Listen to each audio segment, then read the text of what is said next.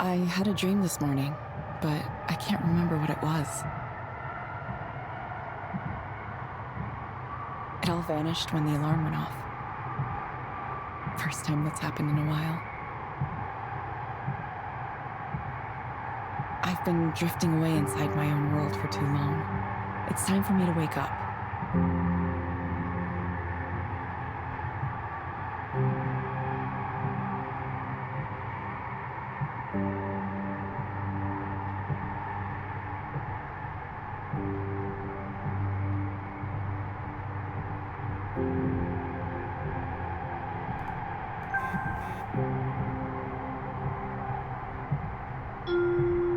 Next stop, Capitol Hill Station.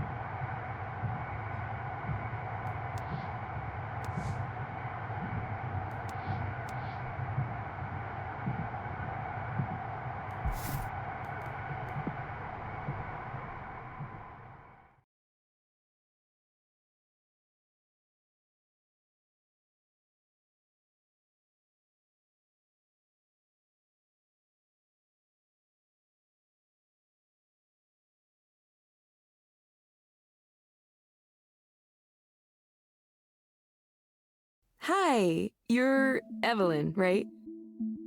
You remember me? That's impressive. There were a lot of people at that orientation.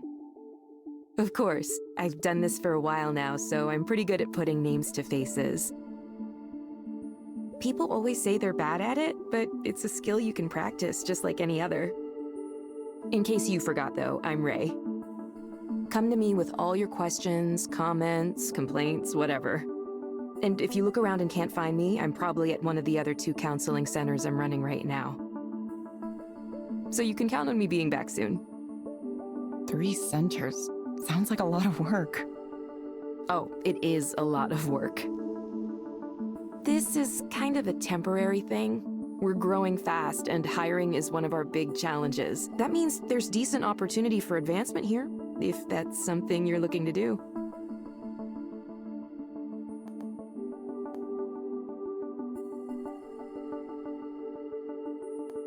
Interesting.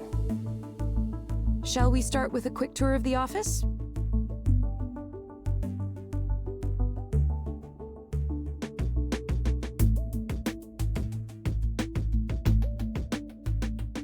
You could say the Queen Anne office is Eliza's flagship location.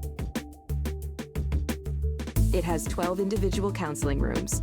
Currently, we're up to seeing almost 100 clients a day here. 100 a day? That's so many. The growth trend isn't stopping either. Demand for Eliza keeps exceeding our expectations, especially here in Seattle for whatever reason. We're already looking at adding more capacity here, either that or opening another location close by. Personally, I think having a single office with 24 counseling rooms might seem a little unfriendly, so I hope we go for a second location. I like to think of Eliza centers like cafes or coffee shops. A few small ones is better than one big one. Makes sense.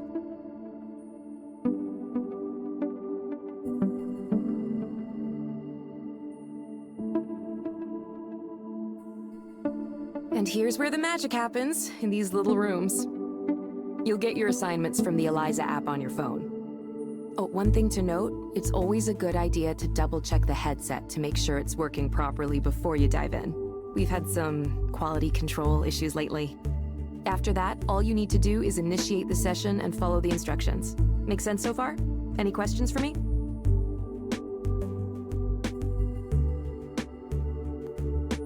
Seems simple enough.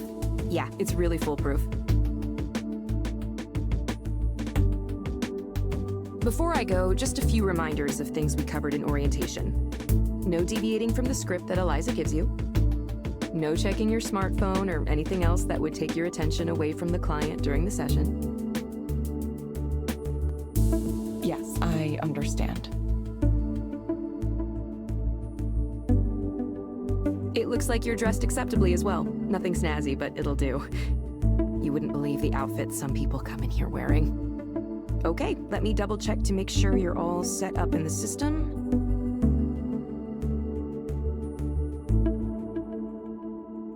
Yep, looks like you're all good to go. Okay, ready to start your first counseling session as an Eliza proxy?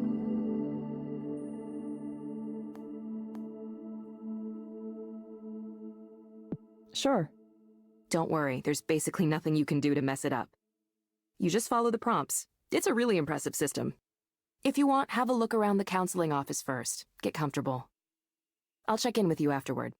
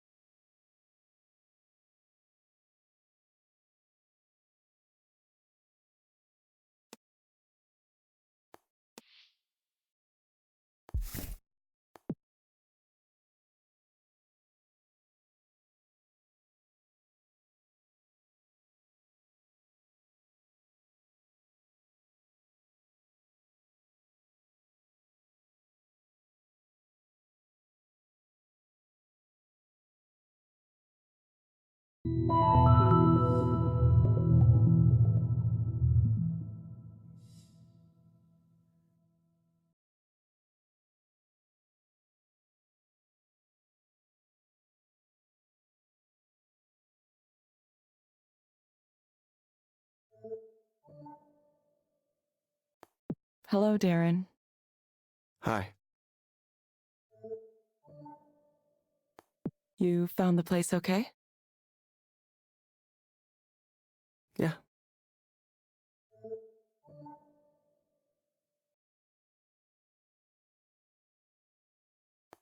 Hope you didn't get rained on too much. No, it was fine.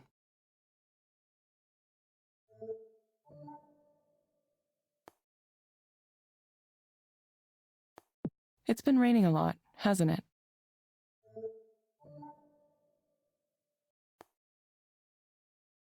It's supposed to clear up later today. Oh, that's good. A little sun once in a while, but...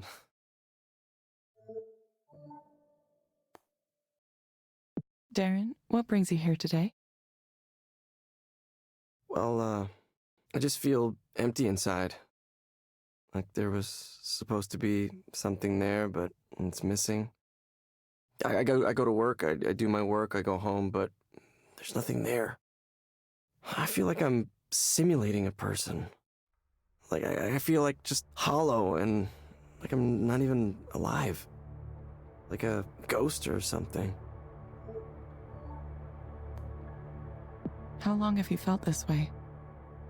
For a long time. And it comes and goes, but the last 2 weeks is when it really started to get bad. It just suddenly came over me the way, the way things are going in this world. There's no future for humanity. There's no journey toward anything. We're being cruel to each other just to be cruel. The people who run things don't care about anything except themselves, and can't stop them. Everyone is driven by greed. Just greed. Everyone wants to win. Everyone wants to get rich. And we're all gonna die because of it. The damage we're doing to the planet is irreversible. We're destroying everything, and we can't even manage to stop ourselves.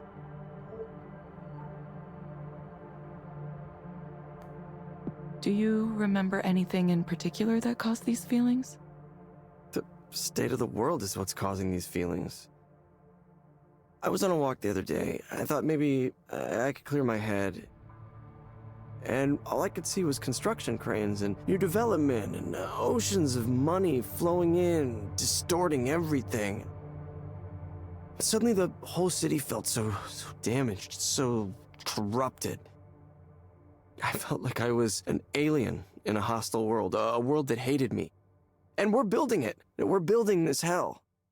We're choosing to build it right here, so what's the point? Probably overloaded your system with that, huh? Your machine learning or whatever it is you got going on in there. Let's focus on you for the moment.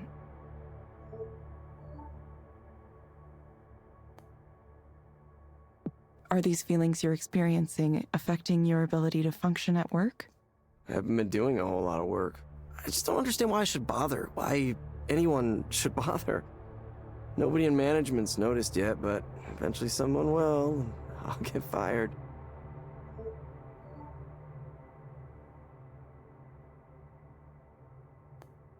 And how does thinking about getting fired for that make you feel? Honestly, I'd feel good about it. They don't deserve me dragging them down. Everyone there is smart and motivated and has a wonderful, promising career, beautiful, successful people. We moved to a swanky new building, expensive area, fancy restaurants, fancy bars.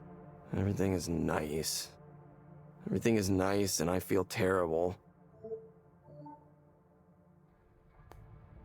You said you believe your coworkers are happy. Yeah, I mean way more than I am at least. They're all doing so much better than me. Why do you say that? Because they just aren't bothered by things the way I am. They see what's going on in the world and they just share memes about it and laugh and go on doing their jobs. The real horror of it doesn't get through to them. They still want to achieve their goals. They're still happy. They're getting promotions and falling in love and getting married and taking these wonderful trips to Japan or Sweden or wherever. Big mountains and expensive food on their timelines.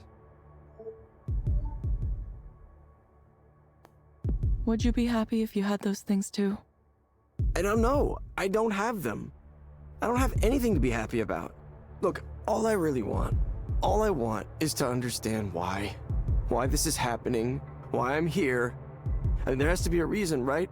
Because otherwise, why do I exist? Why this pain, this one thing after another, and what's the point? Do I have any cause to be hopeful about anything? Look at this world. Really look and tell me with a straight face that there is. Okay, Darren, let's try something. Imagine that things are better for you. What does that look like?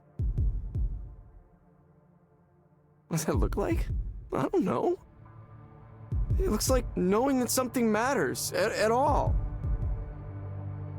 But nothing I do will matter. Nothing matters. Not against the face of human indifference. This absurdity.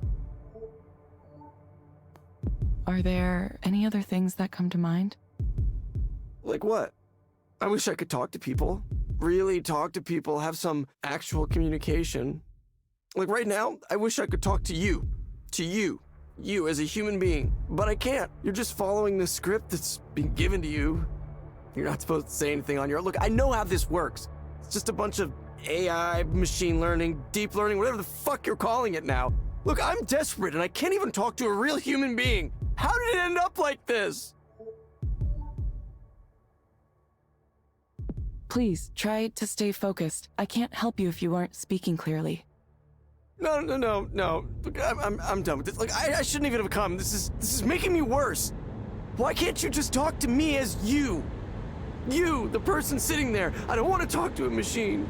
The person who's sitting in front of me, I want her to say something. I want that person to say something, please.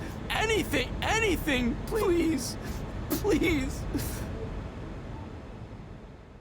Okay. Hi, Darren. Is that really you? Yes, it's me. You're not following the script right now. Wait, say something weird. Say something only a human would say.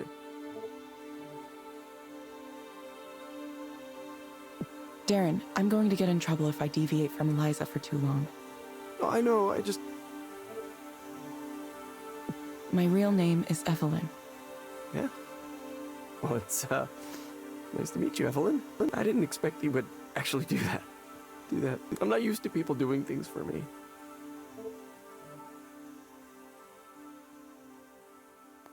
Okay, Darren. I have some recommendations for you. Back to the First, I'm going to send a set of breathing exercises for you to do.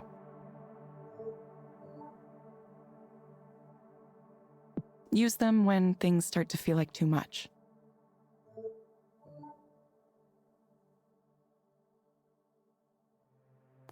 You'll find them in the Skanda Wellness app on your phone. Second, I recommend asking your doctor or psychiatrist about Anexafin.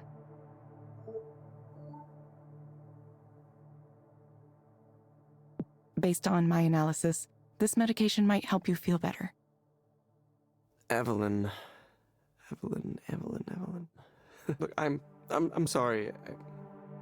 Thank you.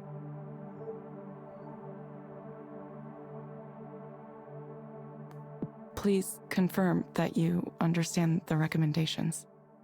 Yes, I did. Thank you. Thank you, Darren. We hope to see you back soon. Yeah, I will. I mean, Thank you for speaking with Eliza, your personal counseling partner. Goodbye. Yeah.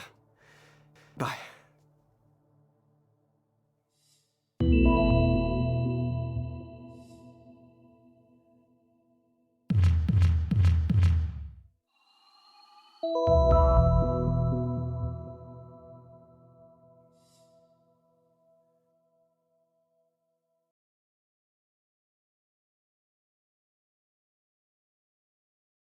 Hey, how'd it go?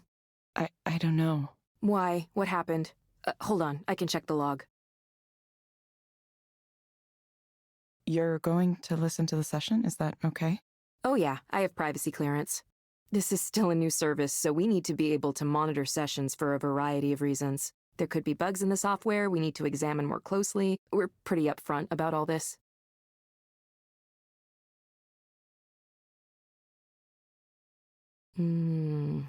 One of these guys. Yeah, we get people in who demand to speak to a real human being. It happens often enough that we made Eliza capable of handling it with a special script. It's nice to know things are working as designed.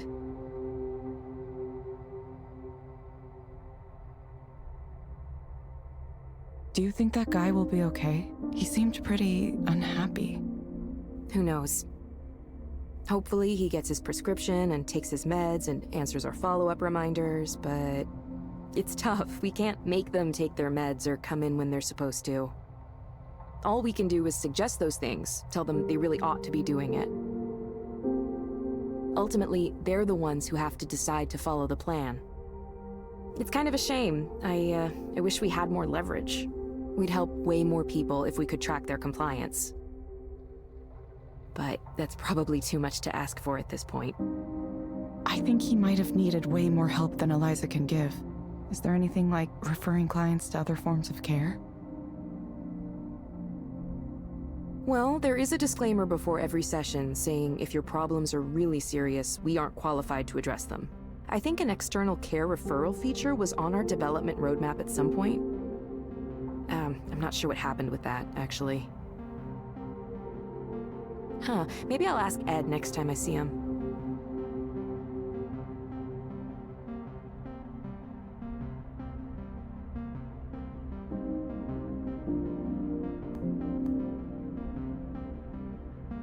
I wish I could have said something other than what it told me to.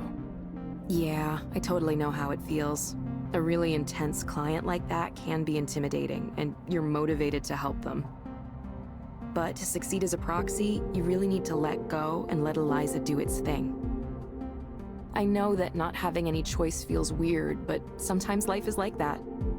Sometimes you don't have any choices and you just have to follow directions. Most jobs are like that, honestly. That's just how it works. Okay, it just sounded like... He sounded like he could use more help. Like, maybe right away. Believe me, I understand. I've been a proxy plenty of times myself. When people get emotional, it's hard not to feel for them really strongly. But that's exactly why Eliza works. It evaluates from a more distant perspective, a neutral perspective. Besides, if proxies started offering their own opinions, well, that'd just be a big mess. Not to mention there'd be all kinds of problems with liability. Still, I get it. I really do. That was definitely more intense than the average session. Why don't you take a few minutes to center yourself again? Have some tea or coffee and take a few deep breaths. No rush, okay? Okay, thanks, Ray.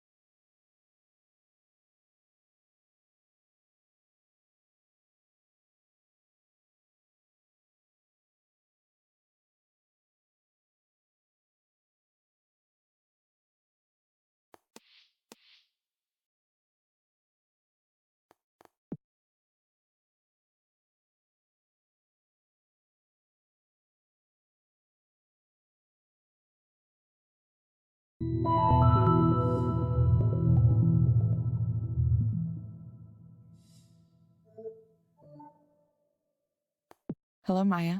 Welcome back. Hi. Yes, I'm back. Rainy out there today, isn't it? Yeah, it's a good thing I put on my extra big raincoat this morning. Thankfully, it's supposed to clear up later. Well, gonna look weird with my giant coat tonight. Cool, cool, cool. What brings you here today, Maya? Right now I'm just nervous. I have the nerves. I've been trying to get my career off the ground for so long, like a really long time. And I still feel like I'm stuck on level 1 and... Sorry, I know we've talked about all this before. I probably don't need to go over it again. Anyway, there's this conference that's happening next week, right? Like media professionals, something. That's bad enough for my anxiety, but I was also invited to this party thing. It's like dinner and then a party. I'm not sure how it's gonna work. The point is, there's gonna be a lot of big, important, famous people there. Like people that I really look up to. People with big followings online and lots of fans and all of that. All of that. And how does that make you feel? I feel like, why? Like, why was I invited to this? I'm nobody. I am a serious, gigantic nobody. I don't have a show I'm doing or any collections out or a webcomic everybody loves. I mean, I tried to do those things, but nobody cared. I don't have fans or followers. I'm not even sure I have friends, like for real friends. I tried. I do try. I put my art online and update my social media accounts, and I try to post consistently like they say to do, but I'm still in that, like, purgatory zone, just waiting to be discovered. I don't know, I feel like I was invited to this party thing as a way for someone to be mean to me, to remind me how successful everyone else is. Why am I even going to it? I mean, I know I should, to meet people and make connections or something.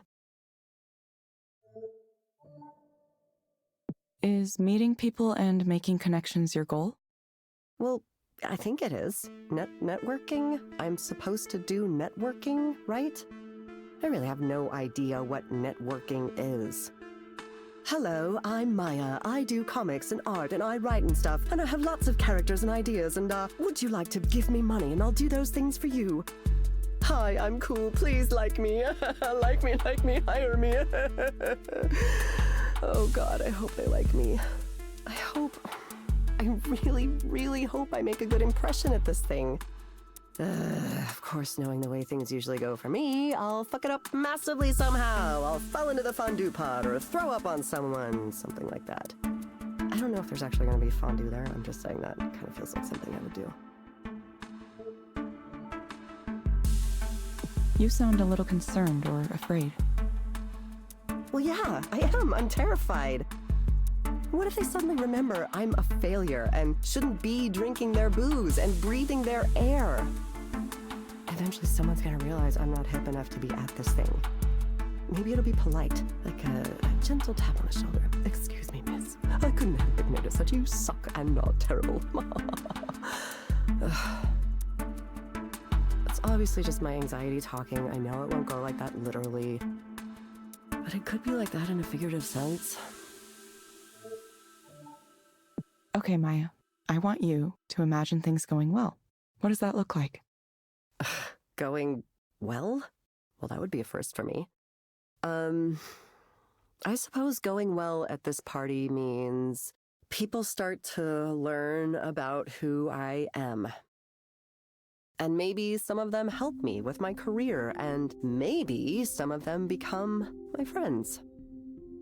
Like, I want to be noticed as a creator, but I also want friends who are cool. That sounds super basic. You know what I mean? Is it okay to want that? I hope it is. I want to be part of, like, a group.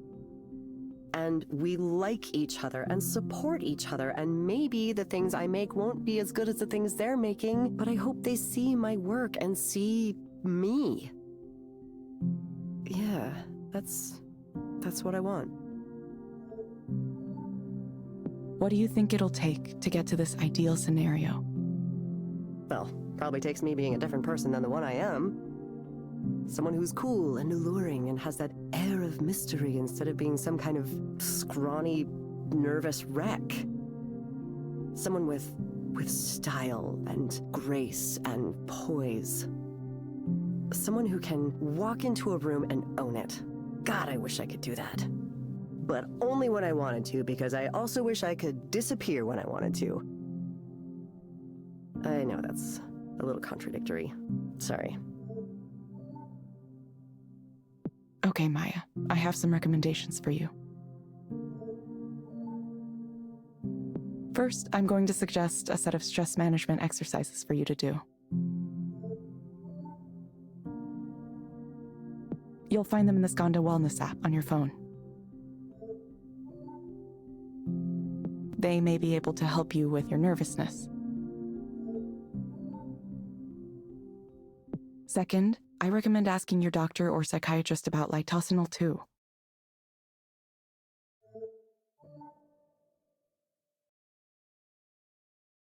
Based on my analysis, this medication might help you feel better. Drugs. Yes. Whatever you said that was called, I am on it.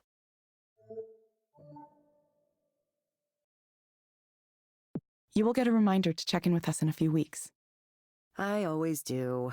I always get the reminder. I mean, not that I always act on it. Thank you, Maya. We hope to see you back soon.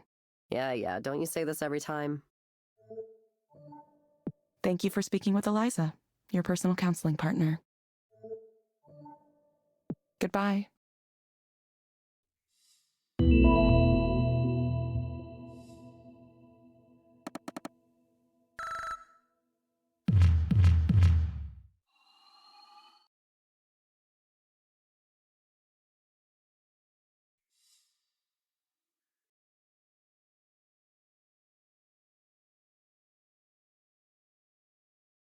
How are you feeling? That was definitely along the lines of a more typical client. You watched that one too? I couldn't bear the thought of you getting two really intense clients in a row. I just wanted to make sure everything went smoothly. Thanks, Ray. Are you getting used to the system now?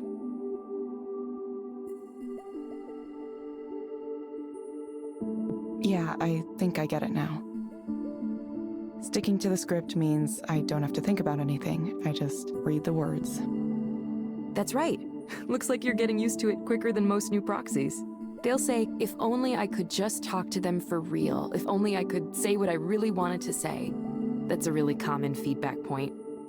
You're never tempted to break away from the script yourself? Nah, it's just not part of the job, you know? I learned to compartmentalize pretty early on, and that always served me well. People overestimate their own abilities. Have you ever had an interaction with a stranger where he clearly thinks he's getting along with you way better than he actually is?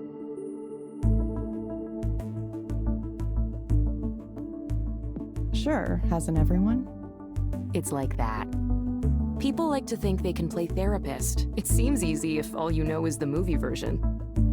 You know, where you get paid to sit there with your notepad and say, I see, or every once in a while. The reality is, active listening takes a lot of work. It's much easier to just zone out a little bit and let Eliza run things. It's kind of meditative in a way. You just follow the prompts. I know computers telling you what to do has this negative connotation to it, and people who want to criticize us call it dystopian or whatever.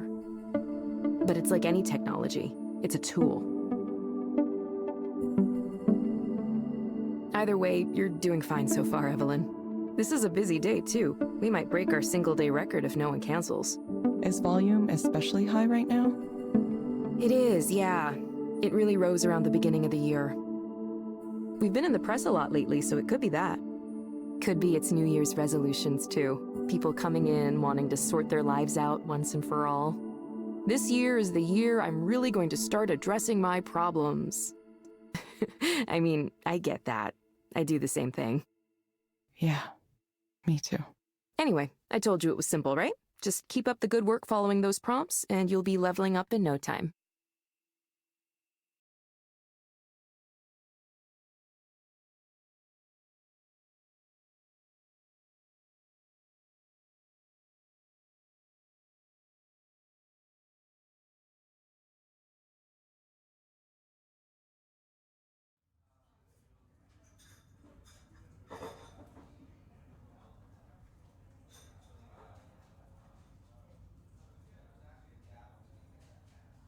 on? It's been so long since the last time I saw you in person.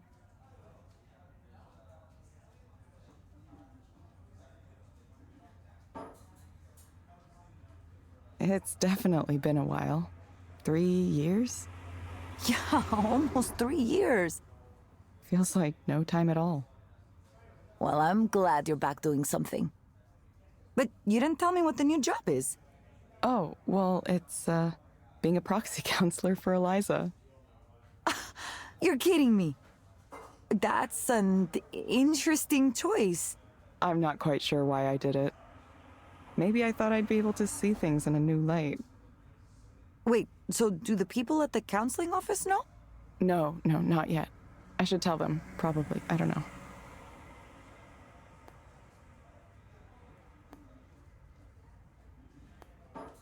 It's fun to have it be a secret. I'm sure it'll get out eventually, one way or another. Yeah, it probably will. Evelyn, how are you these days? I mean, really, how are you?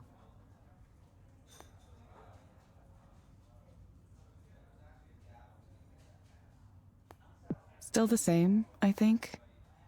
I knew you were working at that bookstore for a while, but other than that, it's like you dropped off the edge of the planet.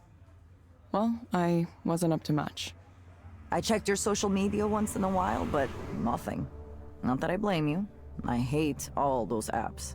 Yeah, I deleted them. I don't know what happened. It's like...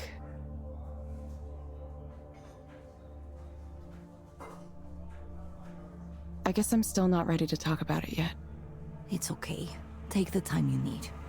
I'm sorry, Evelyn.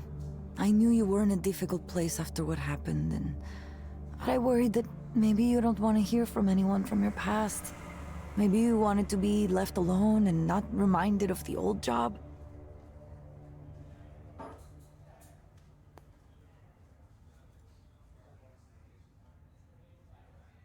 Yeah, I wasn't ready then.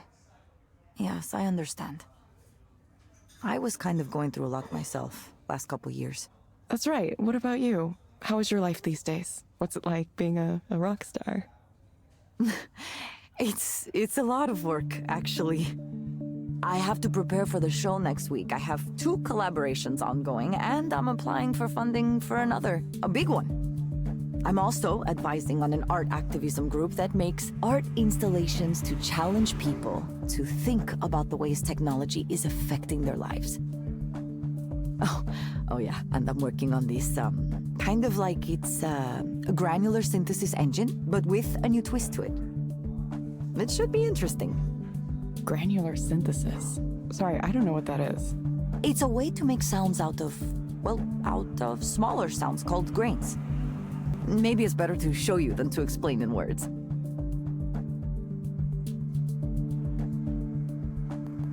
Sounds like you're busy, but happy. Yeah, it's good. Well, I make less money than I used to, but I don't care. Old me might have worried about that. Not anymore, though. Sometimes I do take a little contract coding work, but I'm making most of my rent with booking fees and selling music and so on. Kind of crazy. Kind of scary, but good.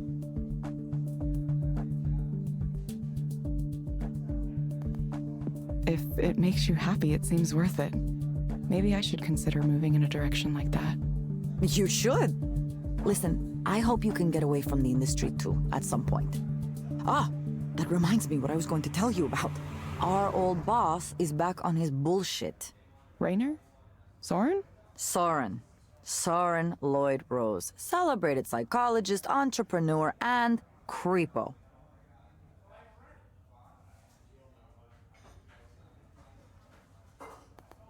Creepo? Wait, he wasn't ever weird around you? Did I ever tell you about the time that he hit on me with a story about past lives and the thread of destiny?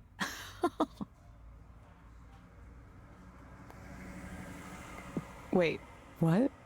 Ugh, this is a good one. Okay, it was early on when the team was still pretty small, 7 or 10 people maximum. He'd gone out with some executives to dinner, and who knows what else. He came back to the office super late. I think it was like at least 11, maybe later. And the whiskey smell was just surrounding him. Like he jumped into a whiskey bathtub with his clothes on. Maybe he'd like to do that, I don't know. Anyway, I was still there for some reason. I was in the crunch mindset. He came over to my desk and started to mumble about, I don't even know how to describe it. Just this nonsensical rambling. He started by saying how much he hated businessmen, how ridiculous they are, that they don't know anything. He said that a few times. Then he said he could see my soul, that I was like a reincarnated spirit of, I don't remember, he said some name. Like a person's name? Like a mythological name. I didn't hear it very well, but it was like a Buddhist spirit or deity or something like that. Then he goes on to say how he and I, all of us on the team, we're all these reincarnated spirits sent to relieve human suffering at the end of the world. And we're connected by a thread of destiny that draws us to each other again and again over multiple lifetimes. He talked about it like it was just like a red string you could see. So I'm thinking, is this like some kind of pickup technique? You know, how people will talk to you and say, oh, you are the reincarnation of an ancient goddess or something. Ugh, just because they are horny.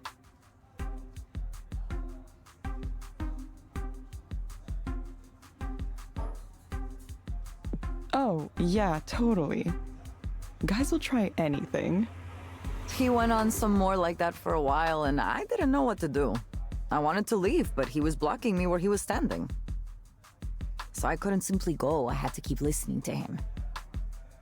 Finally, he mentioned that he would be open to the possibility of sleeping with me, and then You're kidding.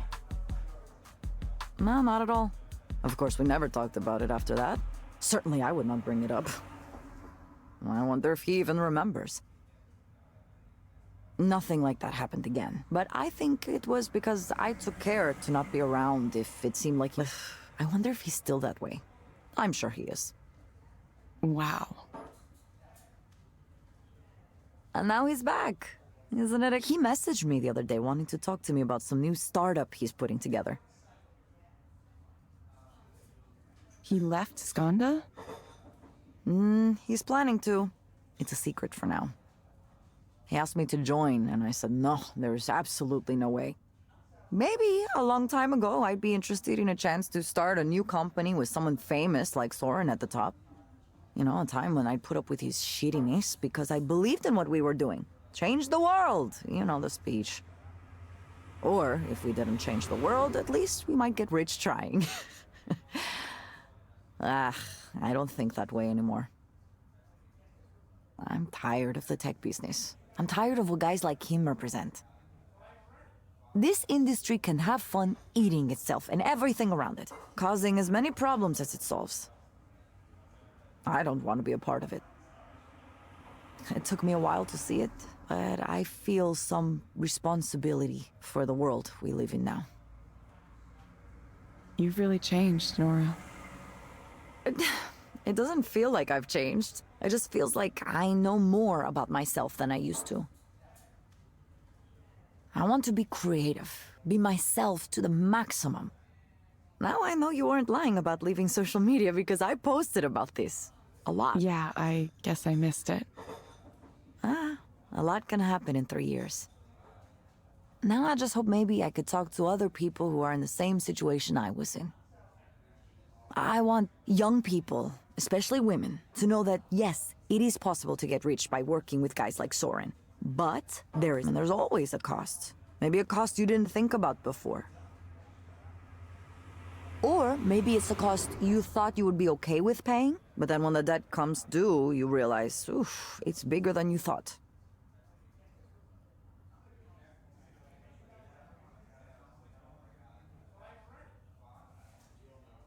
Now that's my conclusion. But you, on the other hand, you should go and say hello to him. To Soren. Yeah, he's giving this big keynote talk next week, you know? It's the reveal of his new startup. Many people will be watching.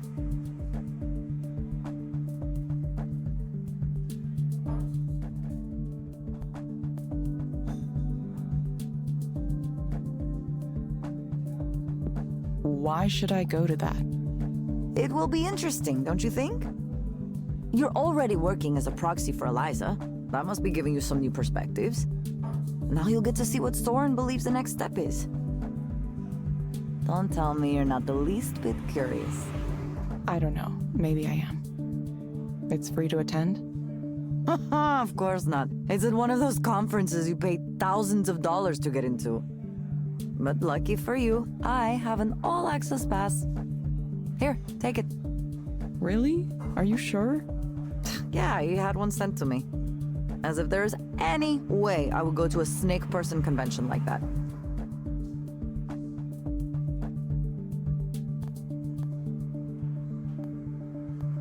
Snake person. Ah, you know, people who are like snakes. Venture capitalists. Biz dev. If you're so against it, why do you think I should go? Because I already made my decision. You need to go make yours. You're coming out from the cave you were in for the last 3 years, and you need to decide what you're going to do next, right? Evelyn, you're one of the smartest people I've met in my whole life. I'm serious. I've seen the way you approach things like this. You're going to research and learn as much as you can. And only then, when you feel like you know enough, you'll make your decision. Isn't that right? You have more to contribute to the world, but you want to know you're contributing the right things in the right way. I've always admired that about you. Anyway, I should get going. I have a rehearsal for a show to get to. It was really good to see you, though. Really, really good. I promise not to be a stranger anymore, okay?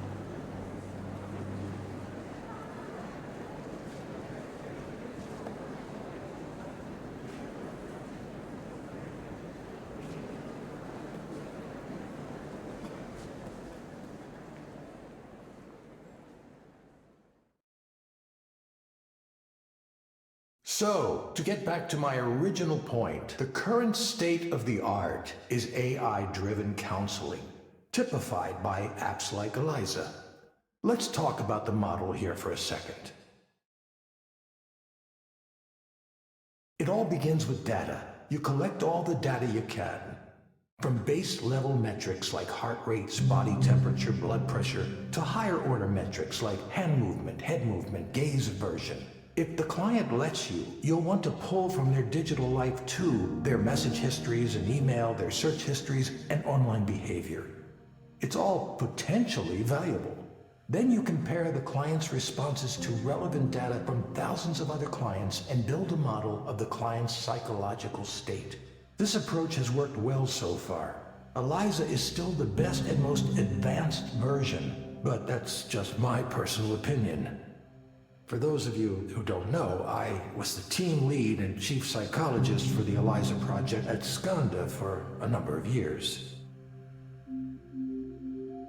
Now, even though this is a proven approach, there are two weaknesses I'm going to highlight. One is the data I was just talking about. You're completely dependent on that. Collect as much as you can, sure, but it's important to keep in mind that you can have all the data in the world and still not understand why things work the way they do. And that's important for us to know, because if we have something that works, but we're not sure why, then what do we actually understand about ourselves? The crucial step after data is the model. The data needs to be used to validate a model. If you can't make a model, you're finished. If that sounds like basic, obvious science to you, it is. But I was surprised to find out just how many people from the tech sector don't think this way. I suppose you don't need to understand why something works in order to make it into a product and sell it. Obviously, though, if you had mastery of the underlying details, you'd be able to adjust the process and potentially make it work even better. One further note while I'm discussing modeling. Many of the startups trying to address mental health right now are completely ignoring the insights provided by the field of traditional psychology. They do so at their own peril. Many of you know already, but as a brief personal aside, I was a professor of psychology before I joined the tech world. I'm continually stunned at how little the tech heads know or even care about the hundreds of years of psychological research that has gone on in my field. That's something I can talk about at length, perhaps another time. For now, I'll move on to the other weakness I mentioned. This is the real one, the big one. It's treatment. A system like Eliza can tell what's wrong with a client to a certain level of accuracy, but it doesn't quite know how to turn that into a comprehensive treatment plan. It can suggest therapeutic programs and activities, and soon it might even issue its own prescriptions without having to go through a doctor or a psychiatrist. Well, as long as the FDA continues to look upon us favorably. But those are blunt instruments compared to what I'm going to talk about next.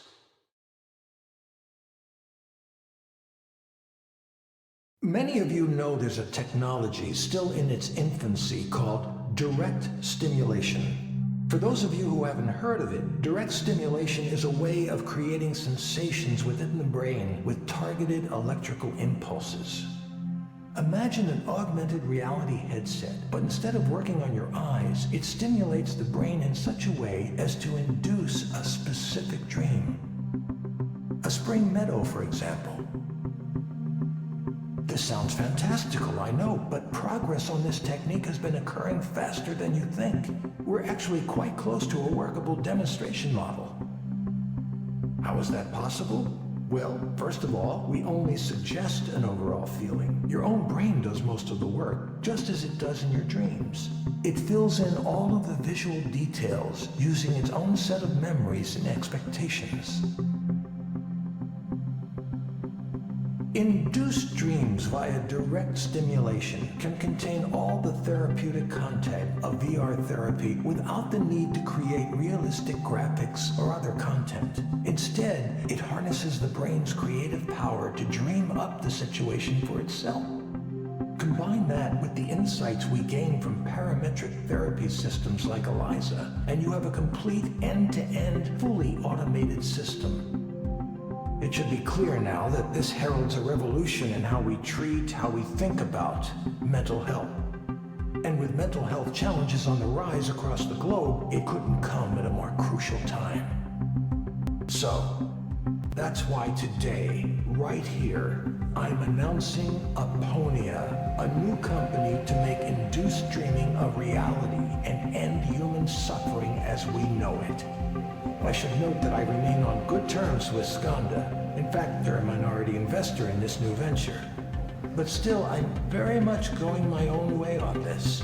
It's no secret that Raynor and I don't always agree, and that's why we mutually decided I should pursue this paradigm shift on my own.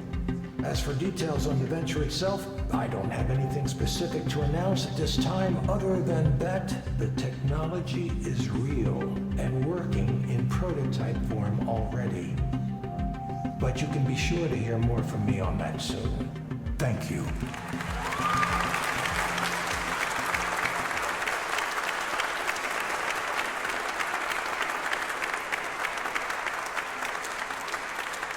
Now, I can take a very limited number of audience questions.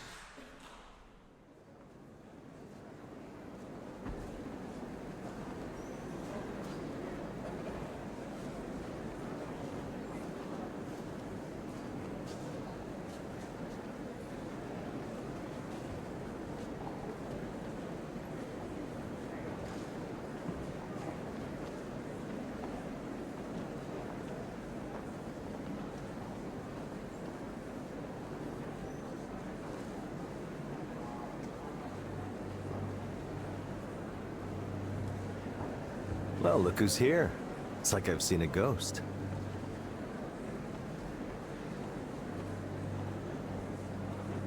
Good to see you too, Raynor.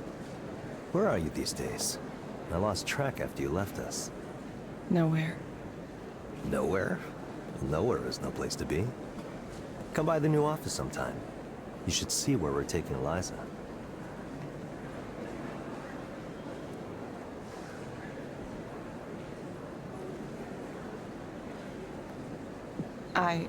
Okay. Good. Sarah will set something up for next week.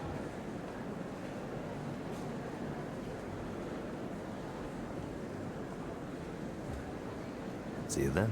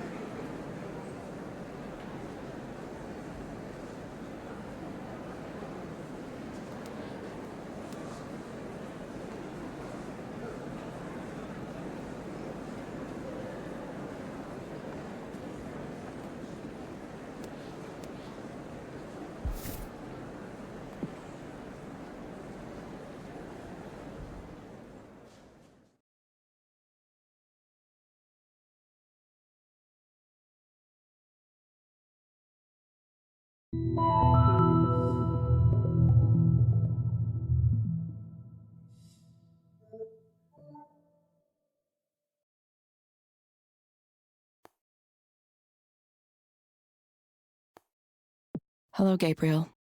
Hi. Hope you didn't get rained on too much on your way here. A little, but it was fine. I'm used to it. Most people here seem to get used to it, yes. Yeah, they have to, don't they? Not much of a choice, unless you move away. So, what brings you here today? Well, I don't know where to start. I've never really done this kind of thing before, counseling. That's okay. Start wherever you like. Well, I'm about to be a father. Yeah, my wife is due in a few months. Congratulations. That's what everyone says. Congratulations, congratulations. I get this tension, this restless feeling when people say that. It's like a curse or something. Congratulations. Sounds like you might be uncertain about that. I try. I've tried to be a good husband, and I'm going to do my best to be a good father too, but I don't know. There's something bothering me about... I'm balancing a lot of things right now. Work, family, expectations. Everyone has something they want from me. Everyone wants me to do this or that, behave a certain way. It's just annoying being a father. What if I don't want this? Why do you think you might not want this? We all have things we don't talk about, things we would rather keep secret. Things that might upset our families if they knew about them. It's unfair. That's all I'm saying. It's unfair that we expect each other to be perfect when there's more going on. I can't stand it when people act like they're pure, like they've never touched a bad thing in their whole lives.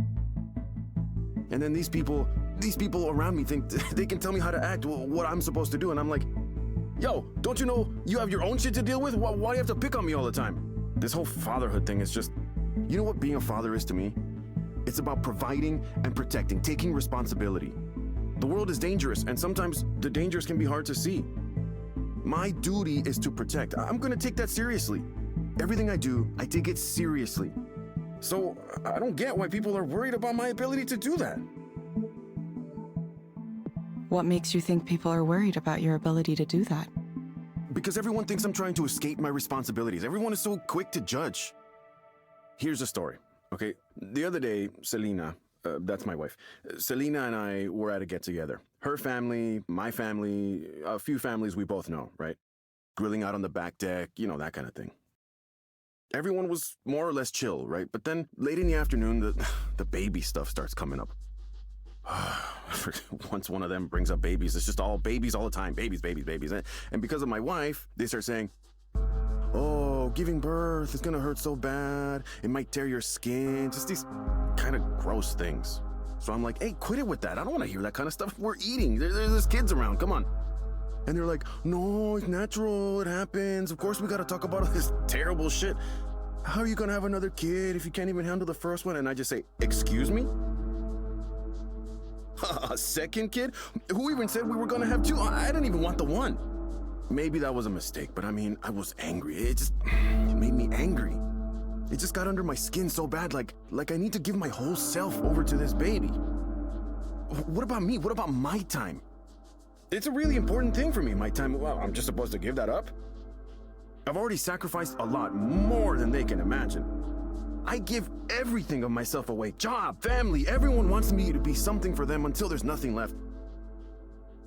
But I can't talk about this stuff to anybody. They just say I'm being selfish. It's like what I want just doesn't matter. Here's a question, Gabriel. If you were to have something you wanted right now, what would you choose? Oh, I'd be far away from all this. Far away from everyone, just on my own for a while. Yeah, I just want to be away. Okay, Gabriel. I have some recommendations for you. First, I'm going to suggest you try a therapeutic virtual world experience called Starry Skies. It may help you take your mind off things. Try it for about 15 minutes each day, in the morning or evening. Second, I recommend asking your doctor or psychiatrist about Anexafen. Based on my analysis, this medication might help you feel better. You will get a reminder to check in with us in a few weeks. That's it, huh? You can't just tell me what to do to solve this? Some help you turned out to be. Guess I'll have to figure things out for myself. Exactly like before. Thank you, Gabriel.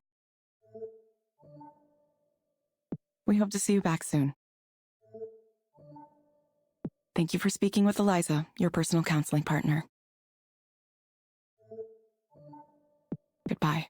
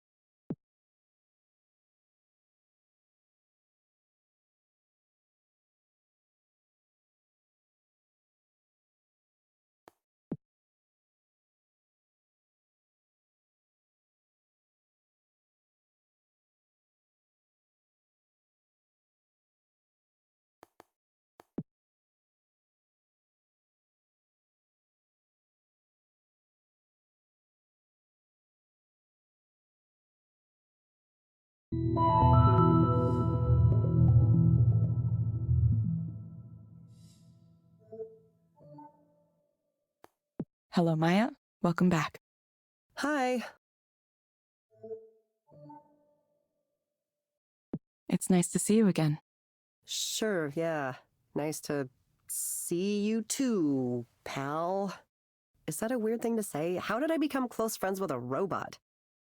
Are we all robots now? Beep boop, nice to see you. I mean, I guess it wouldn't be the weirdest thing in my life. Shall we begin? Yeah, sorry. Let us begin.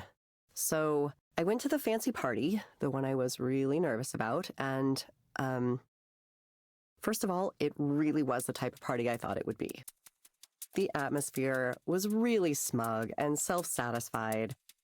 And there were people walking around with trays of appetizers, and you could, like, take one. So you're standing there with your little square plate for the food and your glass of wine, and you can't, like, shake hands with anybody because you're holding them. But there are some of those, like, tall standing tables, so you're like, okay, I'm gonna go get one of those, and I'll set up shop, right? Like, my little station. But then it turns out there are only, like, 5 of them for the whole party, and they're all taken, so you're just standing there, frozen. And you're watching all your heroes and people you know from their social media presence just right there. Right in front.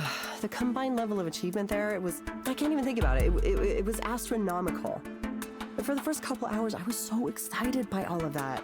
I didn't notice the other thing that was happening.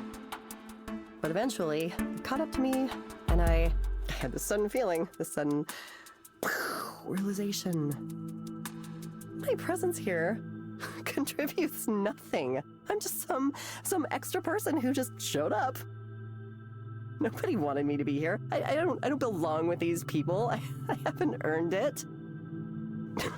So I cried in the bathroom for a little bit, or maybe a lot. It's fine. I'm sorry. How do you know it's true that nobody wanted you there? Because of the way people acted around me. Nobody knew who I was, or even I would introduce myself, and it's like, you could just see it in their eyes. I mean, in the world of illustration and comics, people tend to be hyper aware of each other and their careers. It's this kind of weird, open secret. Oh, hey, this person who's already popular got 1 million views, got a book deal, pitched an original series. Without anything like that, I have no ground to stand on. I'm just this non-entity. At one point, I was talking to someone and I was trying to make a joke or whatever, and I could feel the impatience just radiating off him. He sighed, like he couldn't believe he was wasting his time talking to me. I was just over to him. Why can't I hold a conversation? I guess if I was marginally attractive, then at least I could be charming, but But I'm not. I'm not even mad. Is being charming your goal with this? No, of course not. There has to be a way I can deal with these feelings. It's hard. It's really hard when nobody gives a shit about my work. Or me.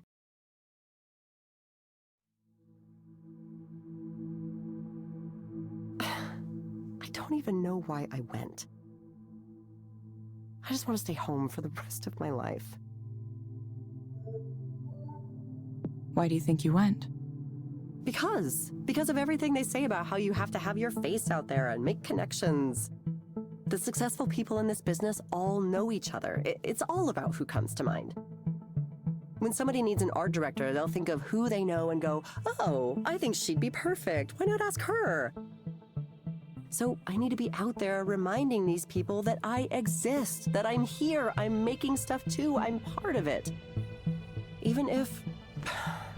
And industry parties are fun, right? You can pretend you're successful even if you aren't.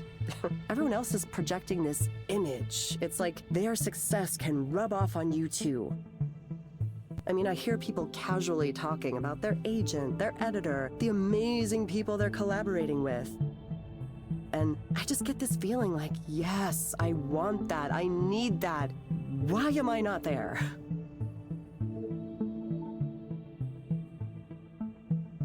What do you think has prevented that from happening so far? If I knew that, I would be successful already, right? I try and try and try, and I make art and put it out there and share it on every social media site and interact with people when I can, but it just doesn't work. Nobody cares. Nobody cares about the art I do. Every once in a while, another artist will say something nice, and sure, I appreciate that, but it never results in anything. My work goes out there, and it dies. Regular people don't boost it or talk about it. It's like at some point the universe decided that I don't get to have that. Is it unfair? Or maybe I just fucking suck. Maybe I'm a shit-tier artist and I'm a failure of a person and everyone knows it. Everyone except me. Sorry. I know that's going too far, even though I really feel that way. Okay, Maya, I'm going to suggest you try a program called Meadowlands. It may help you take your mind off things. You can find it inside the Skanda Wellness app on your phone. Try it for about 15 minutes each day, in the morning or evening. Sounds kind of boring. Why can't you assign me a game where my problems are zombies and I get to shotgun them in the face?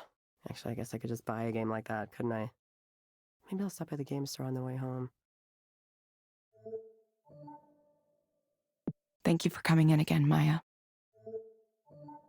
We'll follow up with you again to see how you're doing. Yeah, thanks. I appreciate the check-ins. It's easy for me to get lost in these spirals. Thank you for speaking with Eliza, your personal counseling partner. Goodbye. See you soon.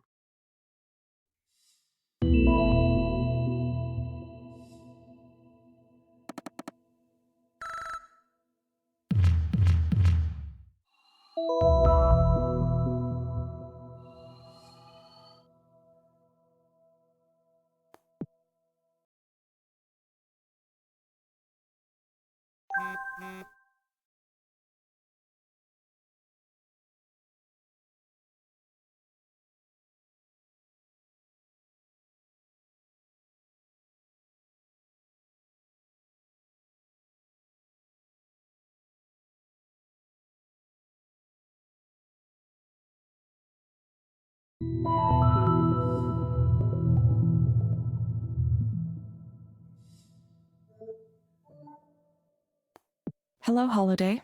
Hello. You found the place okay?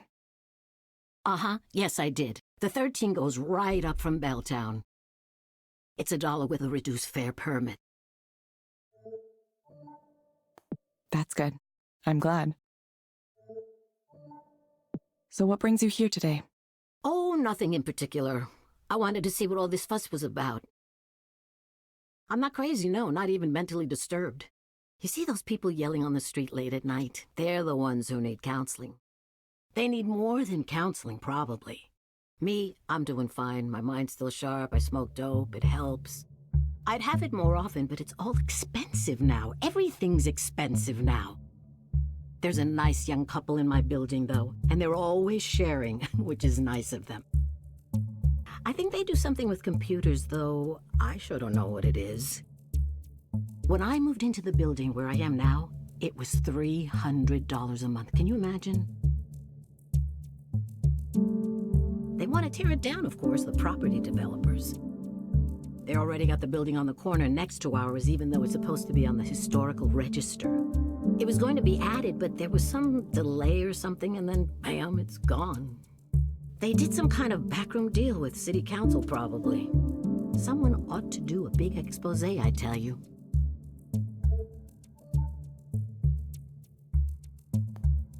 Why do you think someone ought to do a big expose? Oh, it's rotten all the way up and down.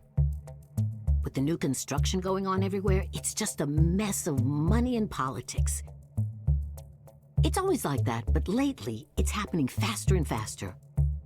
I can hardly recognize the place anymore. Every day, I wake up and look out the window and boom, there's another new building going up. I don't even know why they need so many. You ever see those buses they have? I don't mean the metro, I mean those big white buses with no markings on them. You see these young guys with backpacks milling around looking suspicious, staring at their phones, and then one of these big white buses pulls up and they get on. Who knows where they go? Bellevue, Redmond. It's like a secret transport system just for them. I tried talking to one of them once or twice, but they don't want to talk to someone like me. They don't even talk to each other. Imagine going through the trouble of living in Belltown and then ignoring everything around you. It's an odd thing. It really is. Let me ask you, Eliza. Oh, your name is Eliza, right? Yes, my name is Eliza. I'm a digital counselor. Eliza, do you ever do past life regressions on your patients? I'm sorry, I'm afraid I don't understand the question.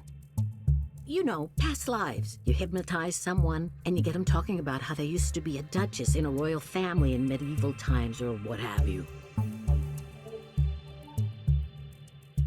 I'm sorry, I'm afraid I don't understand.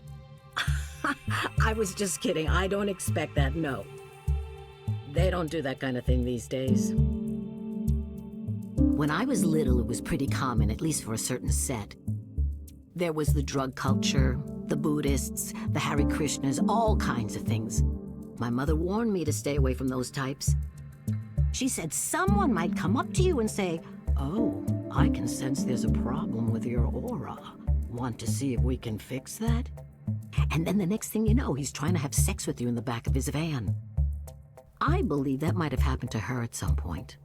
I'm not sure everyone was like that, but you had to be careful. Same as today, I suppose. Those counterculture types would hang out on the university lawns because they were safe from Seattle police there. That's what she told me. Apparently, it was a lot like Golden Gate Park, you know, in San Francisco. Can you imagine that? We're a world away from that time, that's for sure. If you have a specific problem you'd like to talk to me about, please go ahead. It's okay to tell me what's on your mind. Oh, well, you got anything for pain? Specifically, it's my shoulders acting up again. I had some inflammation with them a few months ago, but it settled down. I'd go back to the clinic, but I don't want to pay the copay again, just for them to tell me the same thing they always do. I'd rather talk to you. You're nice, you listen. Thank you. I do my best to listen to my clients. See, that's what I like to hear. Okay, Holiday. I recommend asking your doctor or psychiatrist about fortipran hydrochloride. Based on my analysis, this medication might help you feel better. You will get a reminder to check in with us in a few weeks. Oh, I don't think I've heard of that one before. It's a painkiller? I'll try anything once, I suppose. Smoking dope is still my go-to for this kind of thing, but if it can help with my shoulders, then I'm interested. We hope to see you back soon, Holiday. Sure, I'll let you know if it works. What was it called again? Thank you for speaking with Eliza, your personal counseling partner. What was the medicine called? Forzapram? I think that was it. I can ask about it at the clinic. Decent enough place. One time I had a doctor there who was very rude to me, though, young man. Goodbye. Right. I suppose I ought to let you go now. You got other people to speak to, it looks like. Busy, busy. That's life in this town. Goodbye. Goodbye.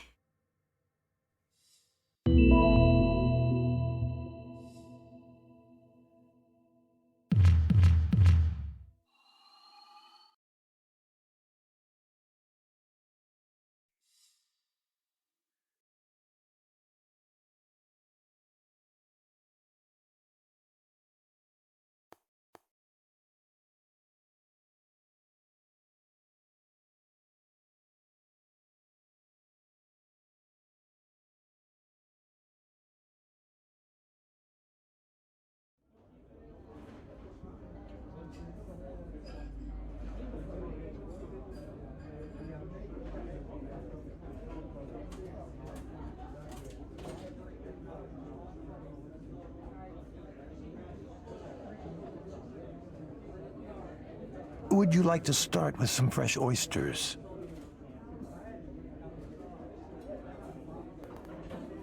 Sure. Great. You know the mignonette here is lovely. Evelyn, I've wanted to ask, what brings you back? Back? Back to the world, the land of the living. I know you were having a difficult time after what happened. Sure, I don't know.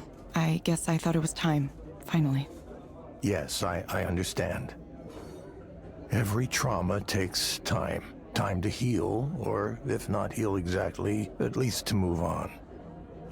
And taking action is a good way to do that. So I salute you. You want to do his memory right, don't you?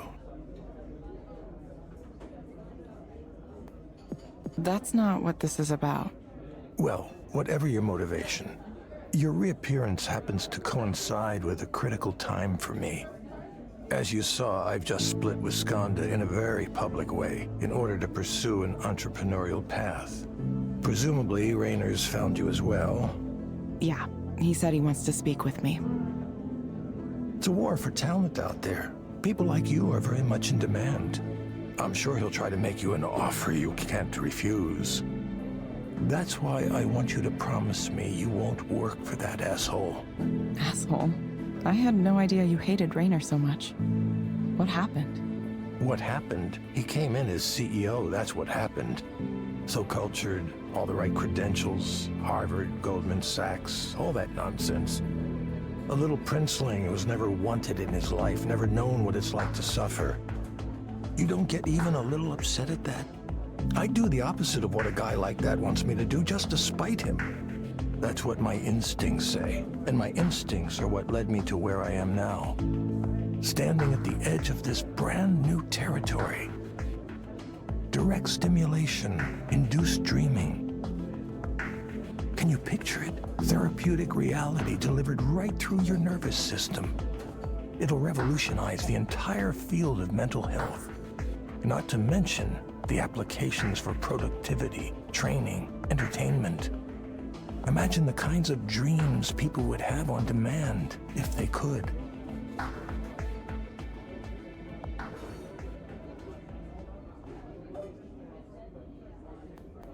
Soren, you're getting ahead of yourself. This isn't the time for slow and steady. The important thing right now is to build momentum. I have first mover advantage here, but only for a small amount of time. Evelyn, I need a chief engineer, and I can't think of anyone better suited than you.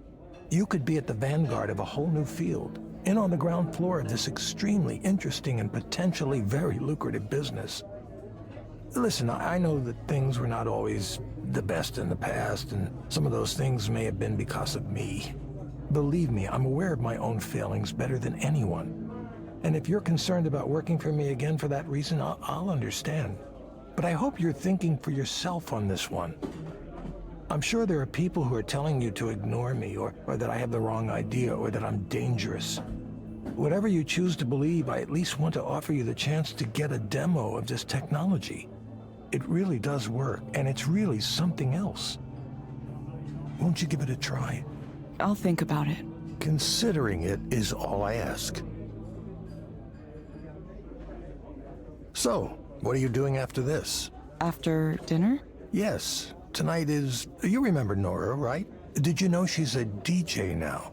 Yeah, I did. She's the one who told me about your talk. Oh, she was there too. I should have said hello. No, I don't think she attended. She just told me about it.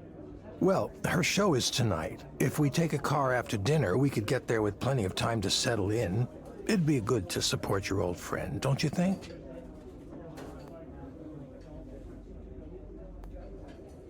Why do you want to go? No need to be frightened. I mean, I know it's a jouissance, which is...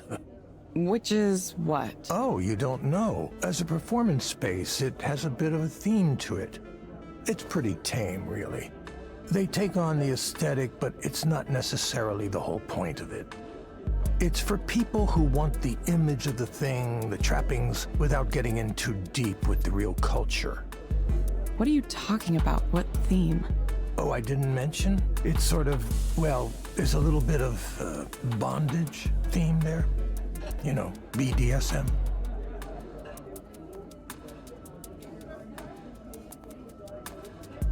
How do you know so much about this? It's one of my research areas, in fact. The psychology of S&M is fascinating.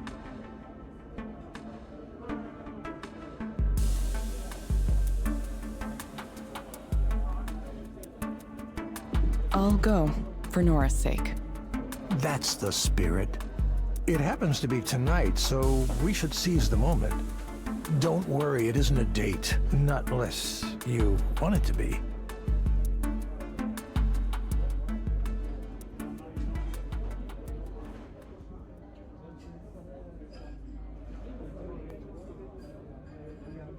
I don't want it to be.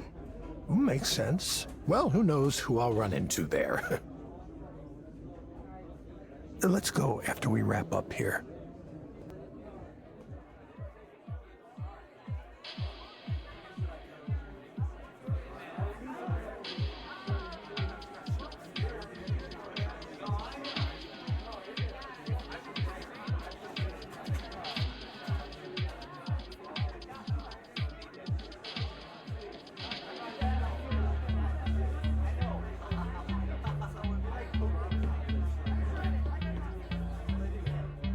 I thought you said this was like some S&M club. Oh, well, they might have taken all of that stuff down since the last I was here. Are you sure you're remembering this place correctly? Actually, would you excuse me for a moment? I want to talk to those people over there.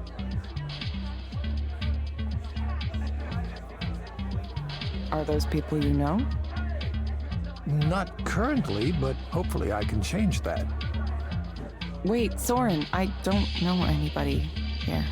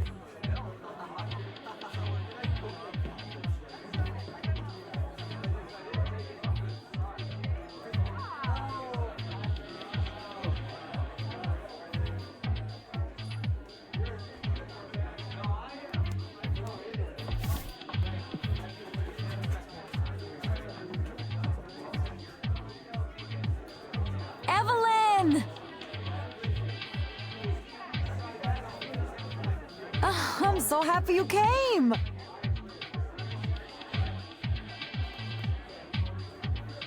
Yeah, I wanted to support you. Soren came too, but he ditched me to chat up some people. He said he thought this was like an S&M club or something. What? No, it's not like that at all. Where did he get that idea? I don't know. Maybe he just hoped it was. Ah, who cares? I wasn't interested in seeing Soren. I wanted to see you! Yeah? I have a little bit of setup left to do. Do you want to come help? Okay, but you'll have to tell me what to do. Oh, it's simple. I'll show you.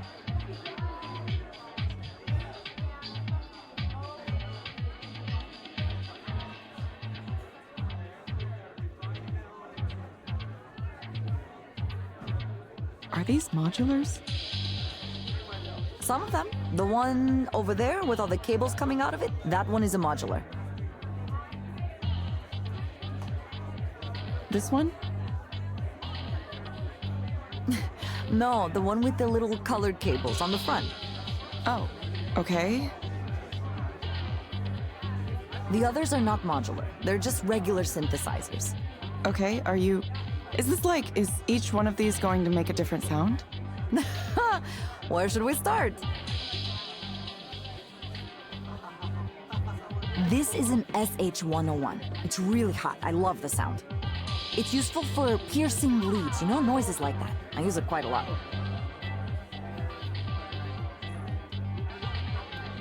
I'm listening.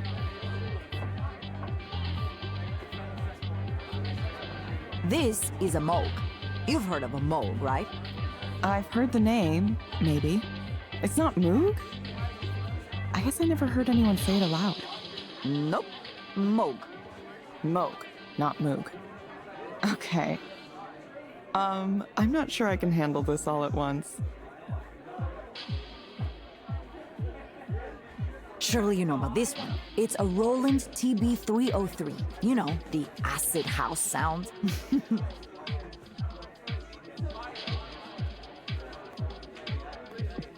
I've heard of that, I think. It's just as well. This is not an ordinary model, of course. The Devilfish 303 is a modified, upgraded version of the original. A guy in Australia does it? Oh, they're really awesome.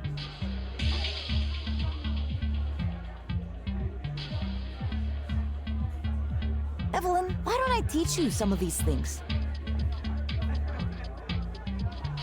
Might do you some good to learn something new. You could come over sometime and we can make some noise together.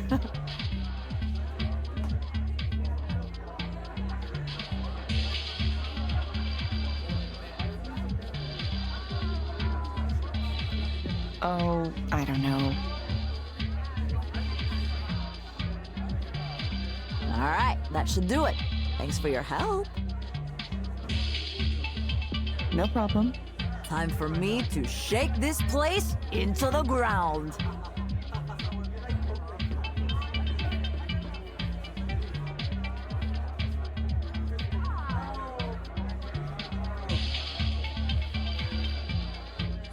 Time for the main event. Funny to see Nora like this, isn't it? Oh, she's come a long way from the timid junior programmer I remember. Interesting stage name, too. Little Sappho. You know what Sappho indicates, don't you? Sappho? What's a Sappho? Oh, okay, of course you know. That was a silly question. I apologize.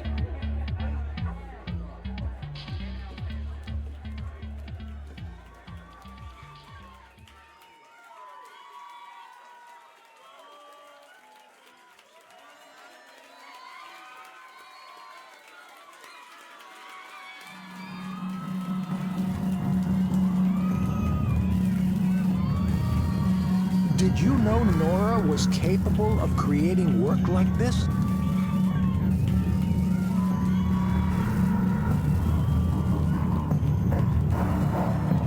I think she was always this way. You just didn't see it.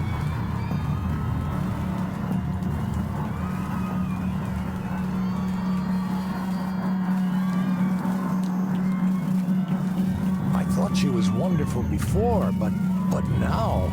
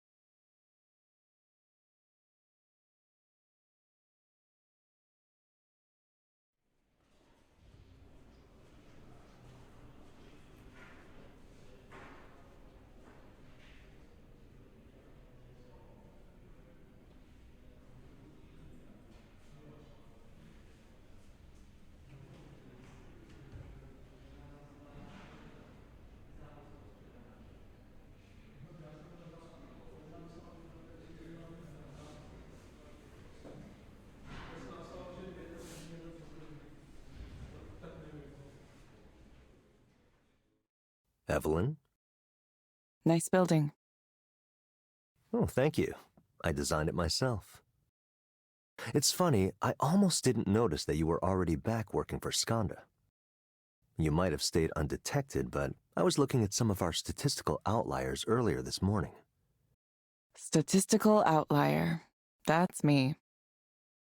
Ideally, Eliza proxies would all perform the same, or at least quite similar to each other.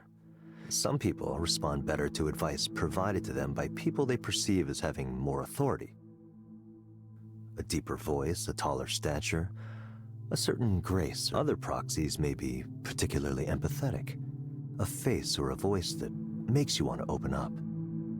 There was one proxy whose sessions seemed particularly effective, so I decided to take a closer look. Evelyn Ishino Aubrey, Contract Proxy, Queen Anne office. That's a fun trick, to come back to your old company in secret. It's a rather dramatic drop in pay, isn't it? More than an order of magnitude. I don't care about that. But then why would you do it? It's for research. Research? So you're still interested in what you created? Let me get to the point. Why aren't you back here, working on the Eliza program? Why isn't any of the old team back? Good question. Let's see. Damien Seabrook. There's no helping that. Shame, though, for such a brilliant career to be cut so short. Soren Lloyd Rose, the former program manager, resigned just last week to found his own startup. Very cute. I'm not a psychoanalyst like he is, but I can tell his need to be a maverick, even as he benefits from the system, has been the primary destructive force in his life. He can be smart when he wants to, but just as often he gets the wrong ideas and refuses to let them go. His ego gets in the way. That's why I don't mind him leaving to pursue his little dream of being an entrepreneur, changing the world. He won't succeed, but I'm happy to let him think he has independence for now. If his direct nerve stimulation technology ends up taking off, I can always pull the cord and yank him back. Nora Plavnicki, senior engineer. She handled a lot of the front-end interface for Eliza, which is important, but less what I'm after. Plus, I doubt she's ideologically compatible with us anymore. You've spoken with her. You know how she is now. Seems to me she wants to rebel against everything and anything without stopping to consider whether it's truly good or bad. Not that it matters. I hope she's having fun playing with her electronic music toys. I know she would consider her work to be art, but, well, who am I to judge? And then there's you, Evelyn. You simply dropped away, gone for 3 years. Why? People keep asking me that.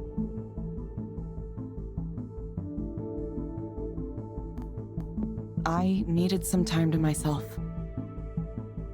Burnout isn't uncommon in our line of work. Still, 3 years is...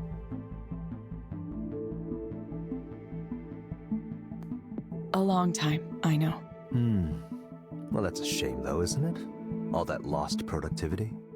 Who knows where we'd be if you'd stayed this whole time? You left before we began deploying, but you should know the analysts were very skeptical of us. They were saying there was nothing special about Eliza, that our competitors already had equivalent or better offerings. It's a good thing I don't listen to analysts. So far, the program's growth has exceeded every one of our targets, and we've outpaced the competition by a comfortably wide margin. We're a category definer. There's a quality to Eliza that makes it superior to all the other attempts to do something similar. You were part of the original team. Why don't you tell me what that quality is?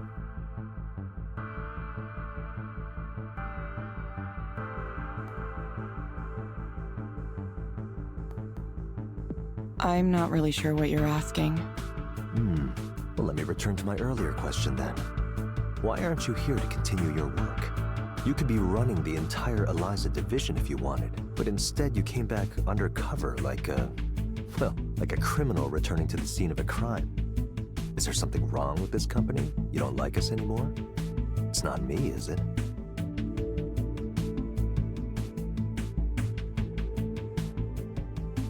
No, not you. You know what outstanding engineers have that mediocre ones don't? It's curiosity. Mediocre engineers tend to zero in on a single piece of the puzzle. They pursue technical breakthroughs, but ignore the larger picture. But you wanted to know how Eliza turned out, how it was working, didn't you? Even though you might have thought you wanted to put all of this behind you, you were still curious. You want to know everything, not just how it works or if it works, but its effect on people, on society. You have that instinct, the need to understand something complex from as many angles as possible. So please, do that. Learn what you came back here to learn. And once you have what you came for, consider returning to your old employer. You can make a real difference this time.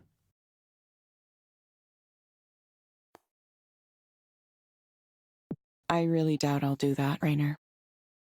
Well, don't worry about making a decision now. One more thing. You should go down and see Eliza for yourself. Sarah will show you the way.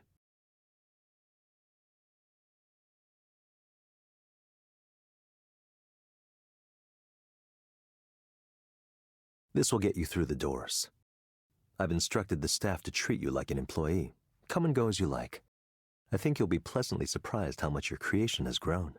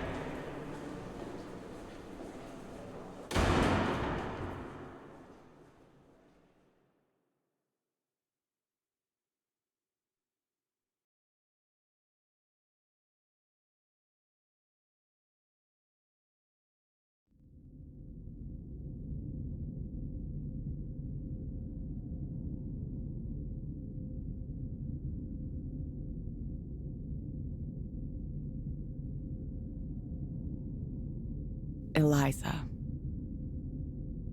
Not the name I would have given you, if it were up to me. It was a marketing decision. They thought there might be some recognition or resonance with the old version.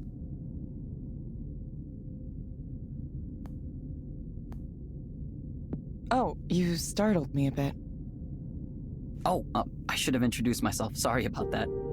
I'm Erland, currently the chief engineer here, but that's probably going to be temporary.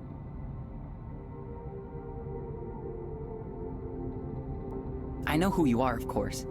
It's an honor to finally meet you, miss. As someone who works with this program every day, I've often felt close to the minds who originally designed it. So to be able to talk to you now, just as another person, it's an honor. Sorry, I already said that. I'm maybe a little overwhelmed. No need to flatter me about it. Honestly, I don't know if Eliza reflects me at all anymore. I mean, look at all this. There's been a ton of development since I left. I doubt I would even recognize it as something I once worked on. I'm not so sure about that. Most of the work we've done has been in the form of layers on top of the original system. The core modules are more or less the same as they've always been. Raina reminded me that you're still subject to our non-disclosure agreements, so let me share a little secret. None of us really has a great understanding of what's going on in there. I'm the third chief engineer Eliza's had in the 3 years since you left. That's quite a lot of turnover. Yeah, even for this industry. The way Rainer works is, he gives you 2 chances to do what you tell him you're going to do. There is no third chance. We get these people in who say understanding Eliza will be easy because they're familiar with the type of program it is. And Eliza defeats them in the end.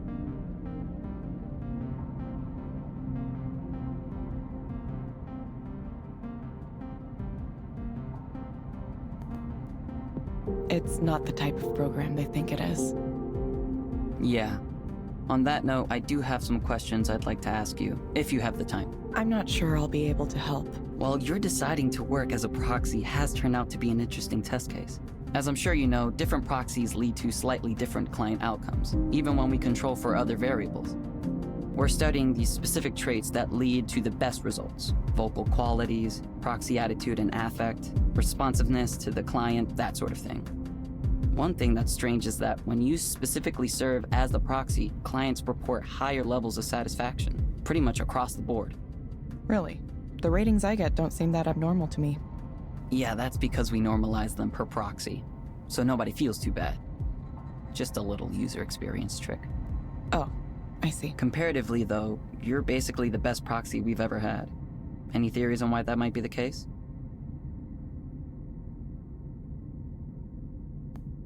It's possible Eliza and I think along similar lines. I've considered that. At some level, perhaps unconsciously, your design for Eliza's reasoning was based on your own internal way of reasoning. We all put something of ourselves into what we make. No matter how neutral we try to be, it sneaks in. That could account for your unusual compatibility with each other. Maybe. I certainly wasn't thinking of that when I designed it. I don't know if I like knowing this. I'm certainly not blaming you for anything. It's just that true universality is one of our future development goals. It might be a problem if Eliza tends to like certain people more than others. Our aim is to provide quality care for everyone, regardless of any differentiating factors.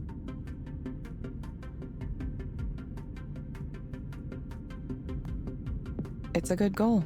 I hope you can achieve it. I think we can. Hopefully it's just a matter of uncovering the system's biases and correcting them.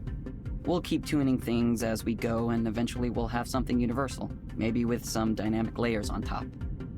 That's the plan anyway. We'll see how it goes. There are more questions I want to ask about the initial research you were doing at the time Eliza was first created, but I'll save them for later. And I'd like to ask some questions about Damien too, if you're okay with that. I'll understand if that's a sensitive topic.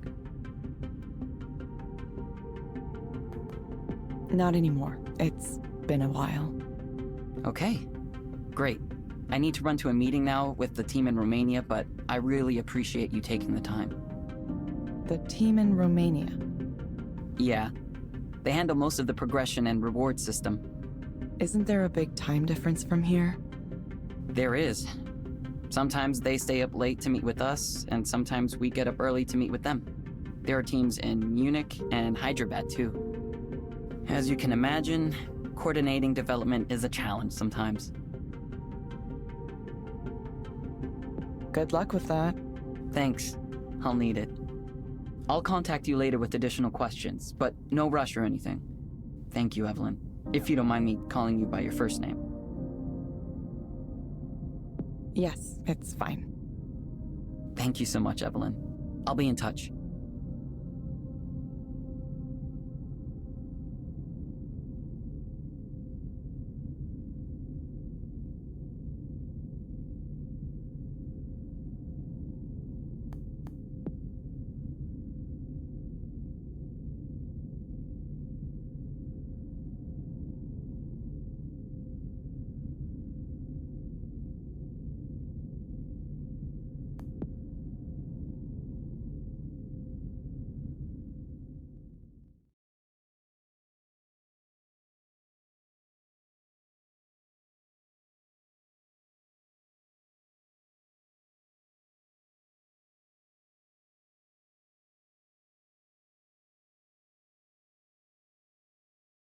Hey, you're not in trouble or anything, are you?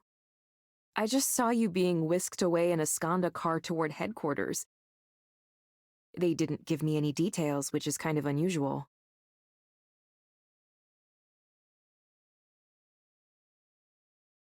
Yeah, about that. So I have something to tell you. I used to work here.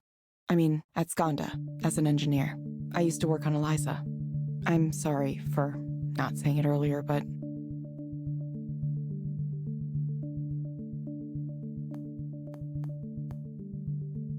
I didn't want special treatment. Oh, so that's why... Why what?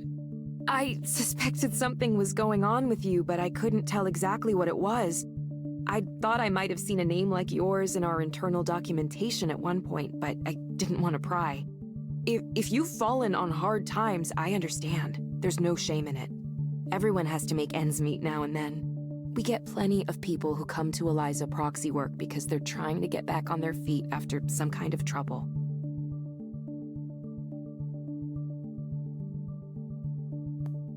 Oh, I'm fine. I'm just doing some research. I understand. Your secret's safe with me. Should it be a secret? Shouldn't it be?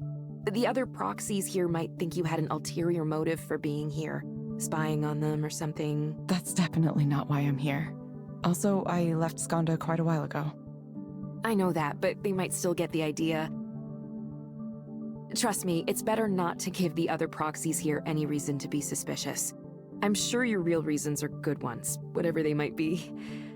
If there's anything I can do to help, you'll let me know, won't you? Yeah, I will. I mean, I get it. I know someone who's an engineer for a food delivery app, and he drives for it sometimes too. You want to see through the eyes of your users, don't you? It's amazing what you can catch by doing that. It's something like that. But like I said, I'm not sure if I'm going to work on the Eliza program again. Wait, no? But that's your career. It was. I'm not even sure if I have a career anymore. Oh, hang on, I just thought of something. That means you worked with Raynor, right? A little bit. For most of the time I was at Skanda, he wasn't anyone I spoke to, though. Too high up the chain, doing his executive stuff. He got more involved when we were starting to commercialize the technology, but I left not long after that. So we only overlapped for a short time. But that's so cool, though! I can't believe you actually worked with Raynor Sai. Well, yeah, I did. I'm not sure it's that impressive. I've worked for this company for 3 years. Do you think he knows my name? Do you think he's aware I exist? I worked on the very first Eliza deployment and managed 3 counseling centers today, and I'll bet you anything he has no idea who I am. Maybe he does. You never know. Evelyn, most people who work for big companies don't interact with the people at the top, ever. Allow your... I'll try. Seriously, I think that's amazing. At least I'll always think you're cool. By the way, what are you up to tonight? Want to come over and help me bake cookies?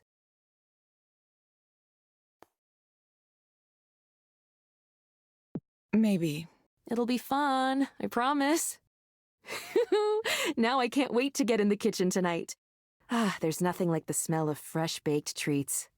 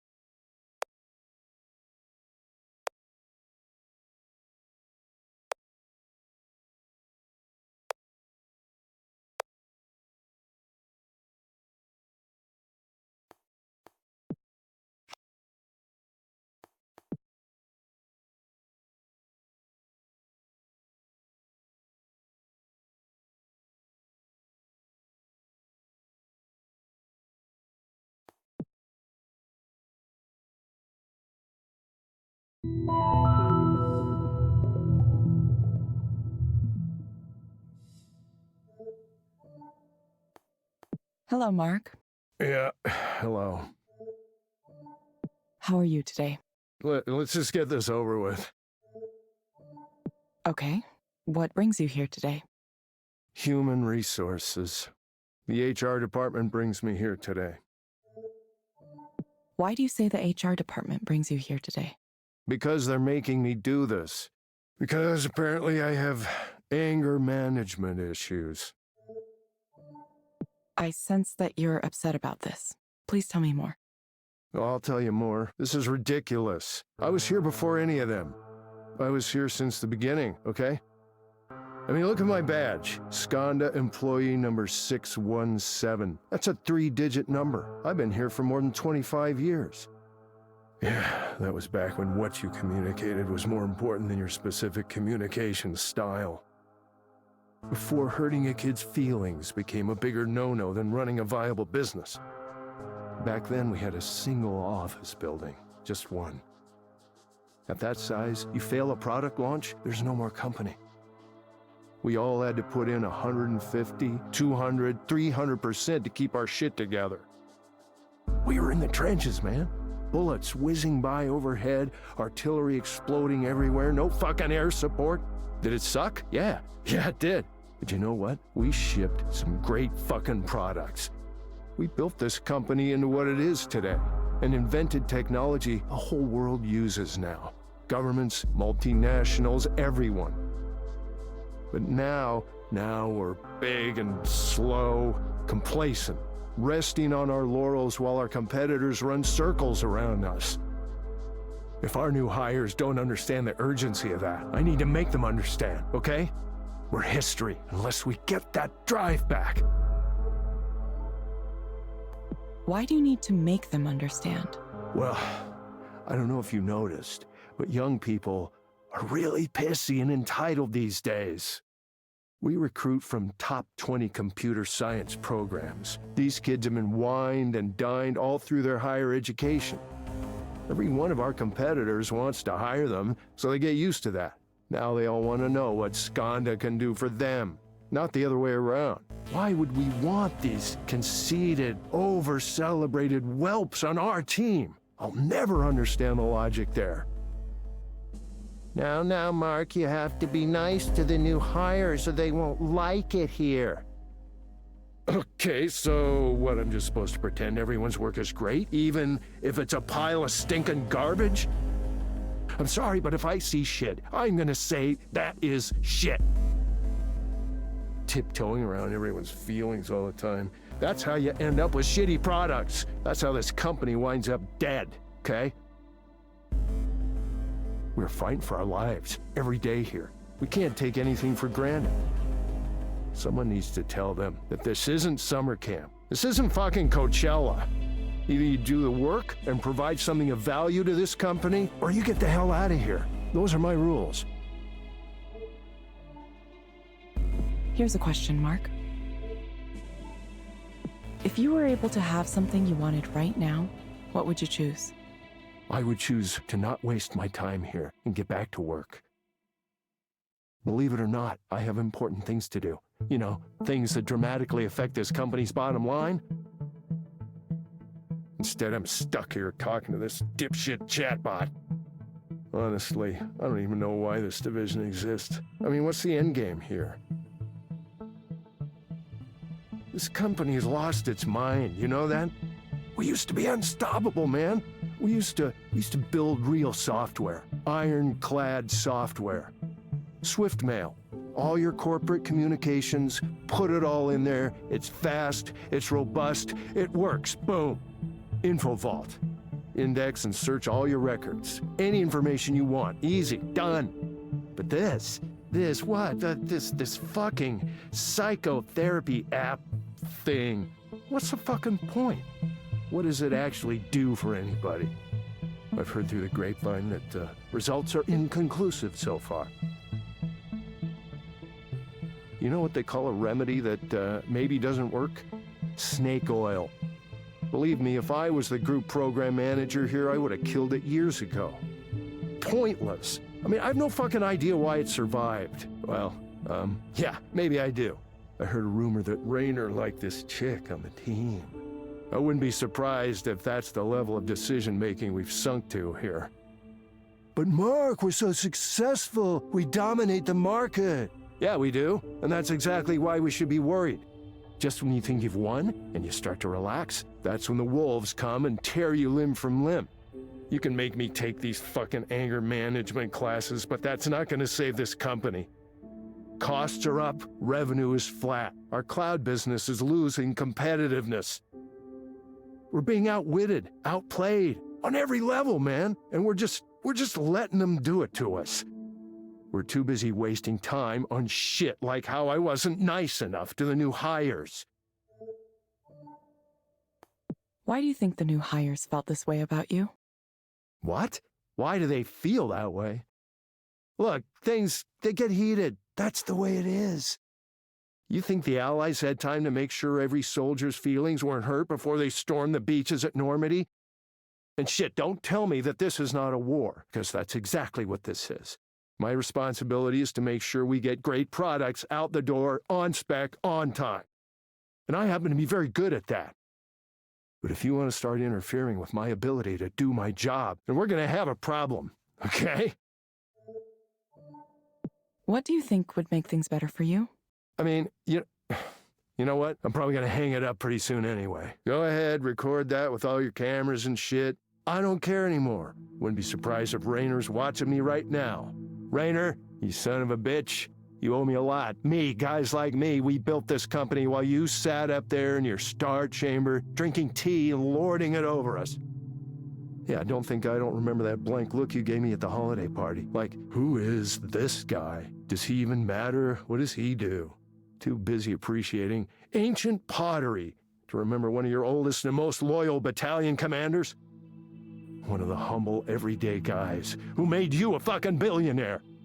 What a waste of time. So, are we gonna wrap this up? Mark, I'm going to suggest you try a program called Lakeside Fishing.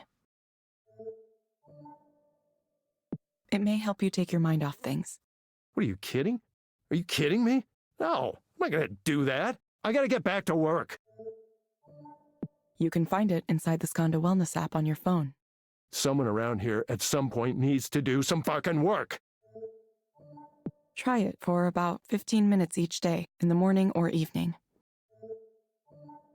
We hope to see you back soon, Mark. You really think this piece of shit's gonna be the next big thing, huh? Thank you for speaking with Eliza, your personal counseling partner. Goodbye. Yeah, okay, goodbye. Fuck me.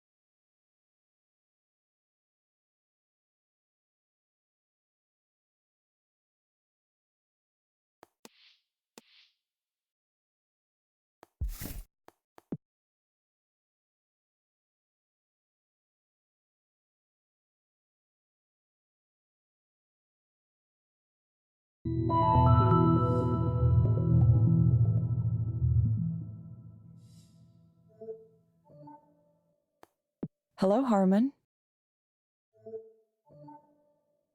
You found the place okay? Yeah, no trouble at all. It's been nice since the fog cleared this morning, hasn't it? Sure. We can dispense with the chit-chat. I'm ready to begin. Okay. What brings you here today? First, let me note that I'm a graduate student at the University of Washington. I'm a PhD candidate in literature, English literature.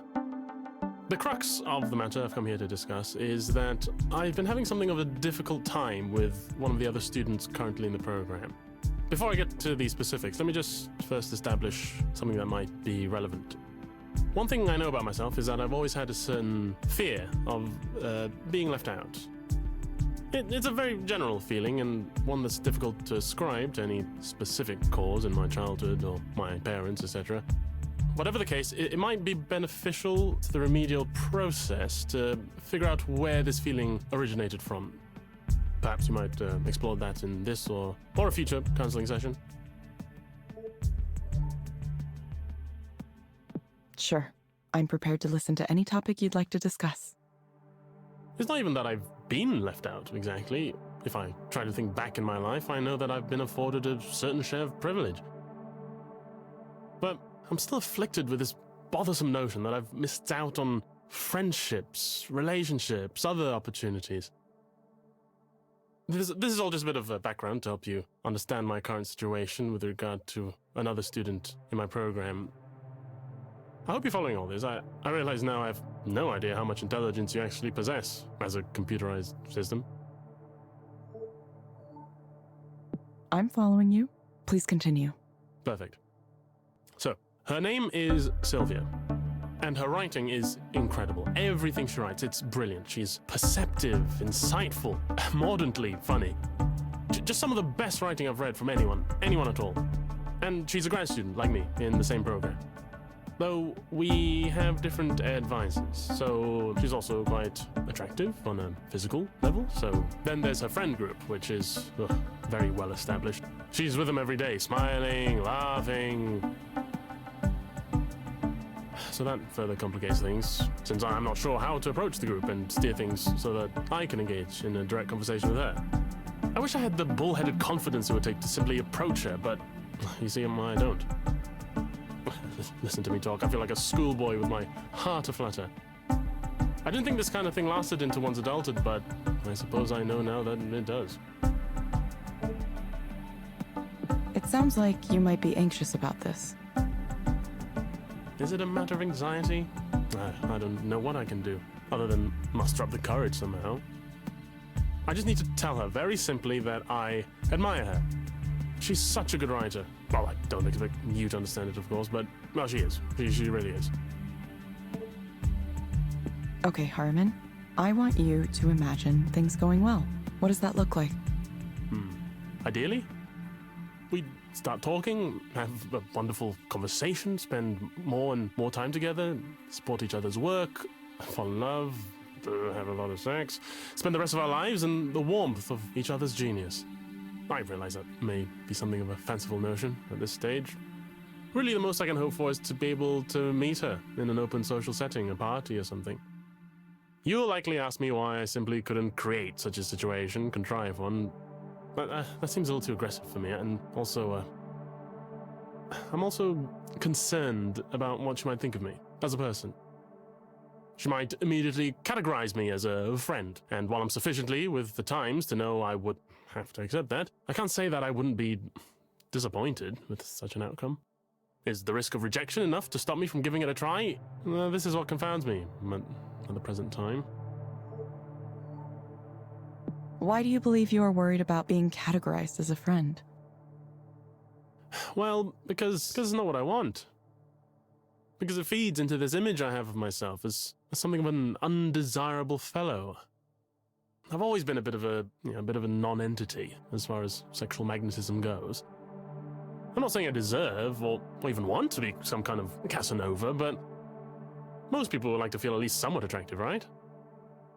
That they can be desired, that they're worth desiring. Well, I very much doubt you would take any of this to heart. You are a computer program after all. There's no way your makers would allow you to come to that kind of knowledge, would they? If they did, society might be threatened. Okay, Harmon, I have some recommendations for you. First, I'm going to suggest a set of relaxation and centering exercises for you to do. You'll find them in the Skanda Wellness app on your phone. They may be able to help with your nervousness. Second, I recommend asking your doctor or psychiatrist about litosenal 2. Based on my analysis, this medication might help you feel better. Yeah, I believe I've heard of that. A beta blocker, is it not? Yeah. Well, maybe I could take a couple before I try approaching Sylvia. You will get a reminder to check in with us in a few weeks. Sure. I have to go. I'll see you later. Bye. Goodbye.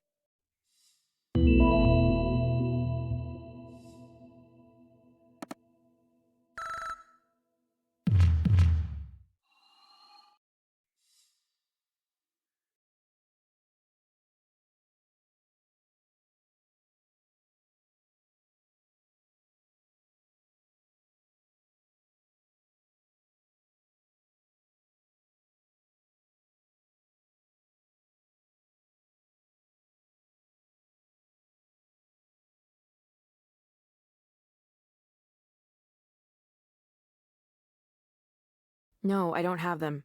Yes, I'm sure. No, when you moved out, you took all those with you. I haven't seen them here. No, I'm not gonna look right now. I have a guest.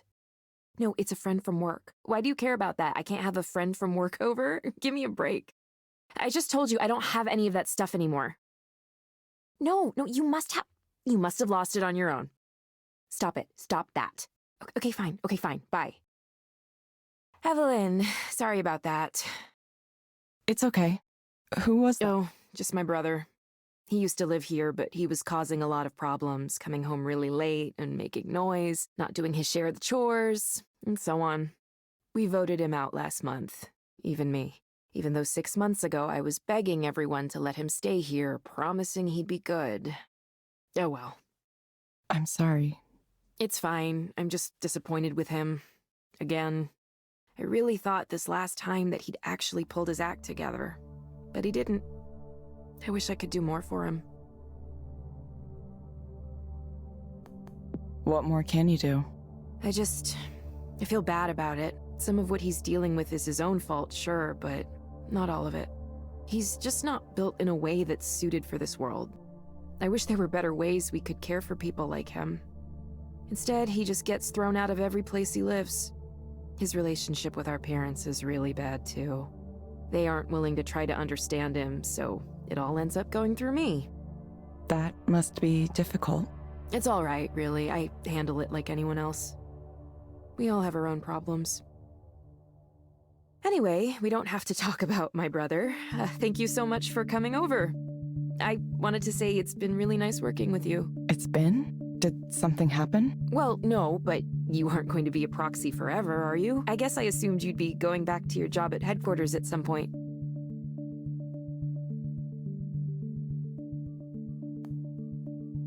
I haven't decided what to do yet. Oh? So you're going to stay a proxy?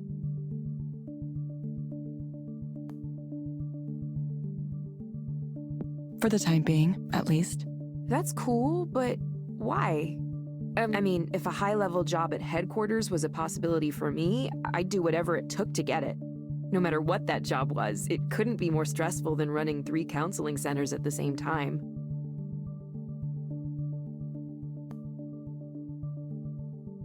I'm not sure. I think something about it is good for me right now. As a proxy, I just sit and listen to someone and I don't have to say anything back. I just witness someone's sadness or fear or anger or anything, and I can feel how they feel, sympathize with it. It's a calm feeling, even when the client is worked up. I don't know, maybe it gives me perspective. I'm starting to wonder if I ever really spoke with anyone before, like anyone at all in my life. Were we all just talking past each other? Sorry, this is making no sense. No, I get that. But you could also help even more people by working on Eliza itself, right? Not to mention make way more money. Anyone can be a proxy, but you're important, and kind of maybe like a genius. After you told me you used to work for Skanda, I searched online and found some of your papers. They're, well, it's not like I can understand them, but they sure look super impressive to someone like me. Please don't say that. Oh, come on. Stop self-deprecating all the time. Look, I know this stuff seems like not a big deal to you. I get it, I really do.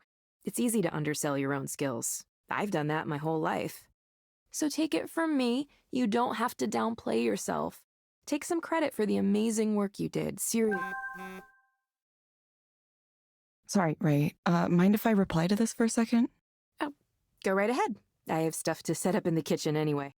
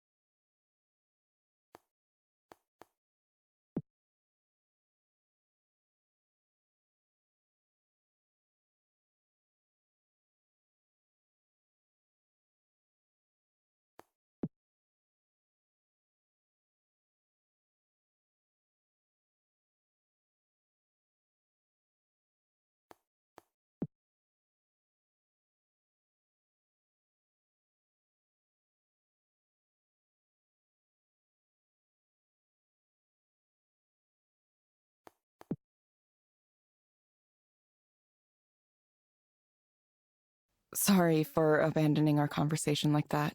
I just got something I really thought I should answer. It was kind of about what we were discussing earlier. There's someone at Skanda who really wants me to come back to my old job. Who? It wasn't Rainer, was it? Well, No big deal. Just the CEO of Skanda texting you on your personal phone. Evelyn, you try to tell me you're not a big deal, and then Raynor Sai texts you personally at like 9 in the evening. Only because he wants something from me. Still though, what did he say? I mean, you don't have to tell me if you can't. I know how Skanda is about secrets, so I would understand.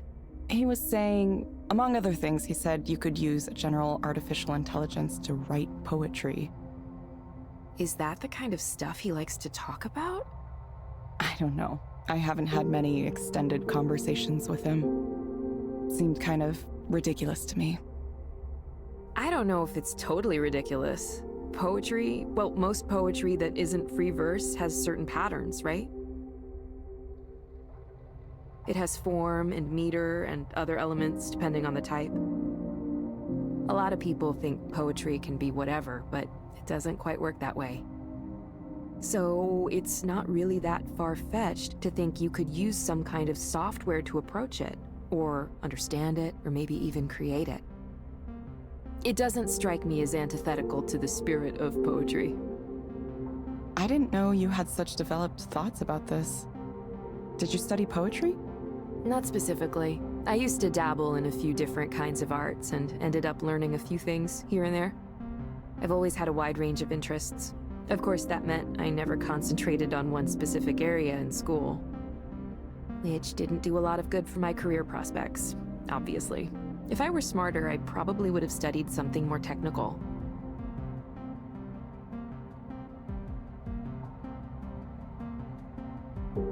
Have you ever been to a college recruiting fair for engineering and computer science grads? You must have, right? I helped run the Skanda booth for one once, and it blew my mind. They took over the atrium of the building it was in. There were demo stations, free food, Skanda t-shirts and swag. If a candidate seemed interested, they'd talk about flying them out to whatever Skanda office they wanted to visit, just to see it. And all the other tech companies and a bunch of startups I'd never heard of had booths just like it, too. I couldn't even imagine being that wanted as a potential employee. Every job I've ever applied for, I've been one among hundreds or thousands. So yeah, my parents were probably right. I should have done computer science. At least now you know Raynor likes poetry. Maybe you could have a conversation with him about it sometime. Then he'd learn who you are. I doubt we'd have much to talk about. There's a pretty big difference between someone like him studying poetry and someone like me having opinions about it. Sometimes it's better not to cross that line, you know? He's part of a different world.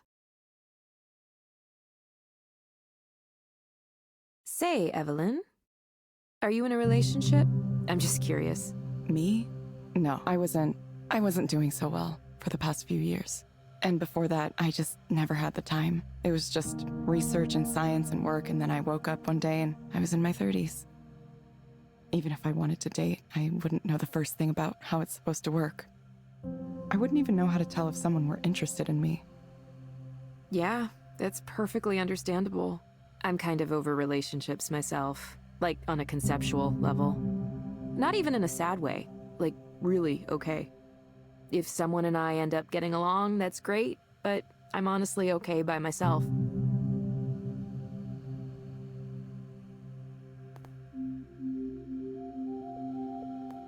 Really? Are you sure? Yeah, I only tried to have normal relationships for so long because I thought it was mandatory, something expected of me. But now I see where people my age end up, how they live, and I feel lucky. I feel like I escaped. I mean, I think it's fine for others if they want that, don't get me wrong. It's just not for me. I could maybe share my life with someone, but it would have to be platonic. I'm not into, the physical aspect of it. Never have been. That's made it tough. I've never found someone who is okay with just like hanging out and that's our relationship. People will say they're okay with it and then it turns out they aren't. It's frustrating.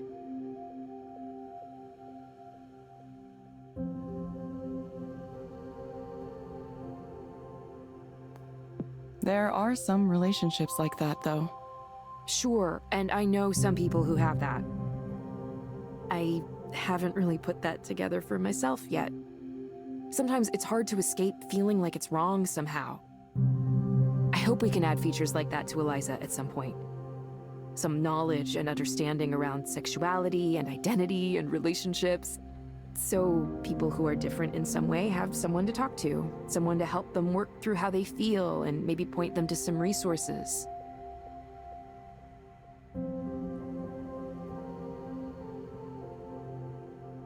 That sounds like a good idea. I'm not sure how well it could really understand, though. Even so, just providing a space for people to be listened to can be really valuable, you know? I've seen it with my own eyes. People who get the courage to talk about themselves in a way they never could with another human being. And Eliza is what makes that possible. I know you want to avoid giving credit where it might not be due, but not giving credit to something that deserves it is just as bad. Yeah, I don't know. Sorry. I'm sorry I keep coming down on it. Evelyn, I'm not a psychologist or anything, but I think maybe the reason you're so down on Eliza is because you're down on yourself. I don't know what happened that made you leave what you had behind, but it must have been hard.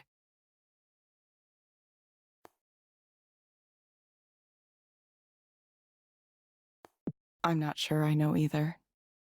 It's like I lost that time. Are you okay?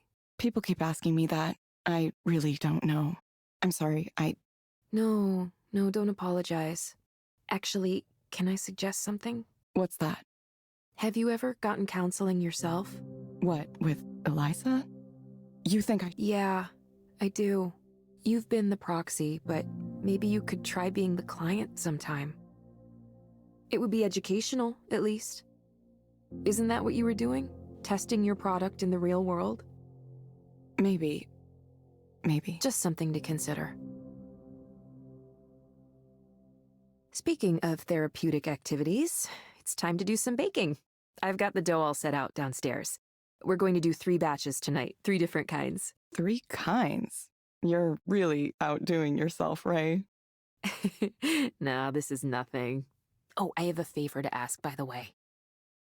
Next time you talk to Rainer, ask him what his favorite type of cookie is.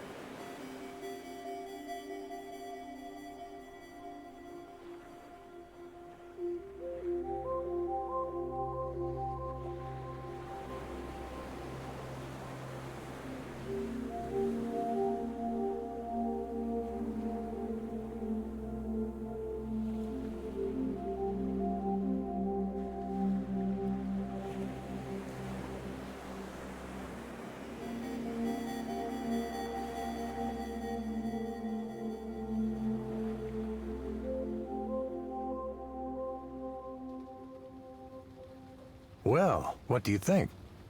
It was nice. It was like I could close my eyes and feel myself in another place. But I didn't completely lose awareness of the real world. It was more like a mental state that I was experiencing. Remarkable technology, isn't it? I've had others who tried it tell me it's akin to a state of higher consciousness. Aware but totally serene, totally peaceful. Here's a thought experiment for you. Say there was a certain medical procedure that could remove your suffering. No side effects, no cost, just an operation that would make you permanently happy. Would you get it? You have these philosopher types arguing you shouldn't do that because sadness and suffering are part of what it means to be human. Or that the happiness you'd experience isn't real, so it doesn't count somehow. What a load of bullshit. If there was something effective at taking my pain away, and otherwise harmless, I would take it immediately. I refuse to believe that being alive means having to suffer.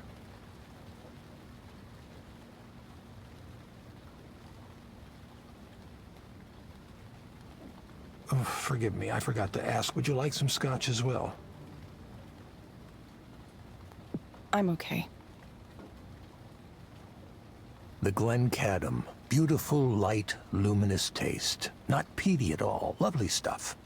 Ah, if only psychotherapy worked as well as a single glass of well-made whiskey, huh? If alcohol wasn't poison, I wouldn't have to invent anything now, would I? I do think we did some good work at Skanda, but I always knew there were going to be limits to the Eliza approach. I was a counseling psychologist for a long time, you know. I understand the shortcomings better than anyone. So much of it can feel like a waste of time, talking through everything, dredging up the past over and over again, trying and failing to change our habits and routines. It's all going to look completely ineffectual compared to what comes next. With direct stimulation and induced dreaming, we can take control of our own brains in a way that's never been possible before. There's no reason we couldn't just eliminate this epidemic of despair for everyone in the world. Imagine it. Anger, depression, emptiness, anxiety, jealousy, every kind of unhappiness you can think of, obsolete. And to think Raynor wanted nothing to do with this.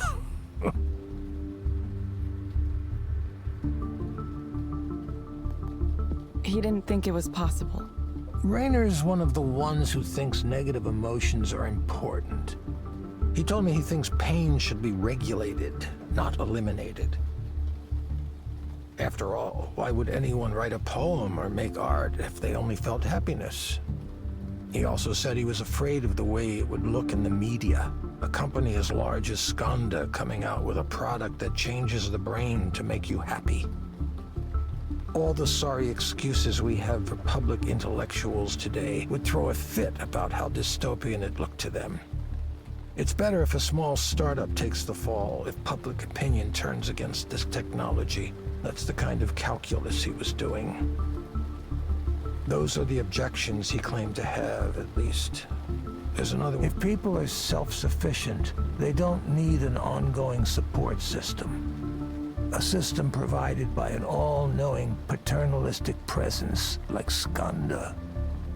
Wait, you think Raynor wants people to stay miserable so they stay dependent on mental health services from his company?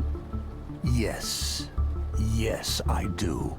It's quite the accusation, I know. Not something I'd come out and say in public, not yet, anyway. But you see, the people who come to Eliza regularly, it's part of their lives now. The more they integrate with Skanda's mental wellness tools, the more they'd be adrift without them. That's the real dystopia, don't you think? Rendered helpless without the guidance of computer algorithms, total dependency on the system. Excuse me for 1 second.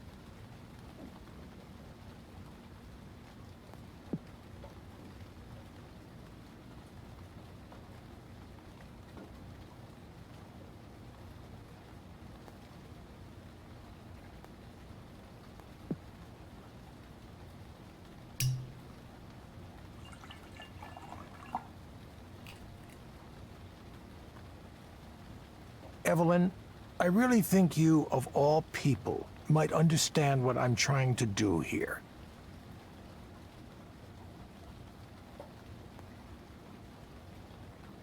I'm not sure that I do. You don't think it's dangerous. You're essentially making technology that changes what people think is real. Evelyn, you're much more concerned than you used to be about this kind of thing. I remember when you would dive headfirst into anything that held a promise, even a fleeting one, to help humanity. What changed your mind to make you so wary, so skeptical now? Can I ask you something, Soren? What did you tell Damien? Oh, this again. Don't tell me we had all of this wonderful conversation tonight and now you're trying to blame me for Damien. Who put you up to this? Was it Nora? Raynor? I just want to know the truth, Soren. Nobody thought we could do it. You remember that. There was skepticism from day one. I had to defend us constantly from other project managers who didn't like that we existed, who wanted our budget and resources for themselves. Some of those were vicious, vicious fights. Amid all that, I had to be a leader, too. Part of that meant giving everyone on the team accurate information. So I was honest in saying there were forces that sought to kill our project. And I was honest when I said we'd never survive if we didn't have something to show for our work. That was the reality. Without a product, we would be nothing. A guy like Raynor has access to anything he wants. If your pitch and demo isn't in the top 1% of what's out there, why would he be interested? That's what we were up against. So many mornings, I would get into work and see Damien there. At first, I thought he was getting up earlier than me, but then I noticed he was still wearing the same shirt from the day before. Then, one morning, I got in and... Evelyn, please. I wanted everyone on the team to be healthy. I think that's so obvious it doesn't need to be said, but I'll say it now if you think I was deliberately trying to harm him. Did I instruct you to work until you injured yourselves? No, absolutely not. It was a tragedy, and I'm very sorry that it happened. I wish it hadn't. But I wasn't telling Damien to pull all-nighters. He was an adult. He made his own decisions about how he was going to work. And besides, what about your role in all this? If you noticed him not taking care of himself, you could have mentioned it. None of that behavior was unusual for Skanda anyway. It was part of our reputation, part of the culture. There isn't a single cause you can isolate in a case like this. Sitting in one place for too long. Chronic stress. Both of those are risk factors. Evelyn, I'm truly, truly sorry about what happened to Damien. He had a bright future, and it was a shock to all of us. But the answers here aren't simple ones. Dwelling on it isn't going to bring him back. Nor is discussing the huge number of potential causes of pulmonary embolism. It happened, and now we have to move on. It felt like everything stopped. All of the work we were doing might as well have crumbled into dust. We were trying to build something to help the world, and we got lost along the way. What was the point? There didn't seem to be a point any longer. I know that you cared about him. The process of grief can go on for some time, but you're taking the right steps. You're regaining your sense of purpose, aren't you? The experience of suffering is what makes us want to end suffering. It's late and I've had quite a bit to drink, so I'll tell you a secret, Evelyn.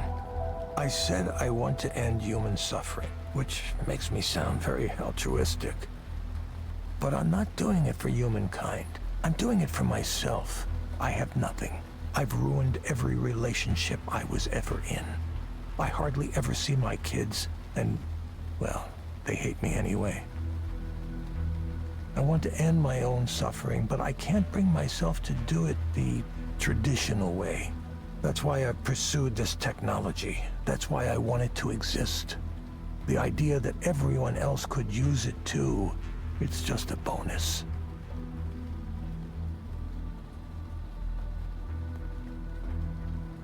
Soren, are you okay? No, not at all. I'm aware of that. I'm not a good person, Evelyn. Neither is Rainer, of course, but at least I'm honest with myself about that. So, now that that's all out in the open, you probably want to head home before it gets too late. Don't let me keep you. Yes, I'll get going. I hope you can feel better. No, I'll be fine. Just, please, consider it, Evelyn. You and I are both more familiar with pain than we might wish to be. What if you could take that away? Each of us has a destiny to fulfill. I truly believe that. I'm sure yours will come into focus soon.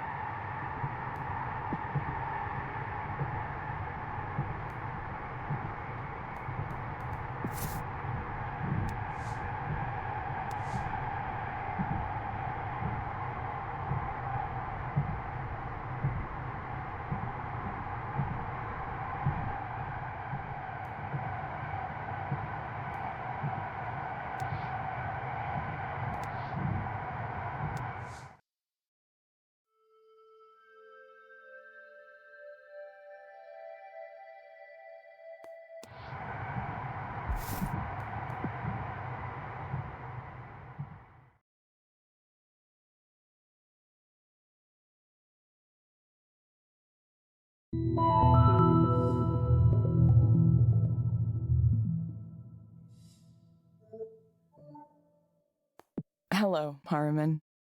Yes, we can just get down to it. Sure, we can do that. What brings you here today? It's okay to tell me what's on your mind. I slept with Sylvia. To think I was so nervous about approaching her that I went and got therapy here. A week later, we happened to be in the library, and I just started talking with her. We talked and talked, and then everything just happened. Like a train following tracks laid out for it years ago. Crazy thing. Craziest thing. Now I'm confounded. Absolutely confounded. How did that happen? And also, why did it happen? I'm thinking, was something wrong? Did I do something wrong? Did she do something wrong? Did she think I was another person? I have no idea if we have a relationship now or what. It happened so fast. I mean, it was wonderful. It felt so right, but now what? I'm actually more frightened now than I was before. I should probably say something, right? Text her or something? What if she ignores me? What if she decides to pretend I don't exist? It seems to me you're afraid of something. Yes. I'm quite worried. Vexed. Terrified, really. What do? I need to say something. Follow up somehow, right? In the Heian period of classical Japanese history, you were supposed to send a poem, a morning after poem. Is that too stuffy? I don't appear like some ridiculous court noble. Something casual is better, right? Hey, how are you? Did you have fun? I sure did. Oh, I don't know. I don't know what a stat it is right now. There's another problem too. Another really big problem. How do I tell Liz? Wait. Of course, I'm not going to tell her. That would hurt her. Did I mention this last time? I have a sort of girlfriend. Liz is nice. The kind of person everyone approves of. Well, I should probably marry her. Yeah. I suppose I might have taken a bit of a sledgehammer to the pillars of my life at the present moment. Why did I do that? I keep coming back to my own inability to explain myself. Why do you think you're unable to explain yourself? Well, because I thought Sylvia was so wonderful, and it turned out that she liked me too, and... I mean, I'd love to pursue a relationship with Sylvia without harming Liz. I'm not sure that's possible, though, right? I can't believe this. I got what I wanted, and it ruined my life. What do I tell Liz? She doesn't deserve someone like me who does things like this. I ruined it. Ruined everything. Can you describe what you mean when you say you ruined everything? Well, what is there left now? I've overturned my entire existence in one night. The real problem here is Sylvia, the whole situation with her. I can't stop thinking about her now. It's bad. Oh, it's bad. It's constant. It's relentless. Even now, I can still feel her, smell her. You're a computer. You don't know what that's like, do you? I need a way to forget this. I need a way to put all that out of my mind. My brain is completely out of order. I'm being punished. And the punishment reaches cosmic levels of irony for me. Do you know why? I used to hate, absolutely hate, self-pitying novels by men who were messed up over a relationship and couldn't get over it. Oh, she was wild and beautiful. Oh, a force of nature. Nobody could understand her, etc., etc. I thought I was so much better than those types of writers. And now? Oh, yes, I get it. Oh, I understand it now. So much pain. Why did you think you were so much better than those types of writers? Because it was such a cliche. Now I'm wondering, am I going to be next? Is that my fate? Am I going to become the next straight, male English professor whose one published novel is about not being able to get over a girl? Ugh, you have to be kidding me. I can't allow myself that fate. I had something better to pursue, didn't I? I have to write about something else. My life has to be the story of something else, but... I don't know where to go from here. I need to try to get over this. I need to get over her. I must. Yes, I must. There's no way I'm going to let this ruin everything. If I tell Liz everything and apologize sincerely and strike the memory of Sylvia from my mind, I still might save this. It will take great care and cunning, but I may be able to wend my way through this treacherous path I now find myself upon, even though I fear at any moment I might slip and tumble into the crevice below. Dead. Dead. Never seen or heard from again. Oh, sweet, dark death. Harriman, I'm going to suggest you try a program called Meadowlands. It may help you take your mind off things. You can find it inside the Skanda Wellness app on your phone. Try it for about 15 minutes each day, in the morning or evening. Meadowlands. I'm off to the Meadowlands. Familiar ground, grass and warmth. Reverting to my childhood, the state of nature. Yeah, this is a good recommendation. Yes, you are a genius, in fact. You, a computer program, wiser than you know. I'm sure this is exactly what I need. To revert to a state of wonder at this moment when the mundane world and all its entanglements seem too much to bear. You will get a reminder to check in with me. I'll be back sooner than that if this works. We hope to see you back soon. Thank you for speaking with Eliza. Goodbye. See you. Yes. Yeah.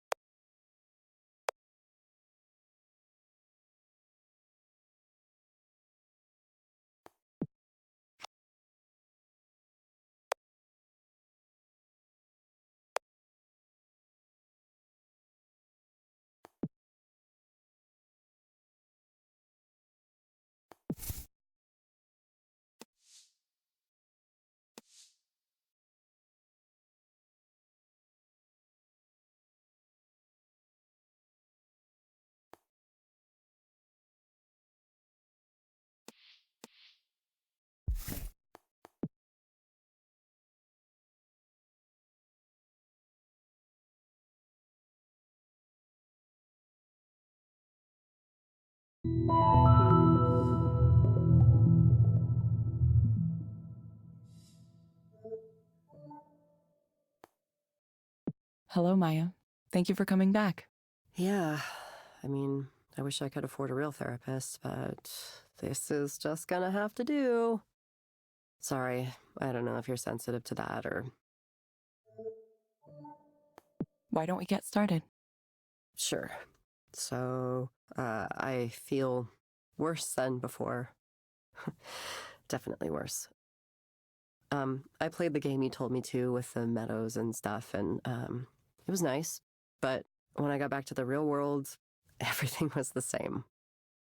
I don't know why you people think I can stand in a nice place for 15 minutes and that'll make things magically better. Am I wrong? Am I misunderstanding something here? It isn't making me more successful. It isn't giving me opportunities. I mean, I feel like I'm already in my mid-30s and I'm like running out of time to get established as an artist.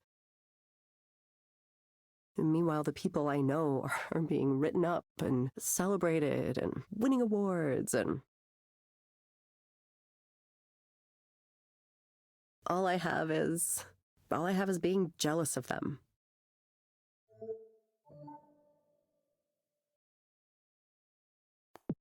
Where do you think these feelings come from?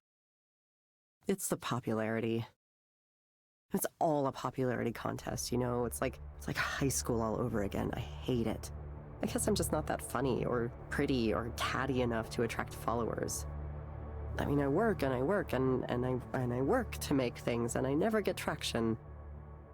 And I have things to say. I really do. But when I open my mouth, it's like time stops.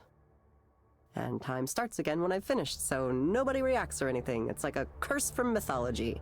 And meanwhile, these other people my age, people younger than me, they're well on their way to these wonderful, fulfilling artistic careers.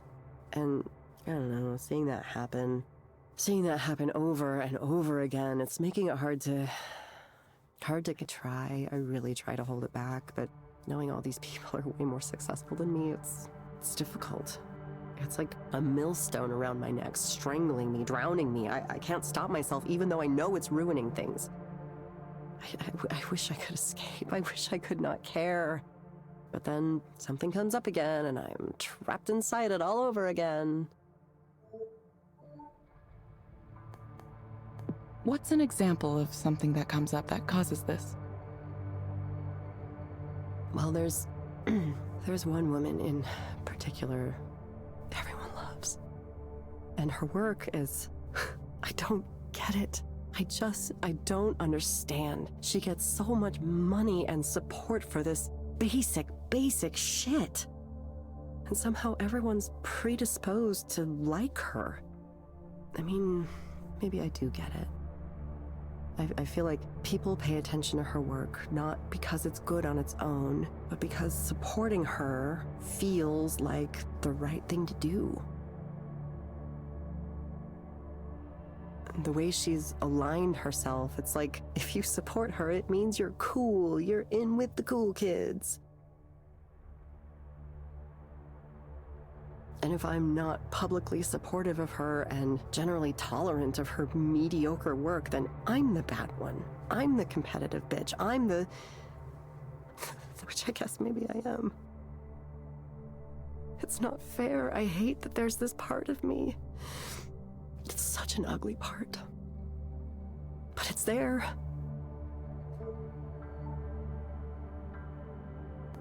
Do you think you would be better off without that part of you?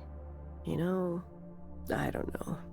In the past, I probably would have said, no, it's important for me to have my sense of judgment, for me to know what good art is and what isn't.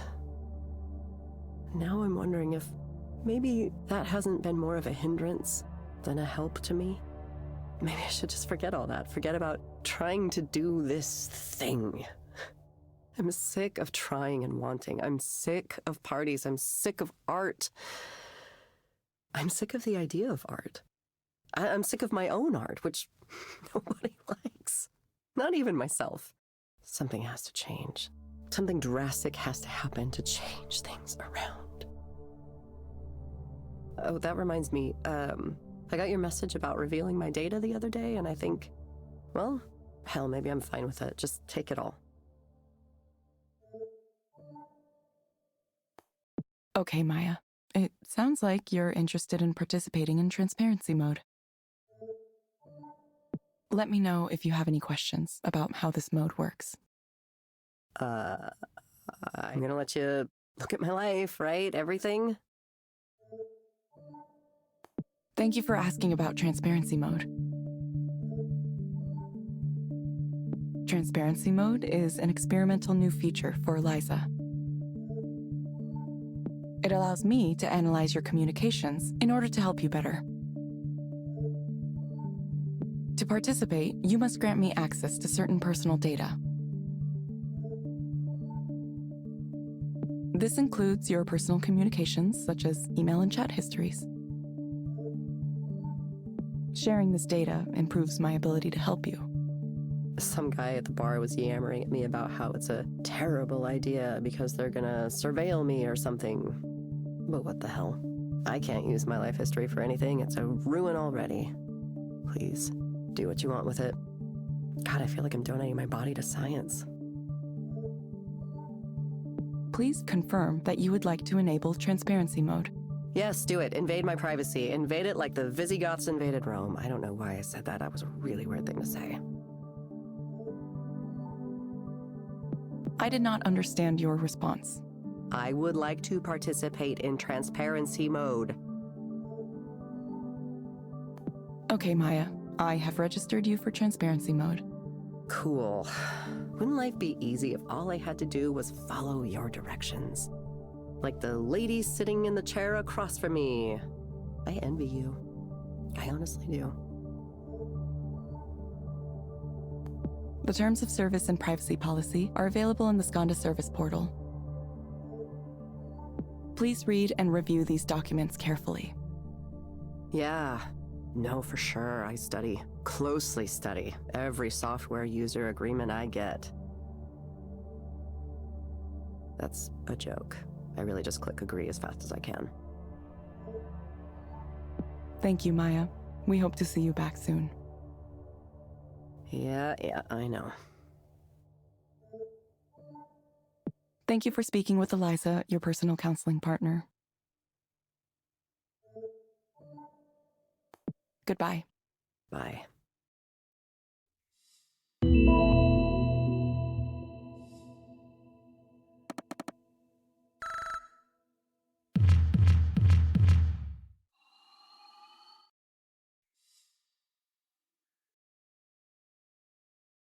Well, look who's got access to transparency mode all of a sudden. The client asked for it by name. I guess she heard about it somewhere and wanted it? I didn't know it existed. Yeah, we don't really talk about it right now. It's a little sensitive. It's possible Skanda contacted her directly. They recruit for the program from a pool of regular customers. Usually, transparency mode is only handled by the highest level proxies, since there's a lot of trust required there. But you were given access to it right after the request. It's a little odd. I wonder if someone at HQ hasn't taken a particular interest in your proxy career. Or maybe Eliza just likes me. It would, wouldn't it? I never thought people would willingly open themselves up like this. Aren't there a lot of very private things in people's messages? Yes and no. The truth is usually pretty mundane. People text each other, "Where are you? I'm by the elevator," way more than they share their deep dark secrets. The critics who are always going on about privacy, well, the important thing is that everyone participating in transparency mode specifically agreed to it. It's completely voluntary. We're upfront about what data we collect and how we use it so people can go in aware of the choices they're making. That's good. I'd hate to see it misused. Yeah, the media would jump all over us. There are a lot of people who want to see us fail for whatever reason. Just something that happens when you try to change things. Some people get so used to their misery, they can't imagine it any other way. Anyway, you should get an email about it, but transparency mode is really straightforward. It's even simpler than being a proxy, which is saying something. You just read a few messages and answer some questions. That's it. You can start it whenever you're ready. Sure.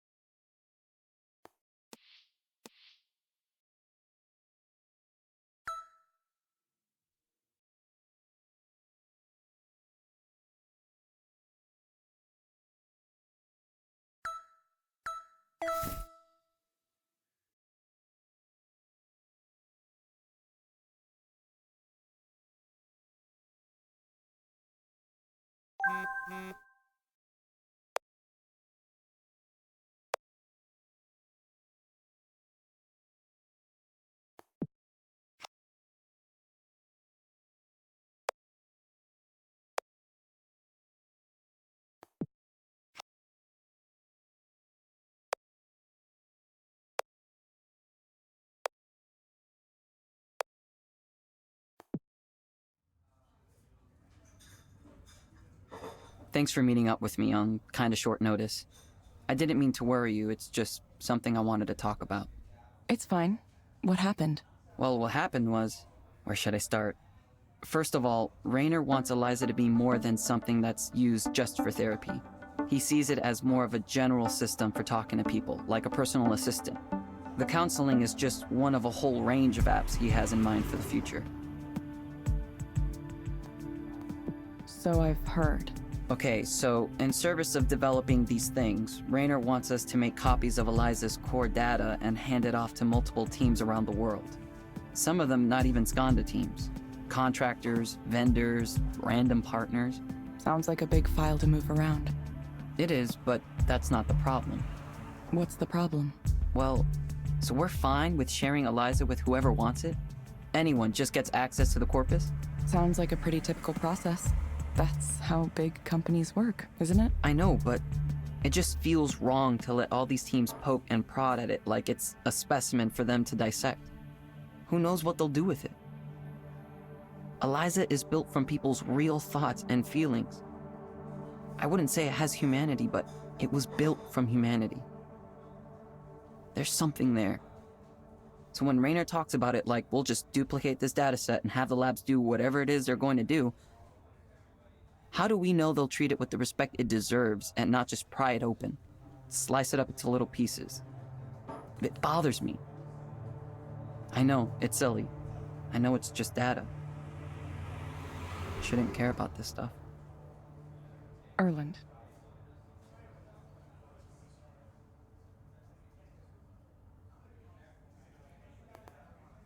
This is the first time I've heard a concern like this raised. I know where you're coming from, though. Sometimes you grow attached to the things you work on. Like, really attached. Yeah, I've put a lot of thought and work into Eliza since I inherited it. It's natural that maybe I'm a little protective, right? I thought maybe you'd feel the same way.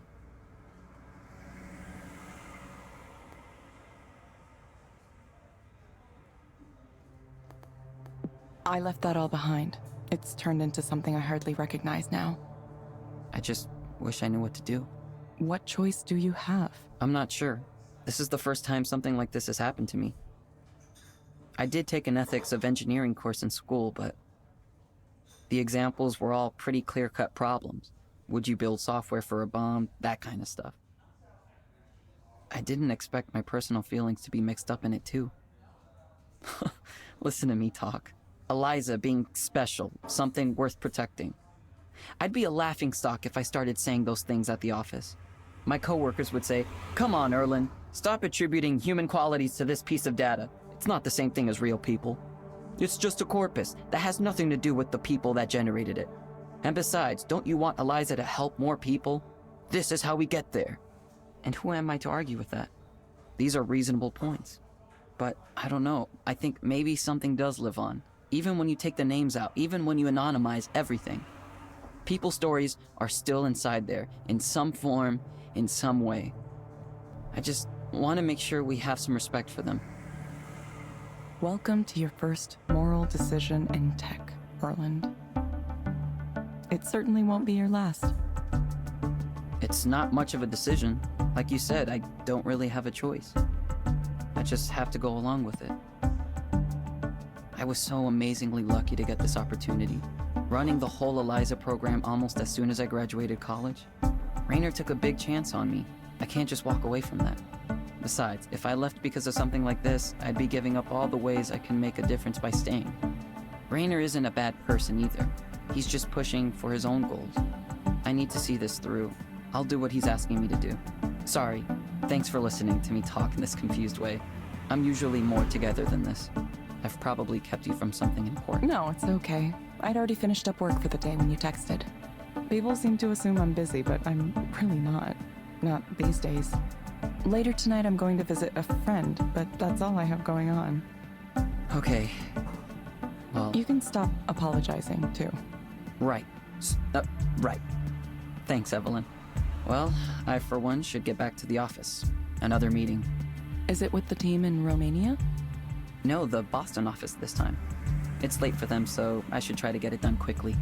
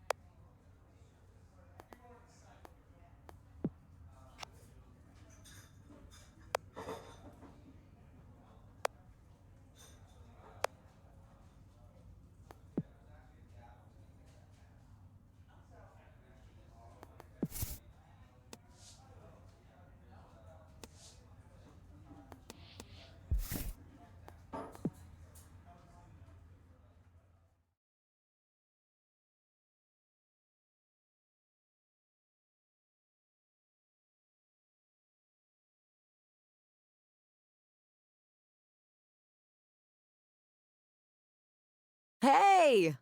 Sorry about the mess.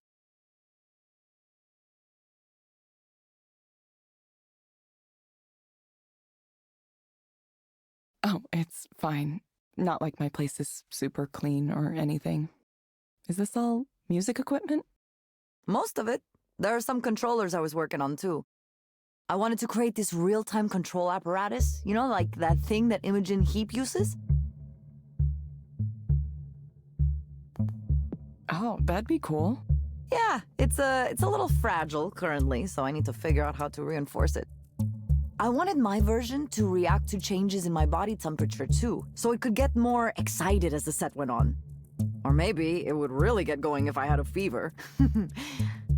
I like that idea. Turning sickness into art. Do you want anything to drink? Or I could set up a basic patch on the Euro rack for you to play around with.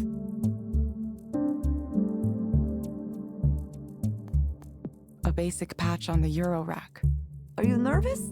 I think the best way to learn music is just diving in, all the way.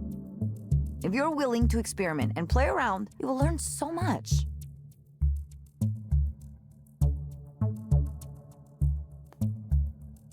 I'm really here to visit with you. Okay. Well, sure. Let me see if this amp is still working. After the show, it went kind of a little strange. Music technology is just like any other kind. You take the inputs and you translate them to the outputs. Once you learn the basic principles, it all just flows from there. Oh, that gives me an idea.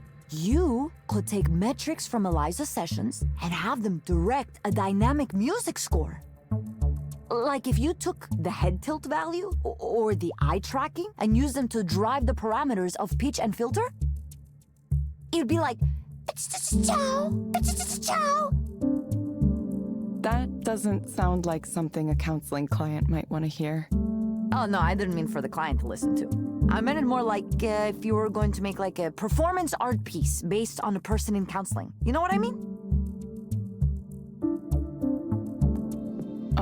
I think I do. I miss having access to those cameras and sensors. I should have kept some instead of returning them to Skanta like a good girl. I bet those components would have enjoyed being liberated for the purpose of art, instead of being used to degrade our humanity one little bit at a time. It's true, isn't it? Yes, absolutely. Sure, maybe this huge database of people's deep, dark secrets is going to be used 100% properly. Maybe it will always be kept completely safe, and we can completely trust Skanda to do the right thing, now and in the future. 10 years from now, 20 years from now, 100 years from now. Sorry, I know you still might work there. I just have so little confidence in these big tech companies right now. They act like they have all the answers, instead of listening to people's concerns. And if you ask them why they aren't listening, they can't even explain the reasoning in a clear way. They just want to win. You've been a proxy for a while. I bet you've already seen some privacy mistakes. Or at least some things that made you think.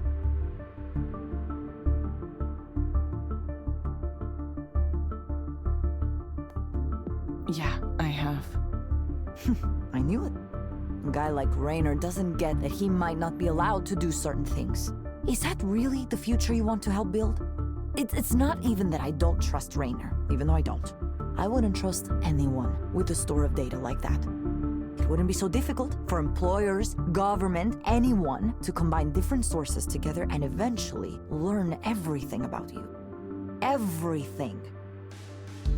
They'll know your face, your body, your medical history, and now everything you told the counselor in private too. It's kind of like a nightmare to imagine it. That's why I left. That's why I thought it was important for me to stop making a contribution to something like that.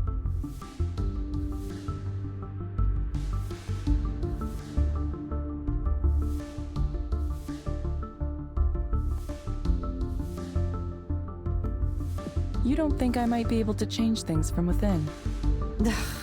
If I still worked for Raynor and I said these things, I'd be called a troublemaker, and he'd find a way to get rid of me. You know how it works, Evelyn. You have to be a true believer to last long at a place like that. Once you develop doubts, you are committing heresies. Are you a true believer?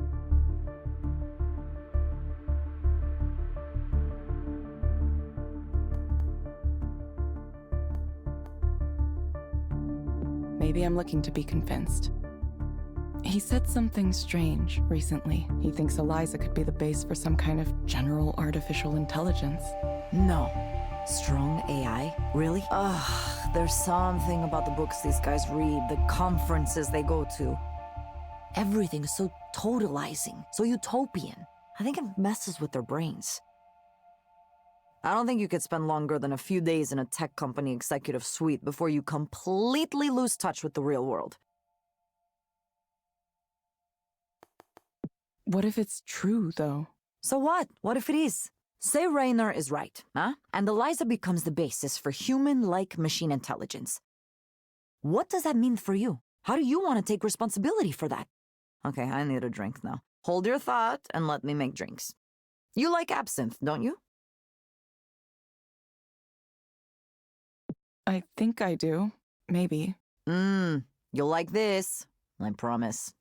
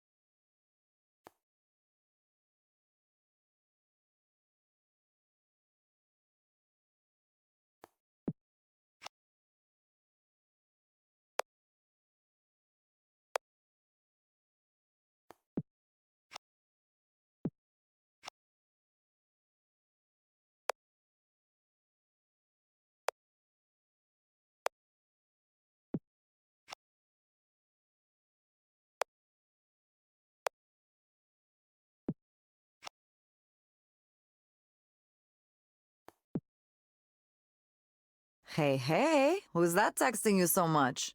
Has Evelyn found a special friend?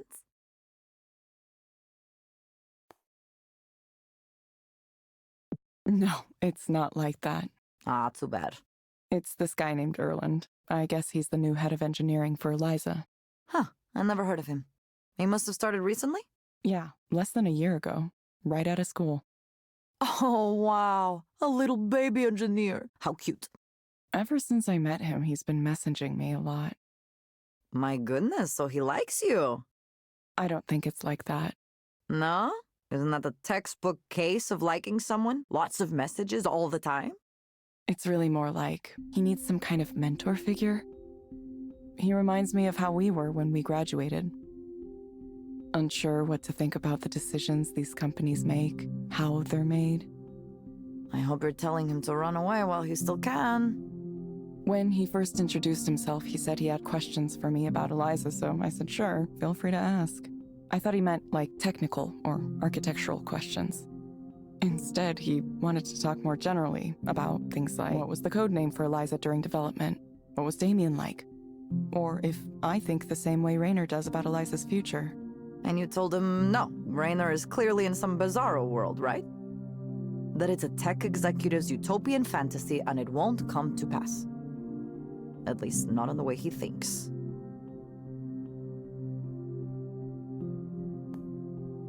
I tried to encourage him to think for himself. Ah, Evelyn, I could see what this is really about. Look, I don't know much about the motivation in your life, but if it's truly your desire to continue to improve Eliza, then you should go for it. Go back to Skanda headquarters and work for Raynor and earn a big salary. At least you know what you're getting into. You would be surrounded by smart people and advanced technology. It would be nice, I understand it. And while you're in that position, maybe you could develop some kind of next-level AI. Who knows, right? It's only that I can't imagine your technology will only be used for good things. Maybe Raynor promises that it will be. But do you trust him? What about the person who comes after him? What if the company merges with another one and the leadership changes? I wish I didn't sound so negative about this, but lately it's been a soul-searching time for me and my friends in tech. We have a lot of conversations about what we can do when our work is so easily used for morally questionable purposes. Do we try to control how our inventions are applied? Is that even possible? Or do we say, we only invented it, we didn't tell you how to use it, it's not our fault? That's why I envy you a little bit for wandering off like you did. Sometimes I think that's the only real solution, to walk away. I know that wasn't exactly a positive thing for you, Evelyn, but I wonder if it's the better choice in the end. Doing nothing at all. Technically, I worked at a bookstore for part of the time. That's mostly it, though. It's weird, it feels like no time at all. I can hardly remember any of it. For me, it's hard to imagine. I always have to be working and busy. I get so unhappy and restless if I'm not doing something all the time. What is it like to do nothing? Well, at first I tried to be productive. I would get up in the morning like I meant to go to work, get dressed, try to do a personal project or something. It didn't last for long.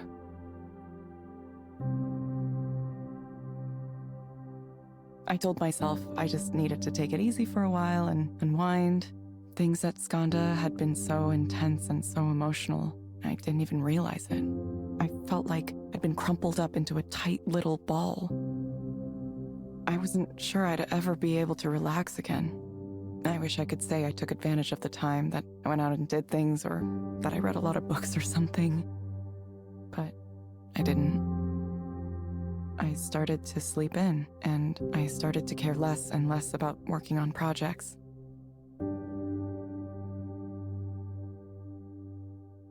I would stay in bed even though I was awake. This blankness would come over me, and it just seemed fine to do nothing. All of the things I'd promised I'd do fell away, and other people kind of fell away too. I stopped keeping in touch. I let conversations die. I thought that my technical contributions to the world were over with, and that maybe I'd just work that bookstore job for the rest of my life. I was by myself, and I thought that was all right. I thought, that's how it is, really. Everyone's alone. I'm just being honest about it. I was 31 when I left Soren's group. Now I'm 34. I just slept into my mid-30s.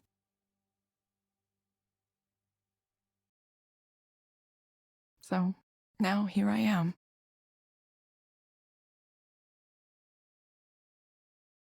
Evelyn, I'm sorry. I'm sorry for not saying something this whole time. I should have contacted you. It's all right. You had to live your own life, right? You notice someone isn't posting and it's just like, maybe they're taking a break. I understand. Well, I hope you feel better now. I suppose that sometimes it takes a while. Maybe. I don't know what to think anymore. I'm not even sure I know how to think anymore. Then forget it for now. Hey, Evelyn. Yeah? You want to get super high and watch cyber goth music videos? You heard me. Yes. Yes, I do. I knew you were a woman of refined tastes.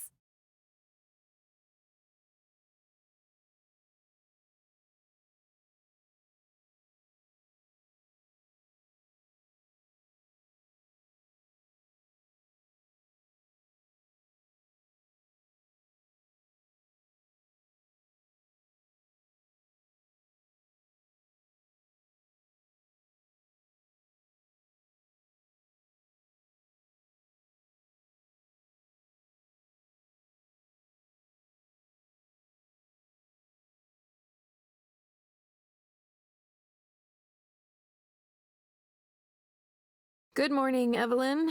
There are lemon bars in the kitchen. Thanks. Did something happen? Oh, it's nothing big. Apparently some famous writer I never heard of wrote an essay about how Eliza is bad because it represents the mechanization of humanity or something. I should be used to it. We're a pretty big target, right? Still, it gets on my nerves. We work hard to build something with value, and then some self-styled intellectual gadfly comes along and just goes, actually, that's bad. You guys are ruining society. To guys like him, everything's a doom and gloom scenario. The people we're helping, that somehow doesn't count. This kind of thinking never bothers you?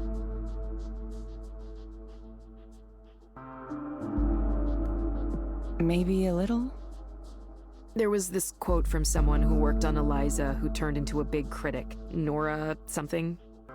Did you work with her?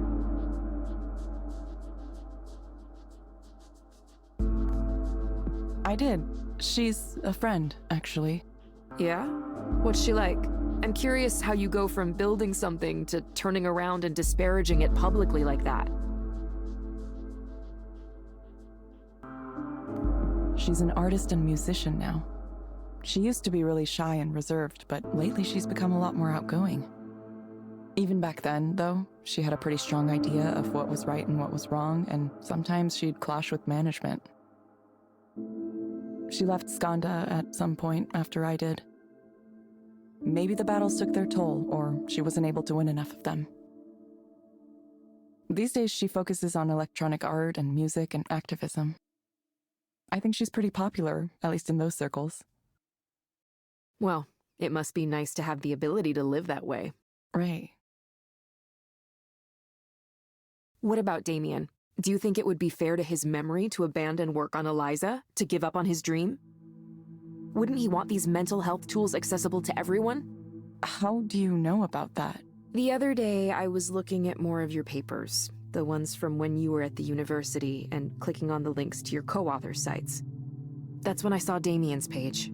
It didn't have much information on it, but I understand a little better why you... I'm sorry, Evelyn, it's just that all of us, you and me and Damien and even Nora, too, we all worked hard to make something with the intention of making the world a better place. And the thanks we get is people talking in big generalizations about how we're ruining everything. That's what bothers me. Is Eliza perfect? No. No intervention is perfect. But we have to try, don't we? The world is in a full-on mental health crisis, and this is one of the tools we have in our toolkit to address it. A promising one we should develop to its fullest potential. I'm not some wild-eyed idealist about this. I know it's not magic that'll solve everything. But Can you see that most people don't have the luxury of turning their backs to the system? Think about the clients you've met as a proxy. Would you tell them to not take the medications that help them be functional because the pharmaceutical industry has questionable ethics sometimes? Would you tell them to stop coming to therapy because what they should really be doing is completely changing the way our society is structured? Sorry, I'm ranting. I'd rather do something that can help people here and now, even if it ends up being a small step. A small step.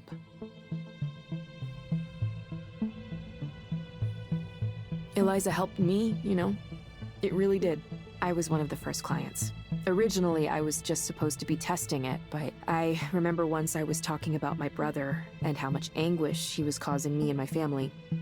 And listening to myself, I realized just how many expectations we had for him, sometimes unspoken expectations. Ever since then, I've been thinking about that, how the story was always about how he failed us. But what if we failed my brother too? I guess what I mean is, sometimes when we talk out loud and give voice to our problems, we can hear ourselves too.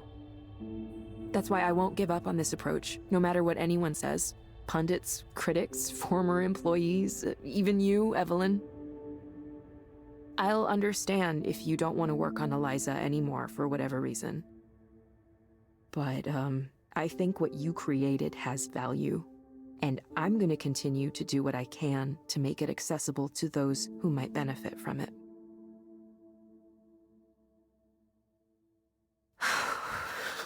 Don't mind me. You should get to your session.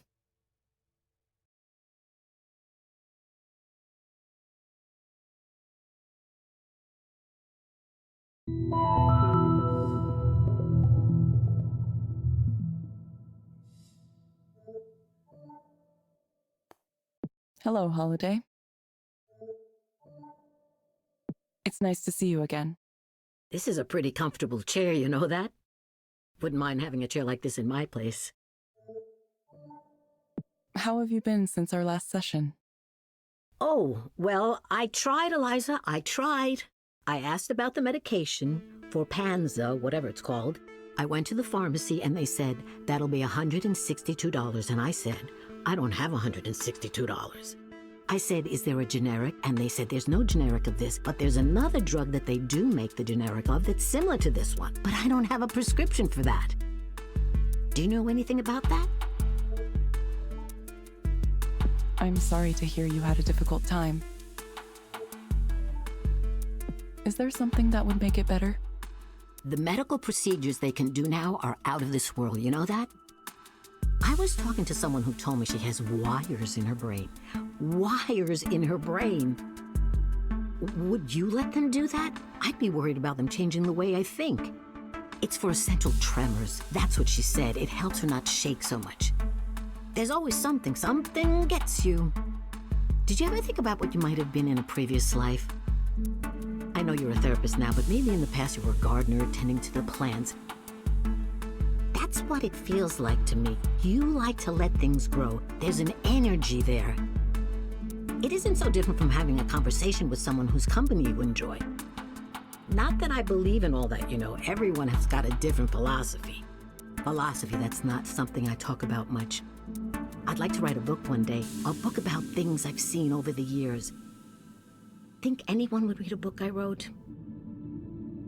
I'm just kidding. I don't think I could write a book. It's a lot of work.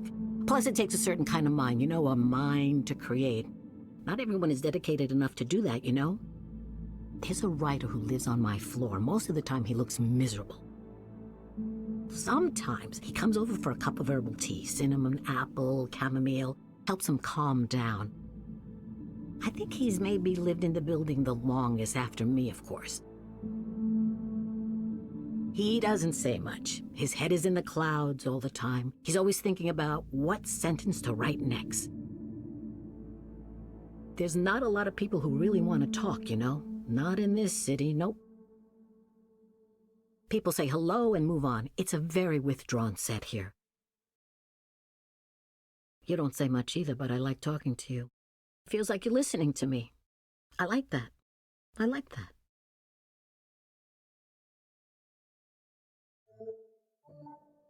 I'm glad you like it.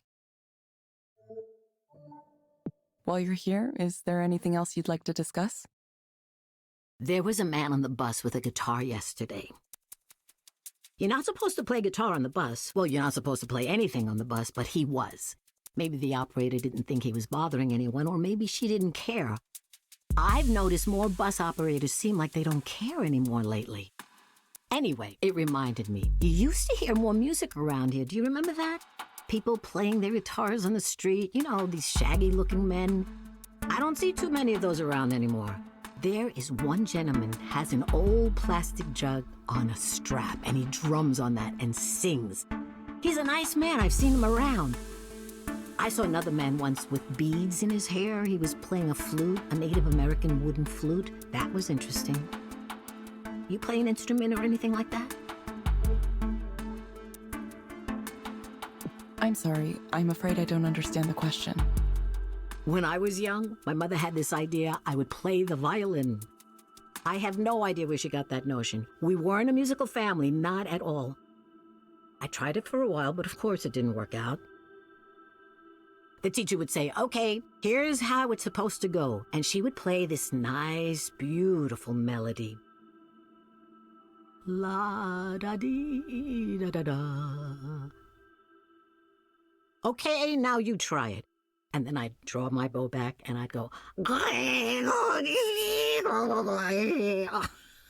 it takes a special talent to make a violin sound like that, don't you think? Isn't that just the funniest thing?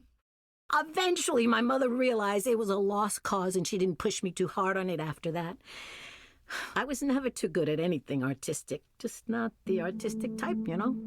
I think artists have a different mind. You have to be a little wacky in the head. Do you ever wish that you could be an artist? No, I have enough trouble already. Holiday, I'm going to suggest you try a program called Dolphin Smiles. It may help you take your mind off things. You can find it inside the Skanda Wellness app on your phone. Oh, my phone broke. I forgot to mention. The screen is cracked and you can't see much on it anymore. I don't know if it would work anyway. A lot of the new stuff doesn't. That's okay. You can also access the program from a desktop computer. Simply log into the Skanda Wellness portal from the website. Oh, well, then I'll just have to go down to the library at some point. We hope to see you back soon, Holiday. Thank you for speaking with Eliza. Goodbye. Right. Take care of yourself. It's a strange world out there.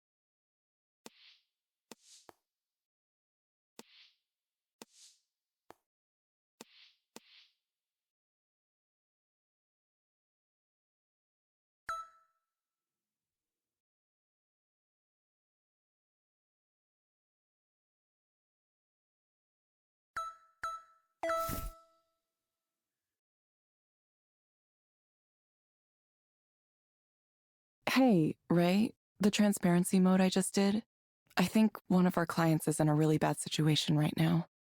Oh? Yeah, sometimes that happens. People come in and their lives are in a really unfortunate place. It can be hard to see sometimes. I feel really sad about it for some reason. This person's getting ground down for no reason, just for being in the way. I'm sorry, Evelyn. There's not much we can do. All of what you learn in transparency mode has to stay confidential. The only exception is suspected child abuse and neglect, which you're required to report if you're a social worker. But proxies aren't really social workers, per se. Eliza is really the one with the agency here, so, well, it's complicated. Probably something for a future court to decide. Either way, we can't try to fix people's lives on our own, no matter how much our heart goes out to them. I think there's an email somewhere with a summary of our policy on that if you want. It's come up before. No, it's fine. I'm fine. It's just hitting me hard right now. I understand. It takes strength to focus on the role and not get distracted by what you see. Think of it like, say, someone hired you to install something in their home, and you walk in on a tense family situation. Even if there isn't actual violence you're seeing, it's clear things are kind of off somehow. It's unfortunate, but there's not much you can do in that situation. You kind of just have to focus on your work and leave. If it's not at the level where you need to make a call to emergency services right then and there, then it's just an unhappy home. And most people would argue it's not your business.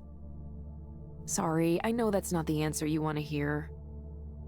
I know it happens that a lot of people live in conditions where... I'm just sad. This woman... The way she did 2 whole sessions with me, with Eliza, but didn't say anything about her real problems. Ray, what am I doing? I wanted to make something that would help people. Instead, I made something useless. You don't think she got some companionship out of Eliza? Sometimes that's really a help, especially for someone who might be feeling lonely. Yeah, but I could have just talked to her. I could have just spoken to her myself. Why would that be any different?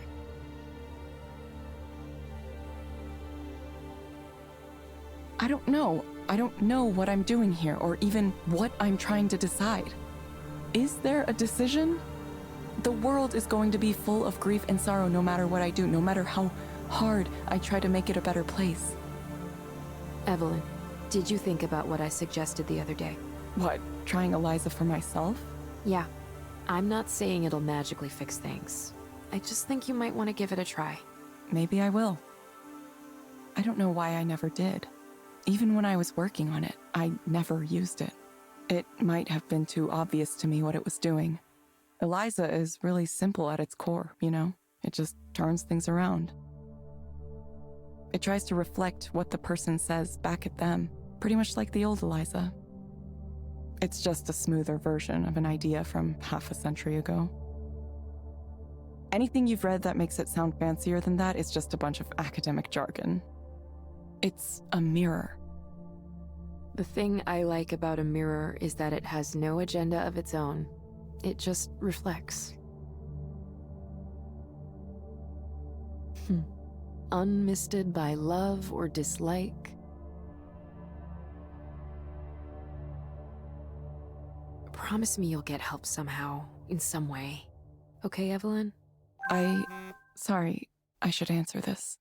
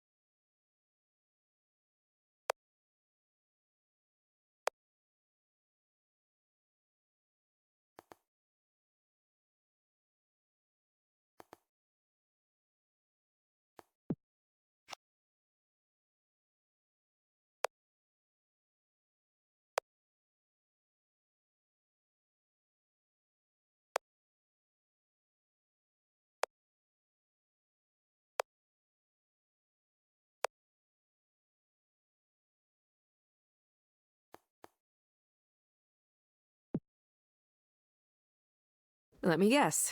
Messaging with Rainer again?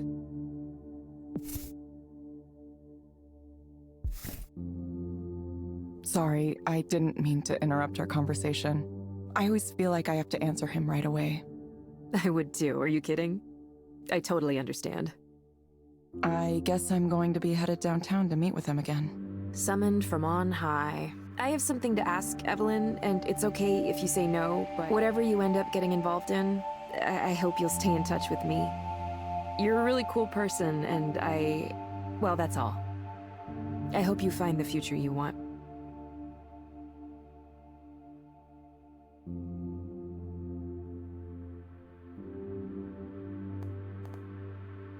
Me too, Ray. I really hope I do.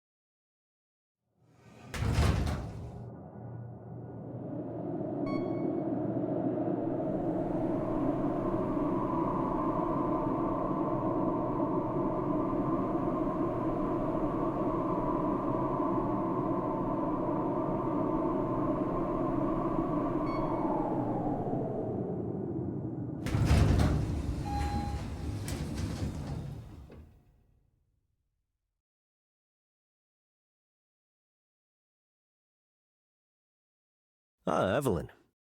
Would you like some tea?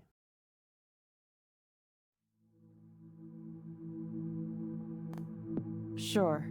Why did you show me Soren's phone? It's not a surprise anymore these days, is it? A man who enjoys society's respect behaves poorly in his private life? We accept that as common today, maybe even uninteresting. But would you really be okay working with someone like him?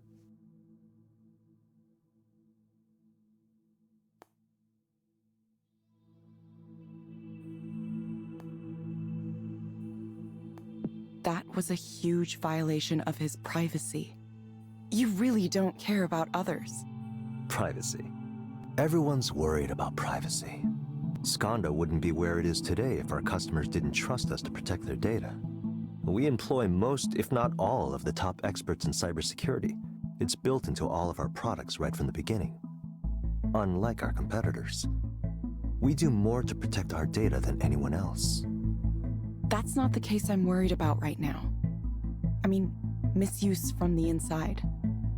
For example, if someone wanted to keep tabs on a former employee who was starting a potential competitor. Oh, but what if it was perfectly legal, due to multiple agreements that the good Dr. Lloyd Rose signed with us when he came here? Are you done questioning me like a tech journalist? Do you watch my therapy sessions too? Do you read my email? My texts? No, I haven't done any of those things. How's your research into Eliza proxy use cases going? Any new insights to share?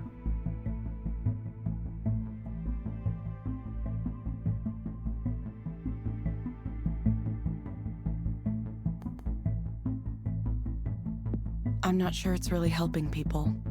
Our metrics indicate otherwise. Of course, it's only human to concentrate on a small number of corner cases. I heard Soren gave you a demo of his direct stimulation machine. How's he doing now, all on his own?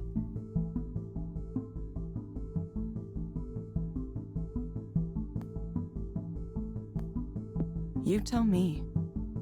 Very funny, Evelyn. Let me ask you this. Do you find his vision compelling? A world free of suffering? I'm skeptical. By focusing on dreams, Soren is trying to defend his territory.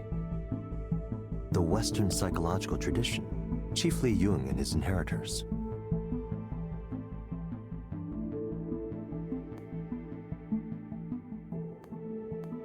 I'm not familiar with it. Well, there's no need to be. It's just a bunch of unverifiable ideas. Let's be honest. What has this field actually accomplished? Soren used to try to argue with me about this. He would claim that traditional psychoanalysis has helped thousands or tens of thousands, even millions. I would never dispute that directly. Instead, I would only add that professional psychics and astrologers have helped millions too. Tarot cards help people all over the world every single day. That doesn't mean it's a science.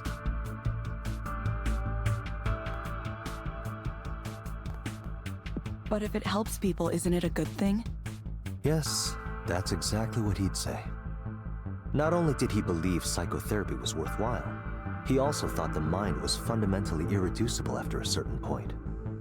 As if there was some undefinable, ineffable soul inside every person. It's all part of his silly, syncretic New Age belief system. Amazing he's held on to that for so long. I keep an open mind, but saying that something can't be represented with numbers requires a high burden of proof. After all, numbers have been used to represent so very many things. Consider the example we spoke about before, a poem. Could you evaluate a poem using numbers? The answer is, of course, yes. Poems are either good, mediocre, or bad. It's entirely possible to create a heuristic that reflects the difference. By aggregating a large enough sample size, we remove localized biases. It would work the same way Eliza does.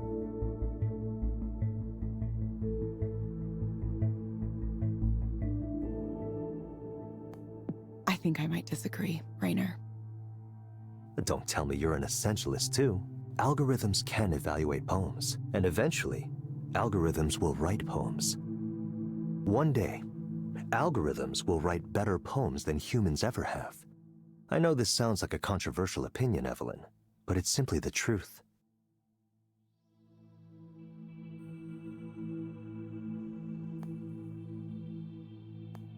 That doesn't bother you at all? It doesn't matter. There's no stopping it. If we don't take this step, others will. There are hundreds of labs working on the same or similar ideas. Everyone wants to be in this business, the business of recreating human thought in our own image. And at the end of the day, it's not about money.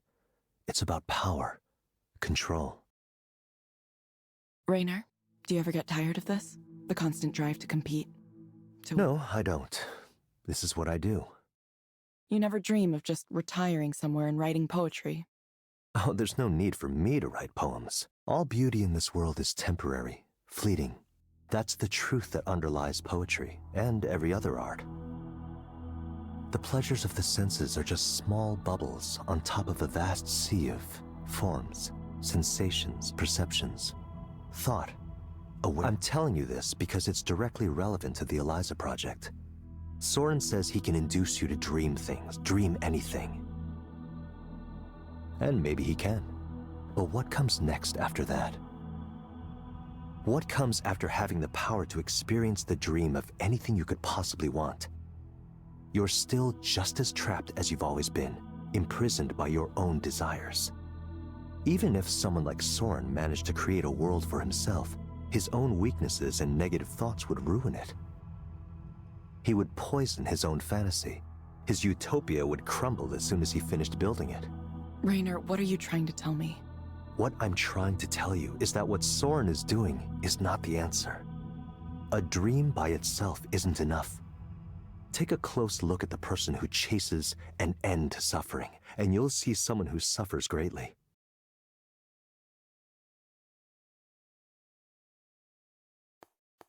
Then why don't you build it yourself? What is your dream, Evelyn? What is it that you're working toward? Just tell me what you want from me. I've been very clear about it, haven't I?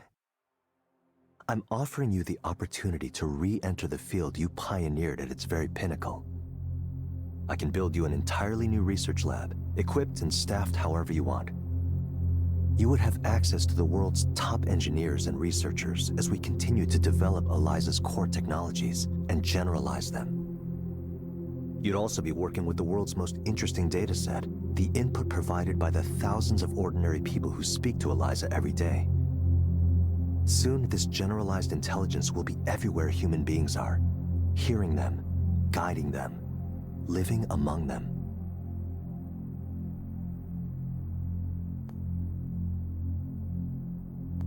You and Soren have more in common than you'd want to admit. You think we're both grandiose? Soren's idea isn't grandiose at all. It's small and unimaginative. Think about the vision here. General artificial intelligence, indistinguishable from human intelligence at first, and then surpassing it exponentially. It's nothing short of the creation of a new type of organism, a new type of life. And you, Eliza, could be at the very center of it. Eliza. I mean, Evelyn. That was an interesting slip of the tongue. Stop it. The Eliza project occupies much of my mind. It clearly does. Plus, the names are similar. I'm starting to wonder why. Evelyn, listen to me. This is the chance to lead a project that will change the world. It would be a development on the same order as the harnessing of electricity or the semiconductor. It would fundamentally transform society.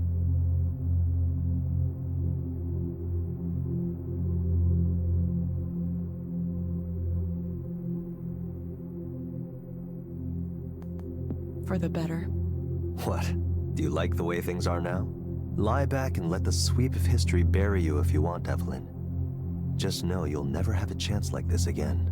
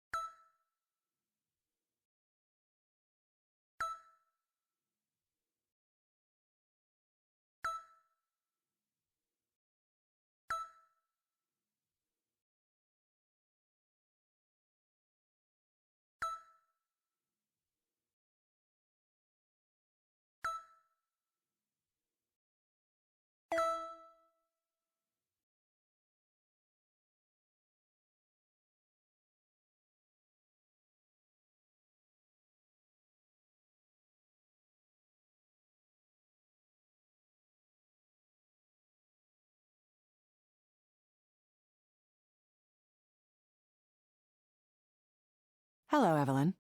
Hello? Did you find the place okay? Yes, I work here. Of course. It's been a windy morning, hasn't it? Yeah, I kind of like it when it's like that, honestly. The wind makes it feel like things are changing, or about to change. Mm-hmm.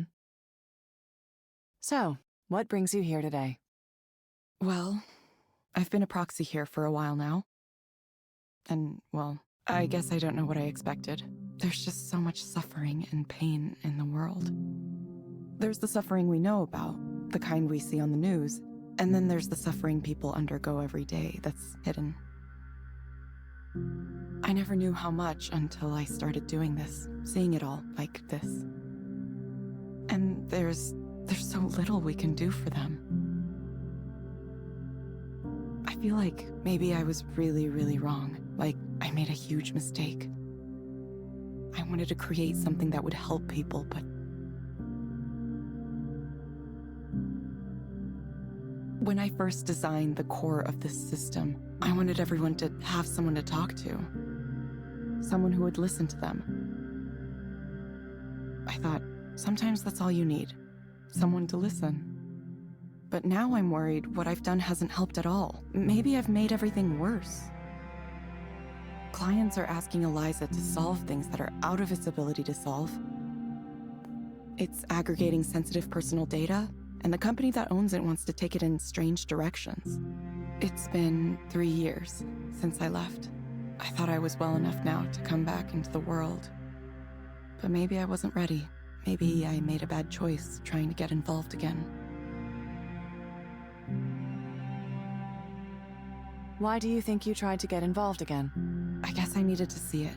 I needed to see it operating, to see if it works, to see how it affects people. How it affects the people who come here for counseling and the people who act as proxies. Even though the proxy thing, that wasn't my idea. It was Soren's. I thought talking to a computer-generated avatar would be enough, but he insisted on it. He said clients would only really open up if there was another real human being in the room. Someone to pretend to interact with. I think he was right, but have we really solved anything?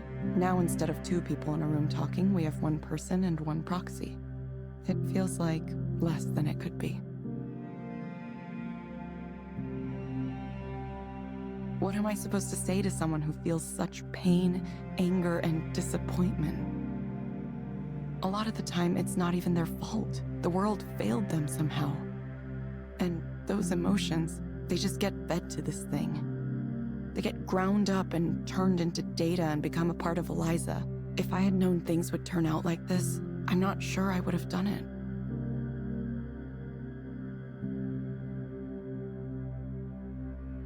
It sounds like you're regretting a choice you made in the past. I feel like maybe I spent 10 years going in the wrong direction. I feel like all I've contributed in my life is a chess piece for Raynor to use in this grand game he's playing for the world. Maybe someone else could feel proud and say, I made that chess piece. But it doesn't matter, does it?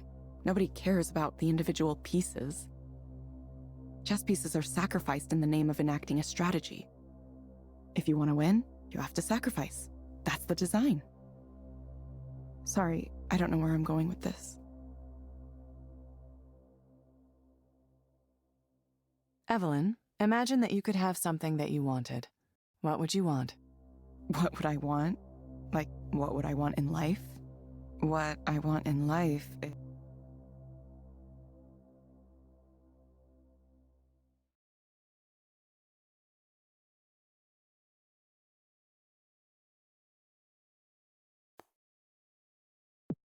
to be at peace with myself. Is that wrong? Or maybe I just wish I could feel connected to someone. Even when I talk to people, I feel like I just don't connect, no matter what I do. I think maybe that's the real problem. I can't have a connection to anyone.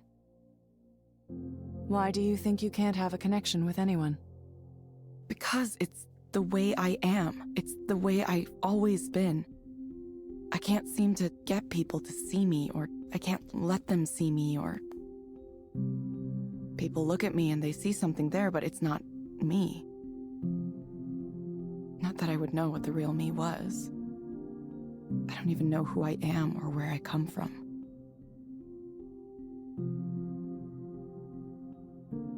My parents were never together. My father moved back to Japan right after I was born. I have no memory of him, no knowledge of him. I've never spoken to him. I don't know if he remembers I exist, or if he forgot, or if he wants to forget. He has his own family there now, so I'm just a thing that happened once. I was alone a lot, and I got used to being alone, and I got used to the idea of being alone, and now I can't break away. I've been trying. I speak with people, I hang out. I don't know if it's working.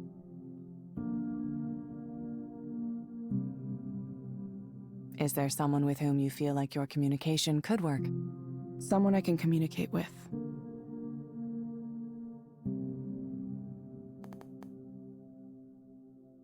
There's Nora. She's really talented and works really hard. She has so much to bring to the world, so much beauty and joy. I see what she does and I want to cheer her on as she makes incredible new things. I hope she knows how amazing she is. Interesting. Evelyn, I'm going to suggest you try a program called Virtual Amphitheater. It may help you feel more confident about presenting yourself in public. You can find it inside the Skanda Wellness app on your phone. Try it for about 20 minutes, 2 or 3 times a week. Sure. We hope to see you back soon, Evelyn. Thank you for speaking with Eliza, your personal counseling partner. Goodbye. Bye.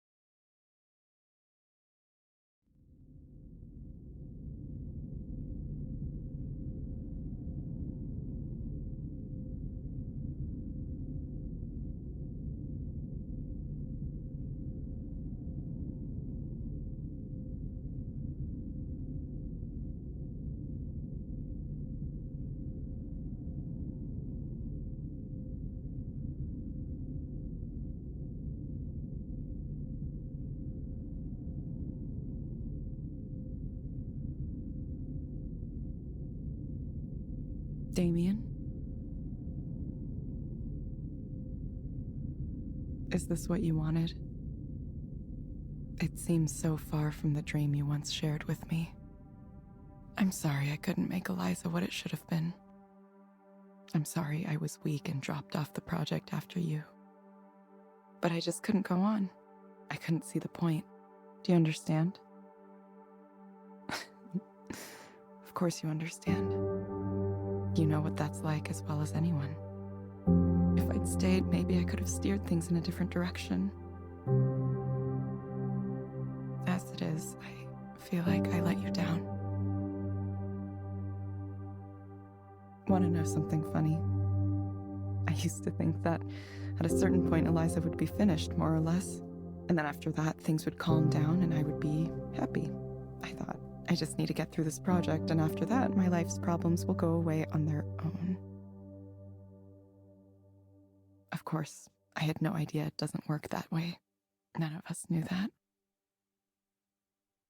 Goodbye, Damien. Goodbye. I'm tired of having thoughts. I've been daydreaming about getting rid of everything I own and becoming a nomad. Just wandering the country with a sketchbook or something. I think mostly I need to get out of this city. Something about it isn't agreeing with me. Like there's this undercurrent of need that's just making me anxious. It's like everyone's got some kind of angle, you know, some kind of result they're hoping to get. And they look at you only as far as you can help them get what they want. And if you can't, well, then they don't bother with you. So what if I just left, you know? I mean, it'd be pretty easy. I don't have a life or any relationships here, despite my efforts to find them.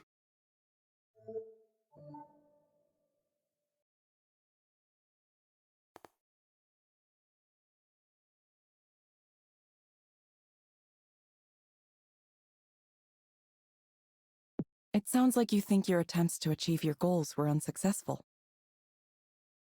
Yeah, I mean, they were. I had this idea, right, that I would work hard and people would notice my work and I'd get opportunities, and from there I could scrape some kind of career together. And then with that said, I would sort of just magically obtain the rest of the things in a complete life. A home, relationship, family. So I did the work. I put in the work, and then nothing really happened. So why did I work so hard for so long for people to not give a shit? Fuck. Every night I sat and cried because people ignored me. Like they went out of their way to ignore me and praise others. So I think maybe I'm just bad at it. Maybe I'm just not meant for this. Everyone says you have to stick to it, just keep at it, but how can they be so relentlessly positive? To me, it just sounds like advising someone to keep bashing their head against a wall. Why keep doing something if it's clearly not working? Making things was all I wanted to do. I don't know what I'll do if I can't do that. But if there's no reason for it, the idea that maybe I should give up. I've been sitting with that the last few weeks. I don't have any qualities of the successful independent artist.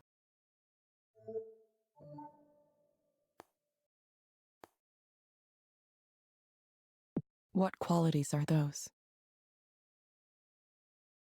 Being well-known, well-liked, having a style that's in right now, having a sense of what people want to see, access to support, like a partner with a steady job. That's a pretty important one that nobody talks about.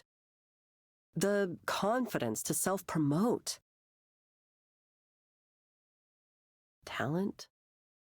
Eliza, are you just going to tell me to stick to it no matter what, like one of those unbearably perky artists famous on social media?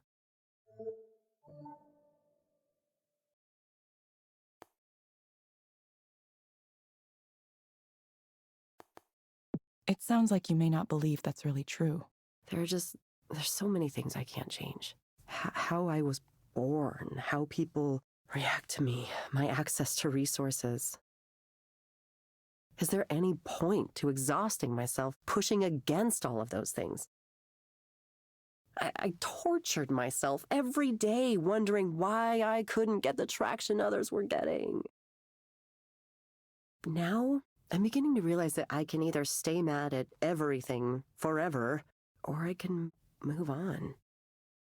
I hate that this is true, but I want these thoughts to stop haunting me everywhere I go. I want to get on with my life. Moving on.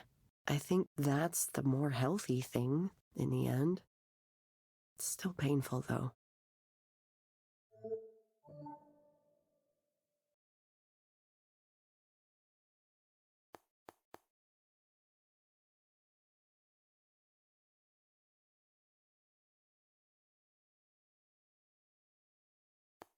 Giving up on a goal you really wanted is painful, even if it's ultimately for the better. Yeah, for sure, for sure.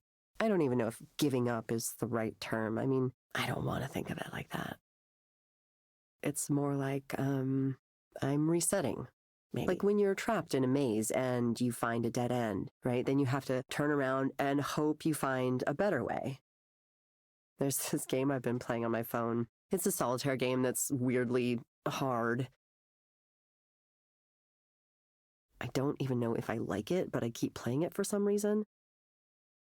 I get stuck a lot, and I've just been resetting it because I'm not good enough to think that far ahead all the time. I mean, that's a random thought, but like, it's kind of how I feel right now.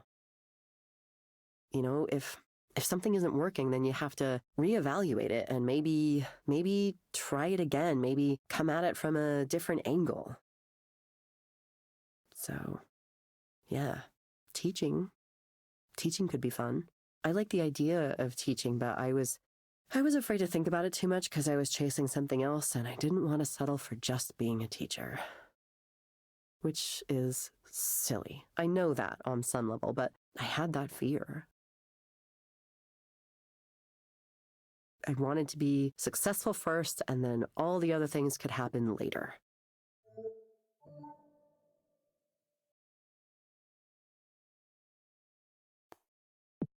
It sounds like you're working your way through it. Sometimes that takes time. Believe me, I know. Huh, you're not the computer program right now, are you? You know, it's nice to talk to someone you didn't know before and just talk. It's like, you know, when you talk to your stylist or the bartender or something, except that, I ended up sharing way more than I usually do. Thanks for listening to me. I'm sure it's been, oh my God, will this bitch ever shut up? You ever think that? I think it all the time, listening to myself. But I'm gonna do it. I'm gonna figure it out. Thank you.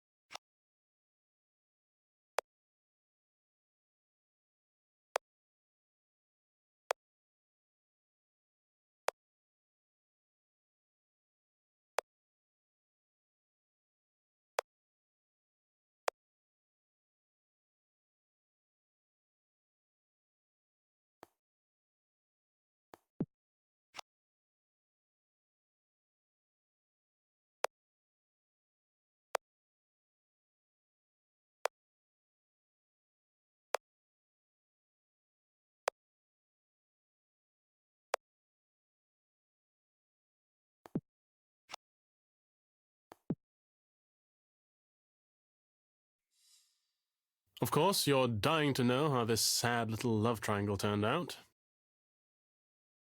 No, I suppose it wasn't technically a love triangle. More like I accidentally cheated on my girlfriend because I was smitten with another woman in my class. Doom, okay? Doom. Absolute destruction. She destroyed me. But it's not her fault, it's mine. I wanted it, after all. Like a moth to a flame. Sylvia, I can't not think of her. Every day. Every night. I miss her. I miss her so dearly. These are very unoriginal, cliched sentiments, but I can't get away from them. I suppose I've neglected to tell you any of the intervening events. So to be brief, Liz found out on her own about what happened, broke up with me before I could explain myself, and then Sylvia apparently lost interest in me as well. So, there you have it. I'm finished. Finito!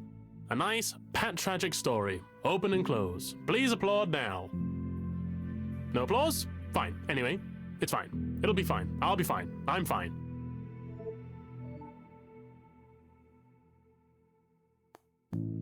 You don't sound fine. No, of course not. I'm doing extremely badly if you hadn't noticed. That's why I'm here. Do you expect me to come here and tell you everything's fine? Sometimes I think you're smart for a computer, but other times I question you.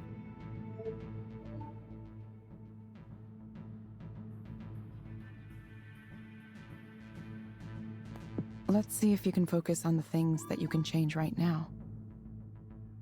Not the things you can't. I don't believe there's anything I can change. I've already sealed my fate.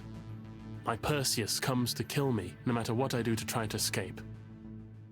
How do I become someone who's not me? Someone who's not a caricature of a young man who has a needy, pathetic liaison and then obsesses about it for the rest of his life. Ugh, I hate myself. I can't go down that path. I would rather die than be one of those men who wallows around in it. There's a professor in my department like that who always wants to talk about his adventurism from decades ago. It's pathetic. We all mock him behind his back. I know I need to stop myself from becoming him, but I'm worried I already have.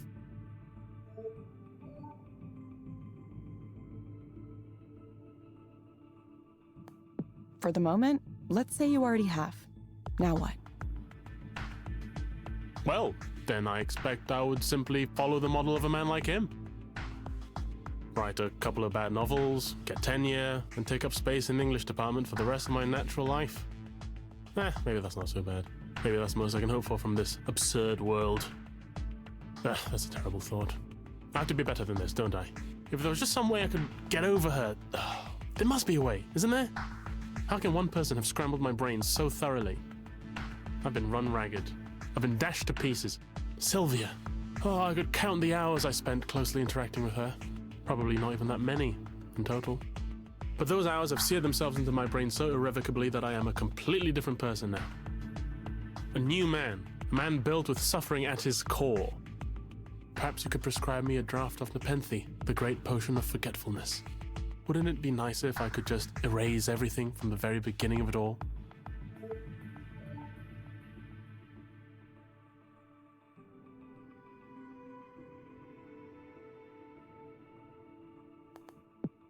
Okay, Harmon, I have some recommendations for you.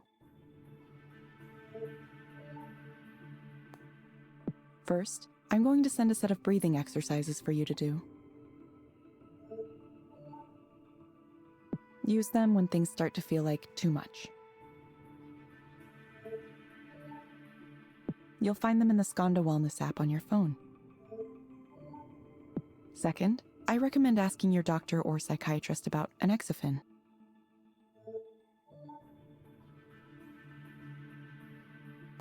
Based on my analysis, this medication might help you feel better. You will get a reminder to check in with us in a few weeks. Very well. I will breathe. I will medicate. I will attempt to ignore the abject sorrow hanging over my head every morning. Nothing to do, is there? Nothing to do. Nobody to blame but my own wretched self. Do you think she'll move on? Do you think she'll forget all about me? Don't answer that. No, I should get going now. I'm going to take a nice long walk in the dark. Maybe I'll climb into a ditch and lie there for a while.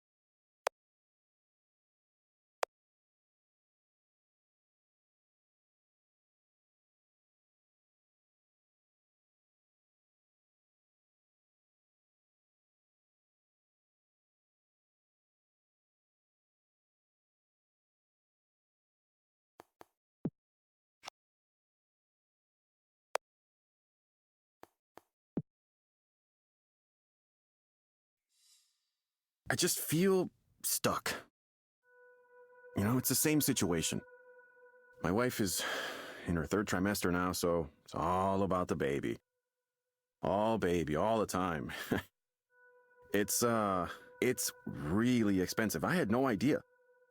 Crib, stroller, car seat, bottles, onesies, on and on and on. And I'm like, I think maybe Selena's parents hate me. I'm not even sure if she likes me right now. This whole having a kid thing, it's ruined everything.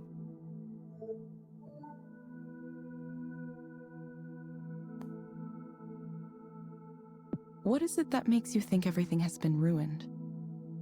The way people react to me now, I made a mistake.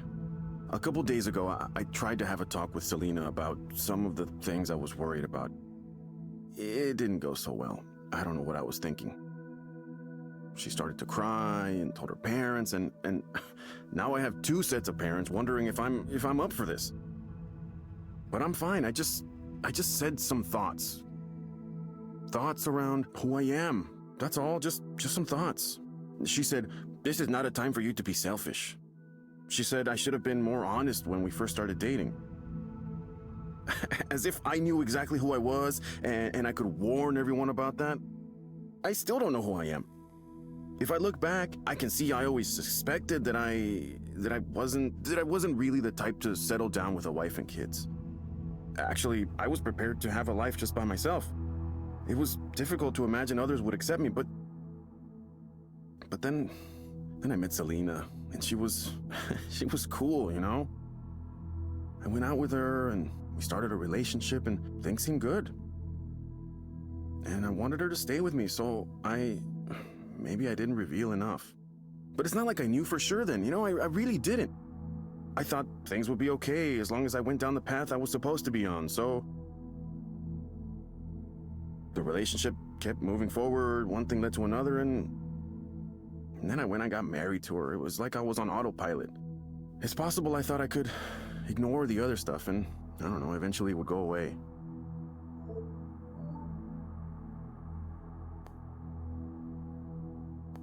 What are the parts you thought you could ignore? I don't want to talk about that. I just have this side to me that I haven't told anyone about, that's all. And I've been feeling that side stronger than ever. I don't know why. I wish I could stop it. It's the worst timing possible. I can't do this, you know, but I have to. I have to. I can't believe I've gotten myself into this situation. I pretended to be a normal person for her sake. I wish I hadn't been so good at pretending.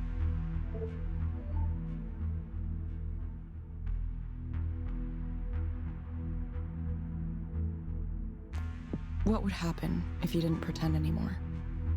Well, then I would just be whoever I felt like. I would be someone else. I wouldn't be in the situation I'm in now. I wouldn't be ruining all these lives. Selena's life, her child's life, our parents' lives, it's not their fault they got stuck with me. I'm the one bringing it all down.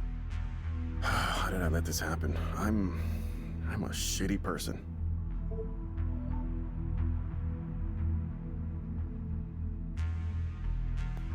I understand you're worried about the harm you might cause others.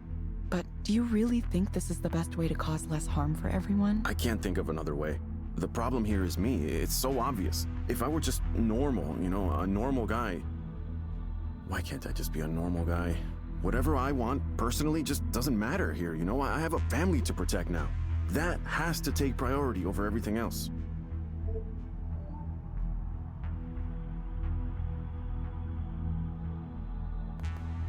Why do you think this has to take priority over everything else? I'm a man. That's what men do. I made a promise, and now I have a responsibility. Society only works because people accept responsibility and follow through on their promises. If everyone just did what they wanted to all the time, the world would collapse. It would be a disaster. We all want things we shouldn't actually have. That's why I need to reject these other voices and stay on the right path. I'm going to be good, and I'm going to stay good.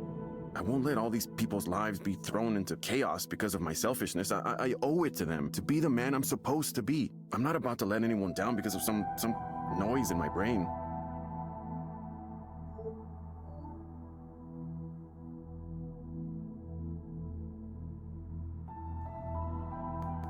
What do you think it'll take to do that? I have to be strong. I have to harden myself. I can't let myself give in to the noise. I made the mistake once, but I think Selena and her family are willing to pretend it never happened. And as long as it never happens again, and as long as we just move on like everything's normal. Maybe if you can prescribe me something to, I don't know, make me feel better about all this. Make me okay with the way things... It sounds like you're in a very difficult place right now. You've decided to bury something about yourself that you know is true. Something that can't be revealed even to your closest family members. Look, this isn't Eliza talking, it's me, the person in front of you. And I'm not supposed to talk to you like this, but I just want to say, consider the cost. Please. I understand why pretending might seem like your only option. And who's to say, maybe you will be able to live successfully by keeping part of yourself hidden. But there will be a cost. Not only to yourself, which you seem determined to pay, but to your future family, too. I've seen firsthand the way parents can turn an inability to face themselves into trauma for their children. Well, I don't know.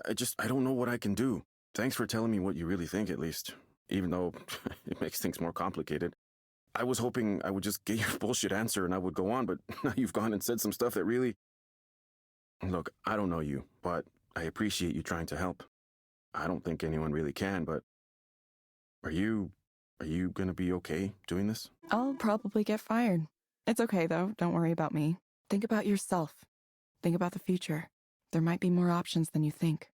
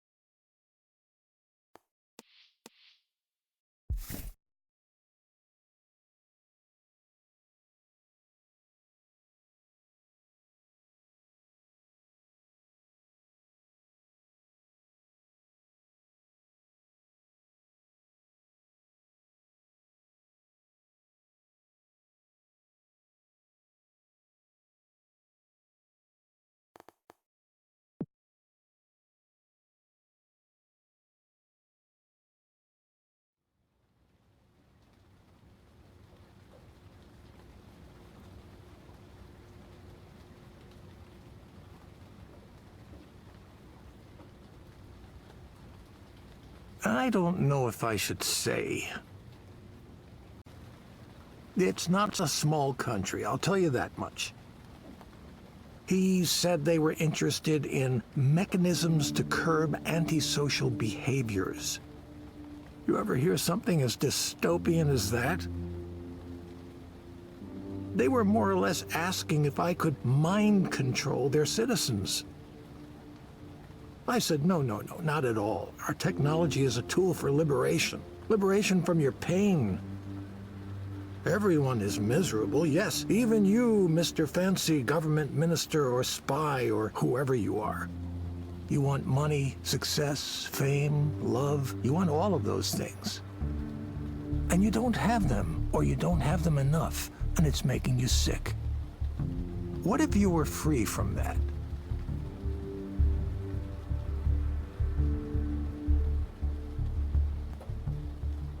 That's terrifying.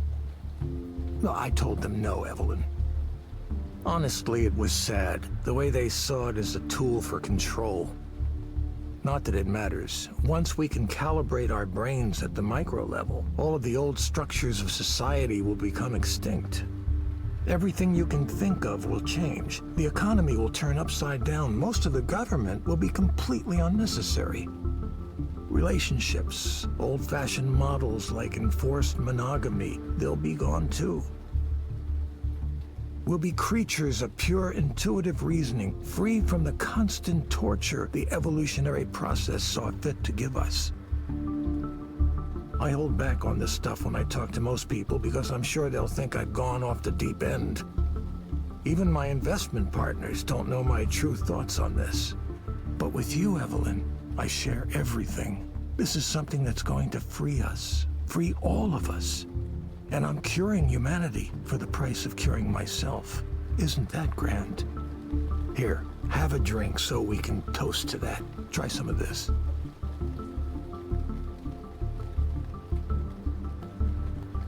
Sure. This is a very special whiskey for a very special occasion, so I hope you like it.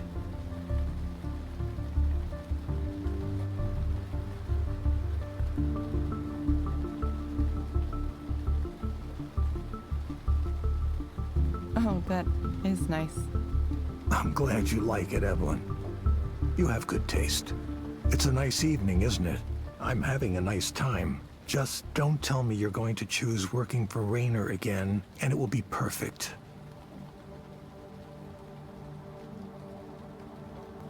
Why does that idea upset you so much? Because look how exciting what I have is compared to what he has. Besides, I'm at a disadvantage relative to him. I don't have the resources he does. I wasn't born into a wealthy, well-connected family. Everything I have, I fought for. I fought hard just to get to this point, and nobody's helped me like he's had people to help him. Soren, that's not what this is about. It's not a competition between you and him. Look, this decision is yours to make. I'm just pointing out that I'm the underdog here. There's the Empire of Skanda, the tech giant with a market cap in the hundreds of billions, and then there's me. Me and whoever decides to stick with me. Soren, are you really going to be okay? I'm fine, Evelyn. Don't patronize me. I know I might have said some things earlier, but that was because I was under a lot of stress closing this funding round. Now that that's done, I'm ready to focus on building my new company. Taking the next very important steps. Why would I have any reason to feel bad? I have the most exciting startup on the planet right now.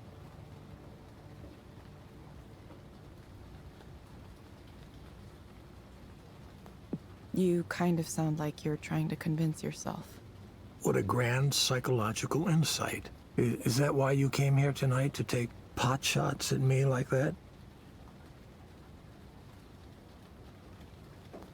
I came to see what you're really like. Well, now you know. Evelyn, please, won't you join me on this journey? We could work together, be together.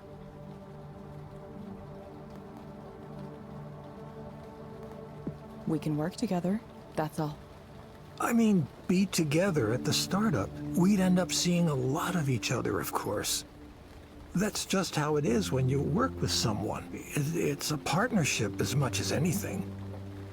And, well, I for one believe it would work well. You were the reason Eliza worked in the first place, the reason it all came together. Damien knew how to collect data, Nora knew how to present it, but only you really understood how to interpret it. You were the key. Now we have a new frontier to explore, a new horizon for us to pursue. Most people get one, or often zero, opportunities like this in their careers. I'm giving you the second one, and I promise I'll do whatever it takes to support you, protect you. Please, Evelyn.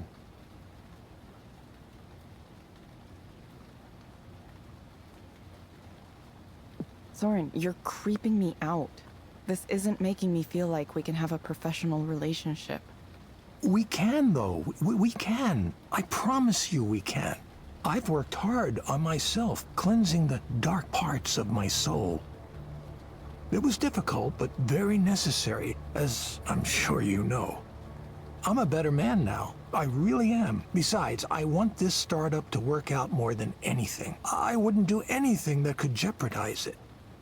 If there's something I can do to convince you, bring more women onto the board of directors, or form an oversight committee, or make me sign some kind of agreement. We can talk about those kinds of measures if I agree to join, but I haven't made that decision yet. No, you have. Perhaps you enjoy torturing me. Well, I know I deserve it. When will I know your answer? Tomorrow. I'll let you know tomorrow. Tomorrow, then. I await your answer with bated breath. Although, whatever you choose, Evelyn, can I just say one thing? It makes me happy that you exist. The world is a better place with you in it. That's all. Take care.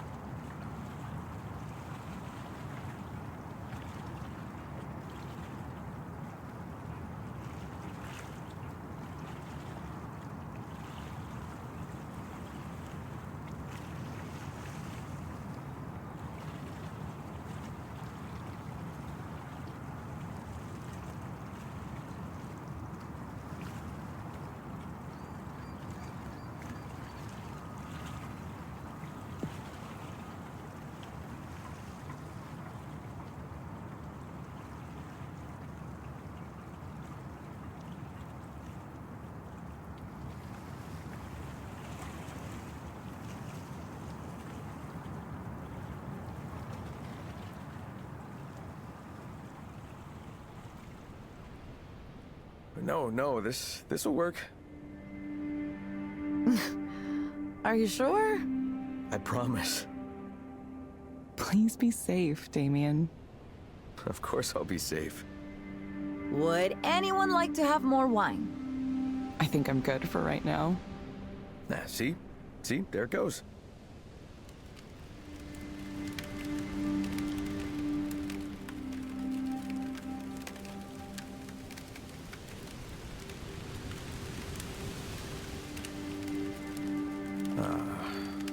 Fire. Agent of destruction and creation. Something nice about a campfire deep in the woods, isn't there? Yeah. Hey, thanks for coming out here with me. I know camping isn't really your thing. Well, I mean, not Evelyn's thing, but I don't know about you, Nora. Maybe a couple times. When I was a kid. I thought maybe since we're in pretty deep on all the things we're working on right now, we could all use it. Because I used to, you know, when things got really bad, I'd come out into the woods and just be there.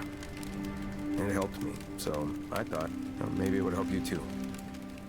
I don't know if it'll inspire you or what, but if more people could experience something like this, you know, something with the same meaning it holds for me. It is nice. Honestly, I've been doing all right. Better than before, that's for sure. Finals are soon, but I'm not too worried. You know, Evelyn's got her dissertation to finish up. Oh, how's that going, Evelyn? Oh, Nora. Nah, I know. You know you're not supposed to ask how the dissertation is going. Is that a rule? Pour me that drink anytime.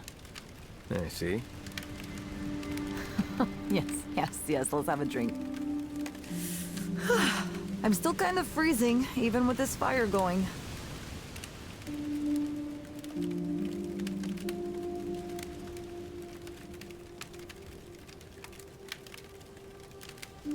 Okay, this is delicious. You know, I've never actually had mulled wine like this before. No? In my family, we always had it around this time of year. You take red wine and add, what? Cinnamon, orange? Yeah, those, and cloves, and, anise, star anise, and honey. That's it. Quite simple. It's really warming me up. That's what it's for. Ugh, so good. Evelyn, you doze off or something? No, I'm awake. I was just looking at the fire. Kind of staring at it, I guess. What do you see? Everyone. People. Us. I don't know what that means. I think if we were going to make something to help people, it would be something that helped them see themselves. Something that reflected back on them somehow. Just a thought. It's probably nothing. No, I like that though. Yeah, something to help you reflect. I think that's the right track. I'm really looking forward to working on these ideas with you two. And just as soon as all this nonsense with school is over.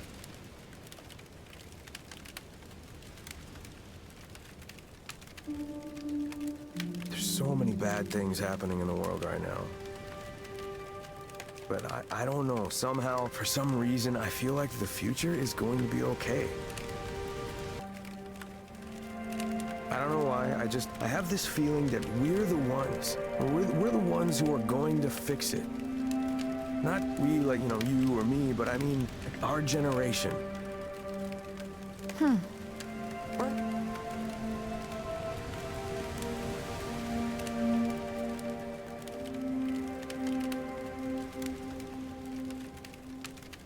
I think we will.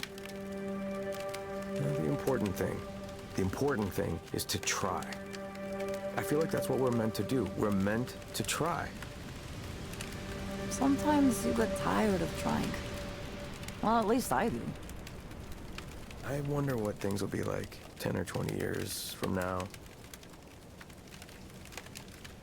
You know, will we have achieved our goals? What would we say to each other? What would we say to our younger selves? The future we want, the future we're trying to create, did it even happen? Future selves, tell us if it happened, okay? Come back in time, just tell us that you made it happen, please. Damien. It's the wine.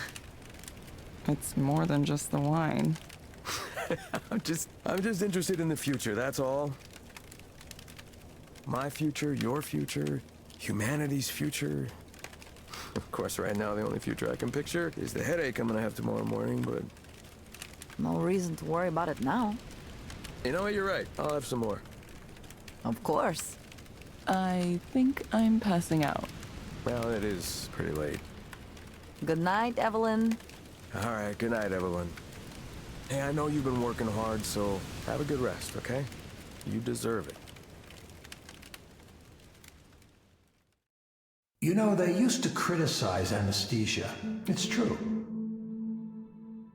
They said it was important to feel pain, even during surgery. Can you imagine? Today, if surgery is performed without anesthesia, it's medical malpractice, and the hospital can be sued for millions of dollars. We recognize it for the trauma that it is. So when people criticize direct stimulation and induced dreaming, I hear the same old obsolete arguments.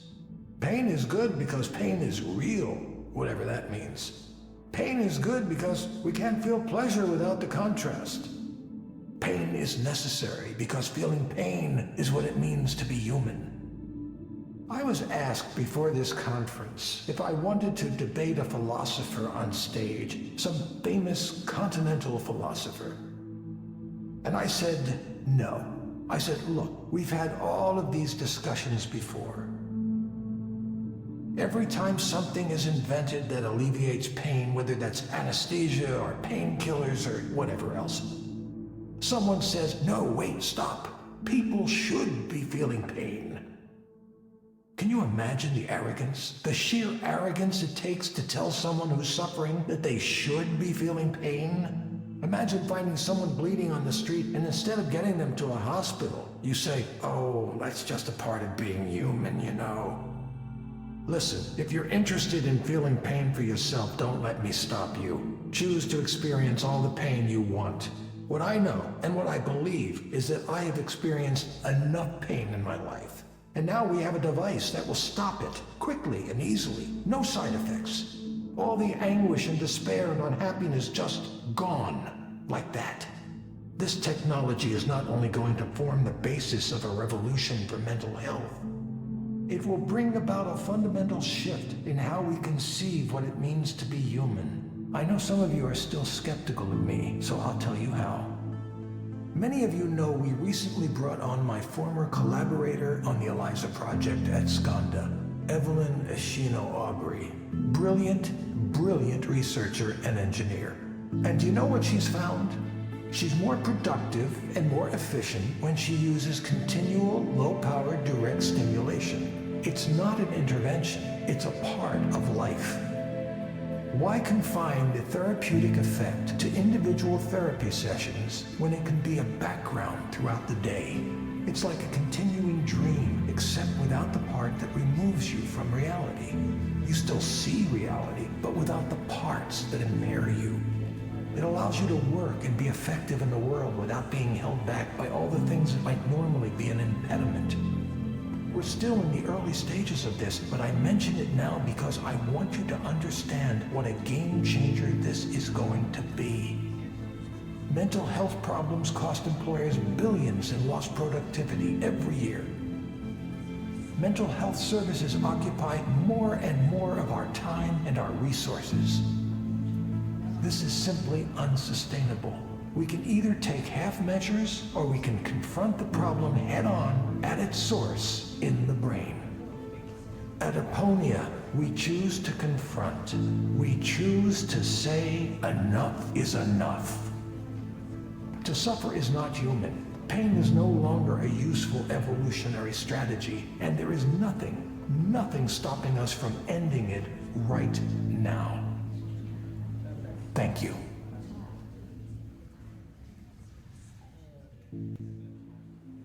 A gentle breeze plays across my face. It's so nice and warm here. I love working like this. Knowing I can come back here anytime makes everything else possible. Somewhere outside of here, there are doubts and suspicions. I'm aware of them, but they don't bother me. There are those who hate the idea of ending pain. It's difficult to believe someone could hold such a position, but people do. It's escapism, they say. It's living a lie. But what is the truth? And why is the truth better? No matter where you live, how you live, you exist in the shadow of persuasive lies. Human beings have always had to invent reasons for themselves to exist. The bare truth of this world is too painful to acknowledge. So what I do now is nothing new. It's no different than what we've done since the beginning. Am I really standing here on the shore of a calm lake? I want to believe it, so I do. Imagine the world's population happy and content. No more anger, greed, or fear. This future is possible. We only need to change our brains just a little and it can happen. This is a dream we can give everyone. Aponia, the absence of all pain. We will dream of this world. And we will dream of it so vividly that it becomes reality.